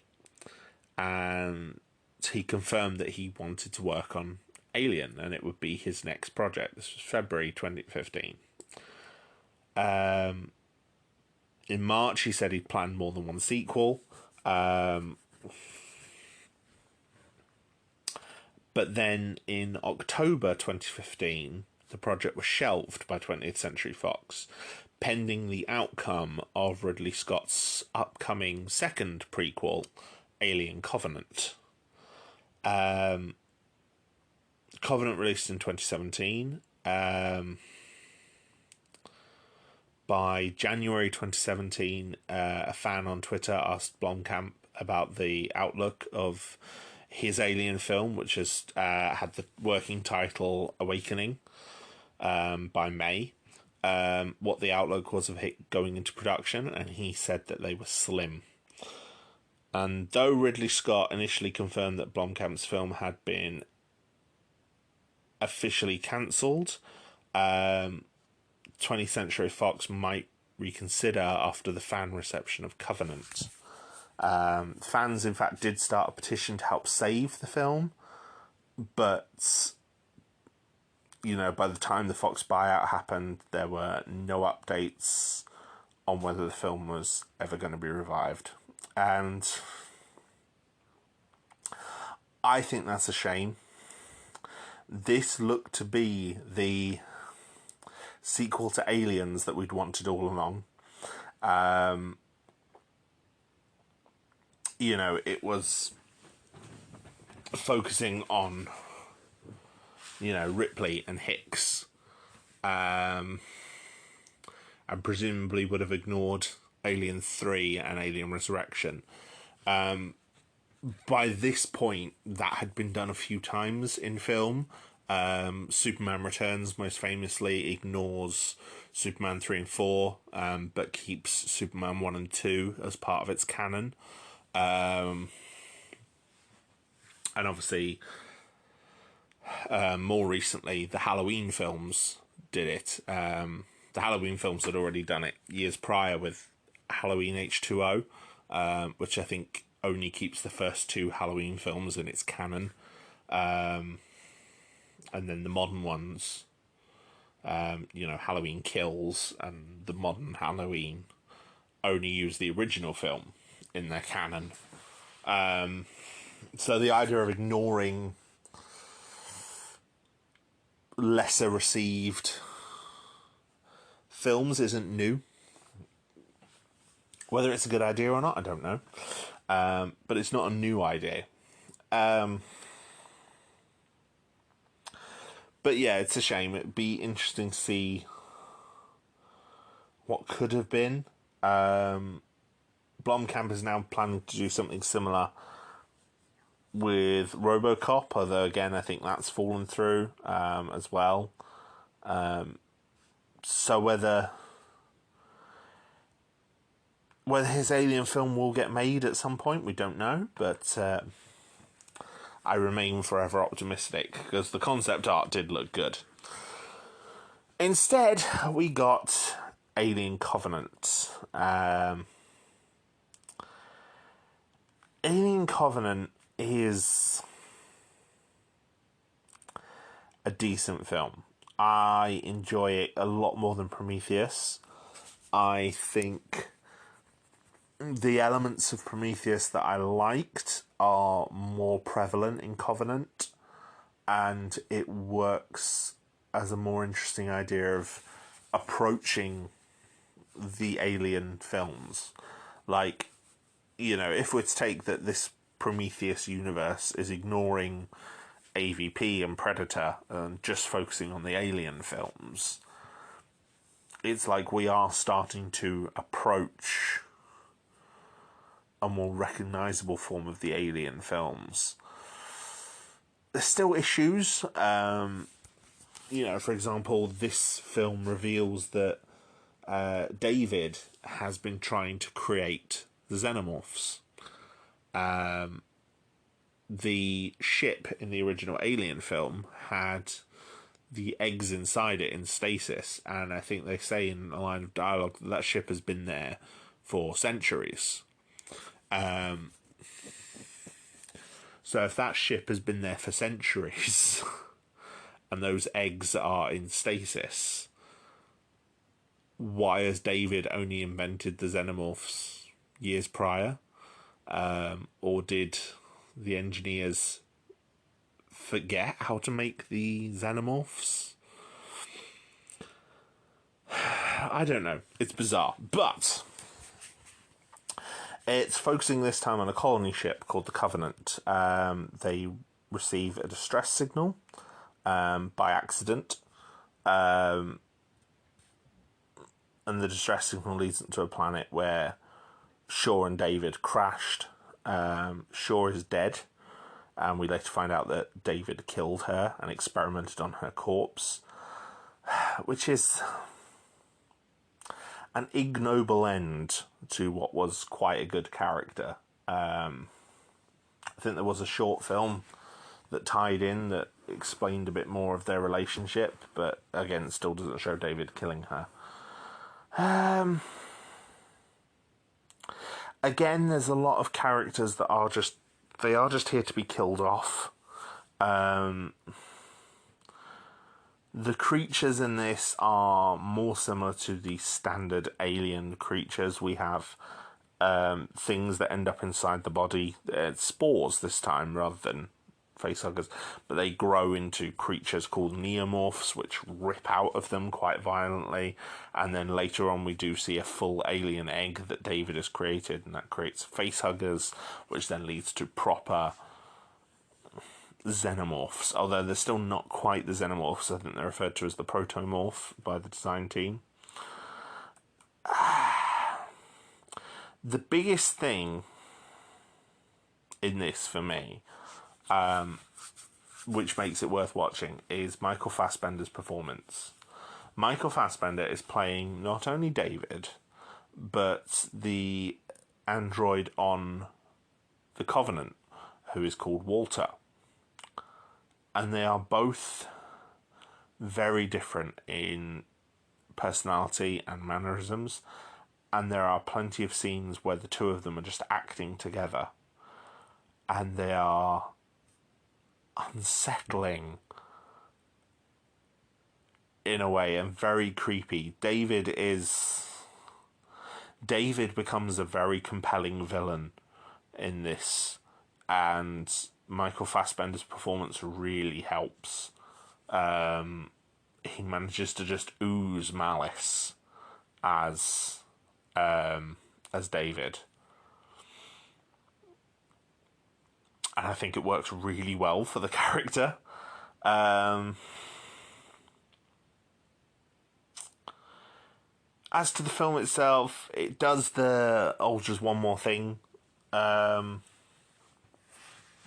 trend, in that they beat one alien on the planet and then they go back onto the Covenant, they fly back to they're on their way to their original destination, and then, oh, surprise, there's another protomorph on board the ship and it's killed another 4 members of the crew.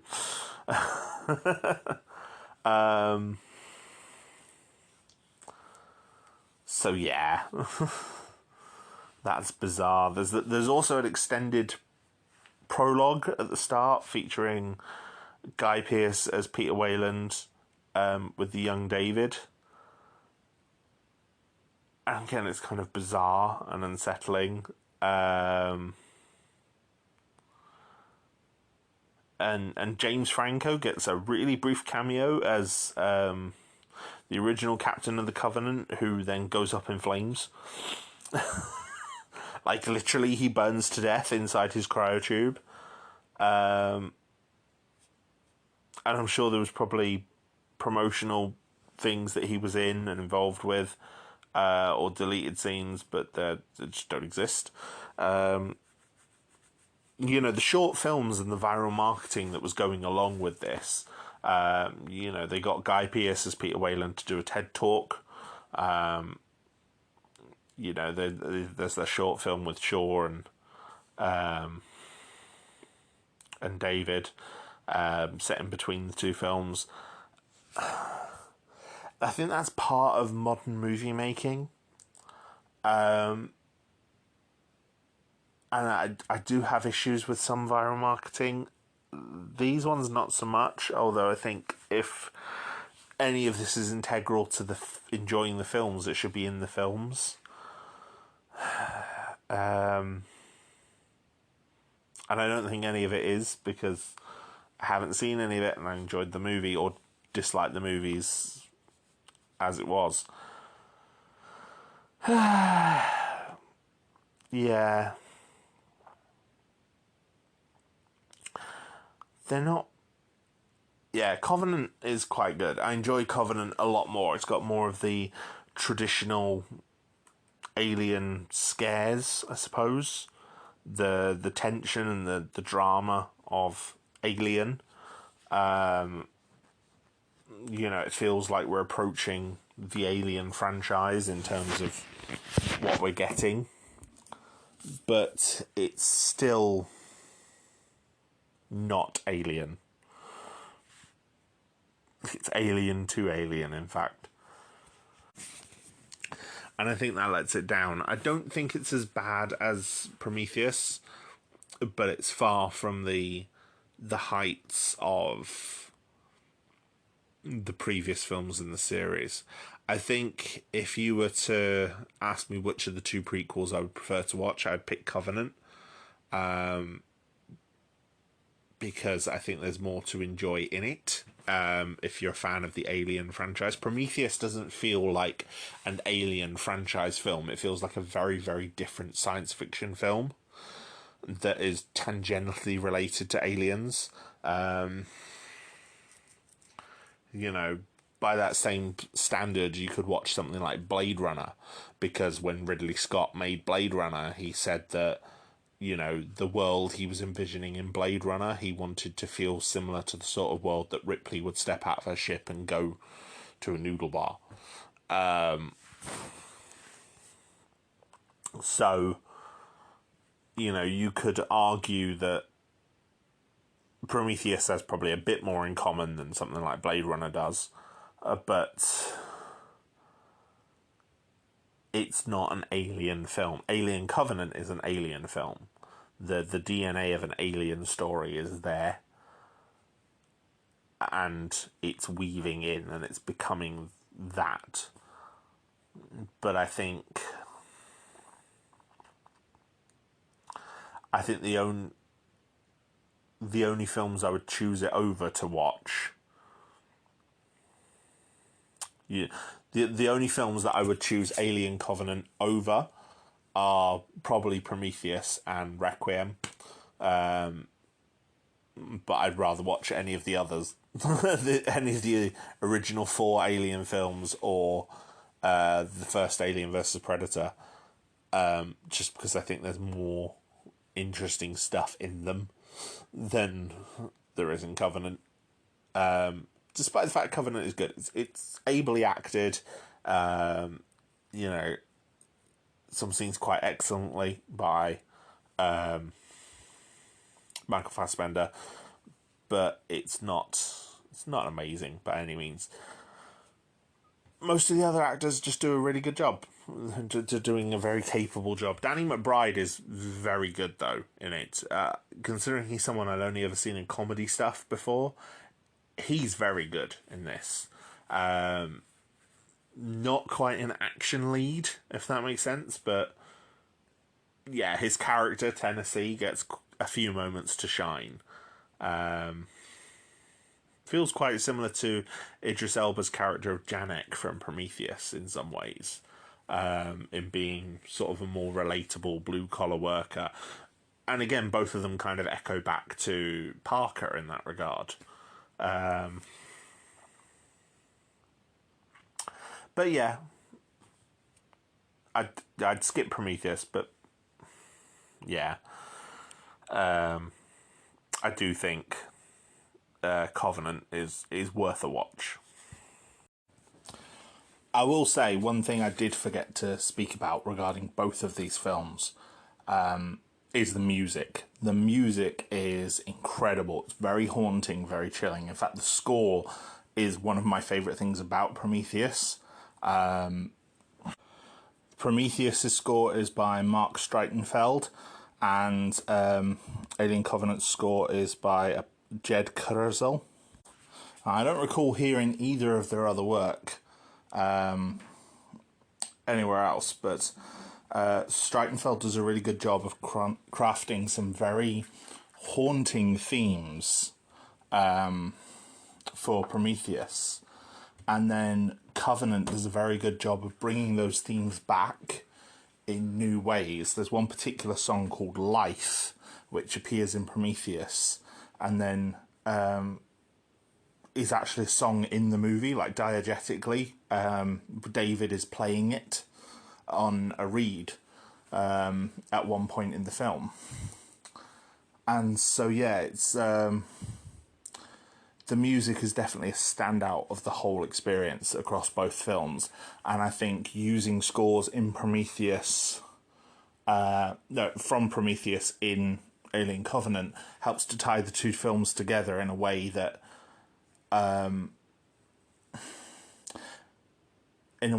definitely improves them both, because there is a lot of difference between the two films. Watching Alien Covenant is a very different viewing experience to watching Prometheus. Despite plot threads and characters continuing, they are two very, very different films. But the same director in Ridley Scott and the way he frames his shots, and then, of course, the music cues being used, help to unify them and make them fit a lot better than they would otherwise.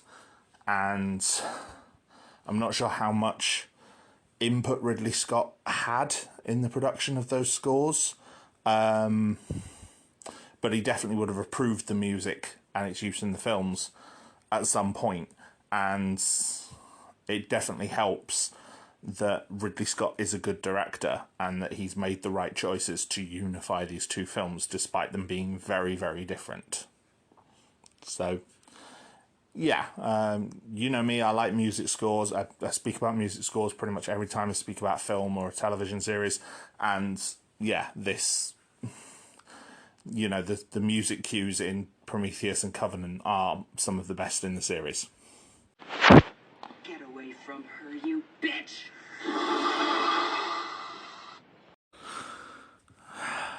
So, yeah, that was the Alien and Predator film franchises.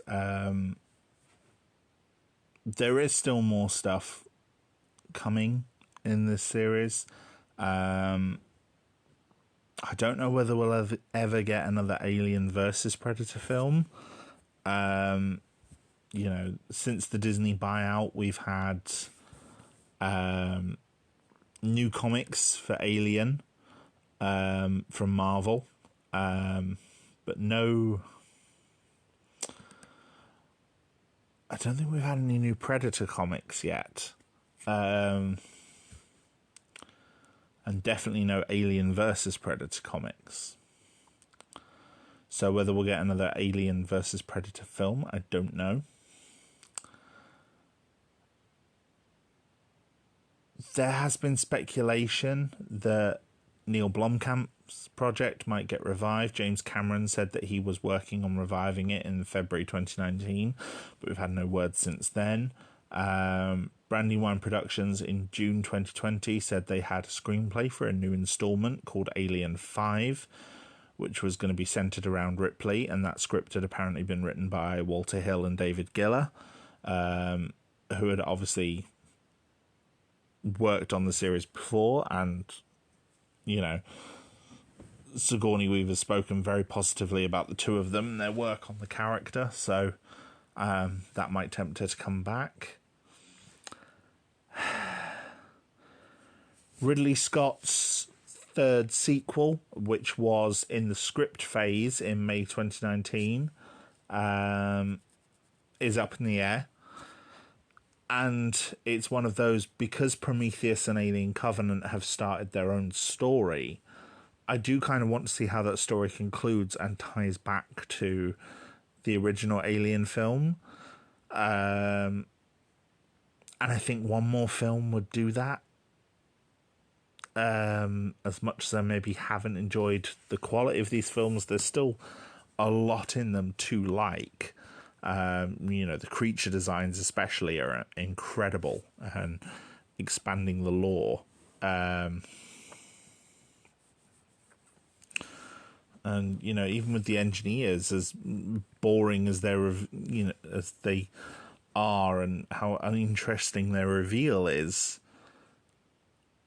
I kind of want more answers as to why they decided to come back and kill humanity with these black bombs, or how many other planets did they seed? Because the planet that David destroys with their black goo in Covenant doesn't seem to be their homeworld. The creatures there look similar to humans, but also similar to the engineers.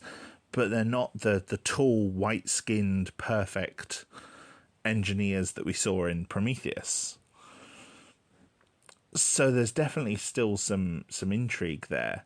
I think behind the scenes, one of the producers or Ridley, might even be Ridley Scott himself, said that, or it might have been a script leak even, said that they were going to come and kill us because Jesus Christ was an engineer and we killed him, and that's how they saw we were beyond saving, or something like that.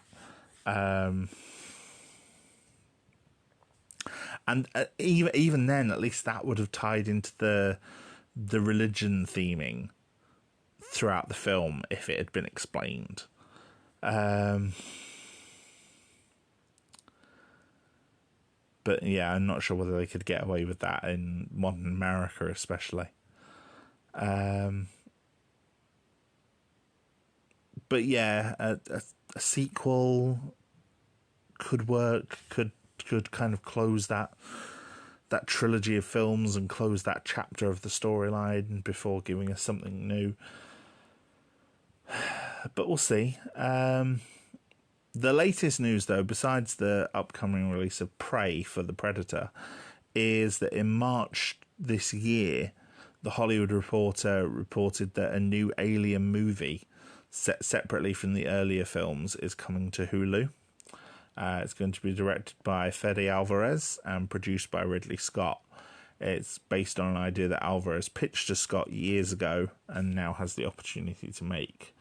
So I'm interested to see what that is. I think there was a rumour of a television series as well.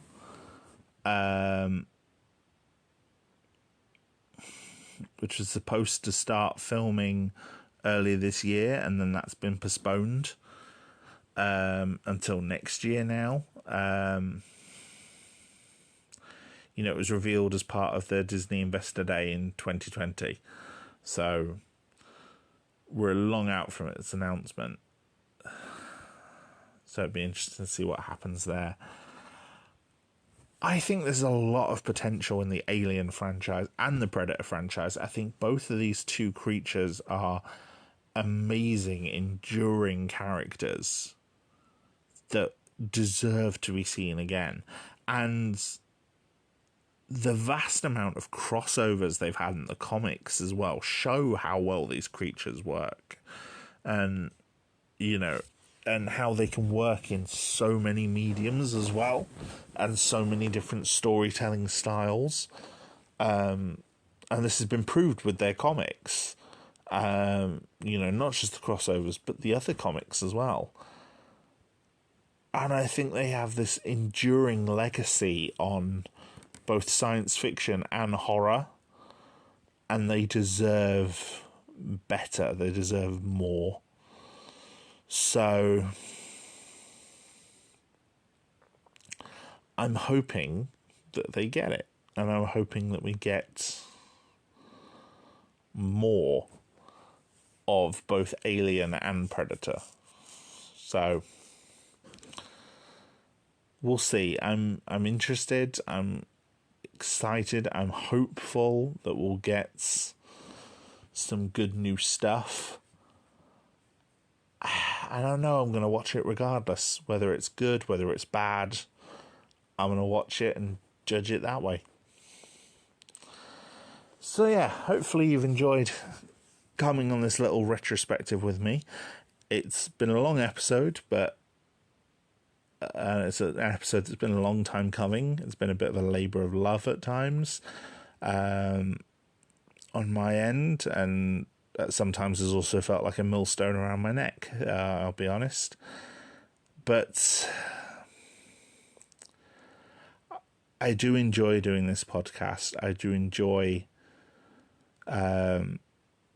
putting things out for people to listen to.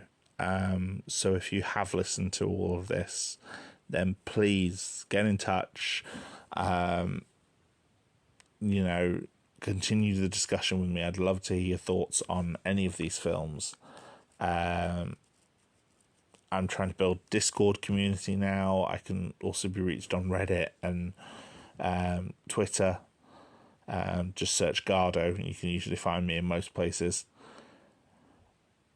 And so, yeah, look after yourselves, look after your mental health, take the time you need to recover and collect yourself and reflect before progressing, if that's what you need to do. To use an RPG analogy, you need to rest at the inn to heal before you can move on to the next part of your adventure sometimes. So let's all do that. Until next time, my friends, take care.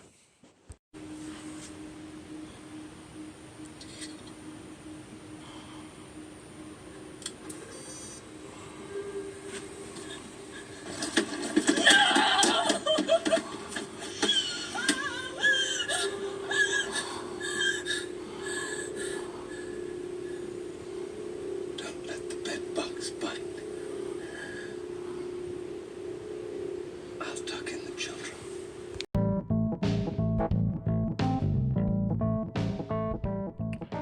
Thank you, my friends, for once again joining me on Garhdo Goes Geek.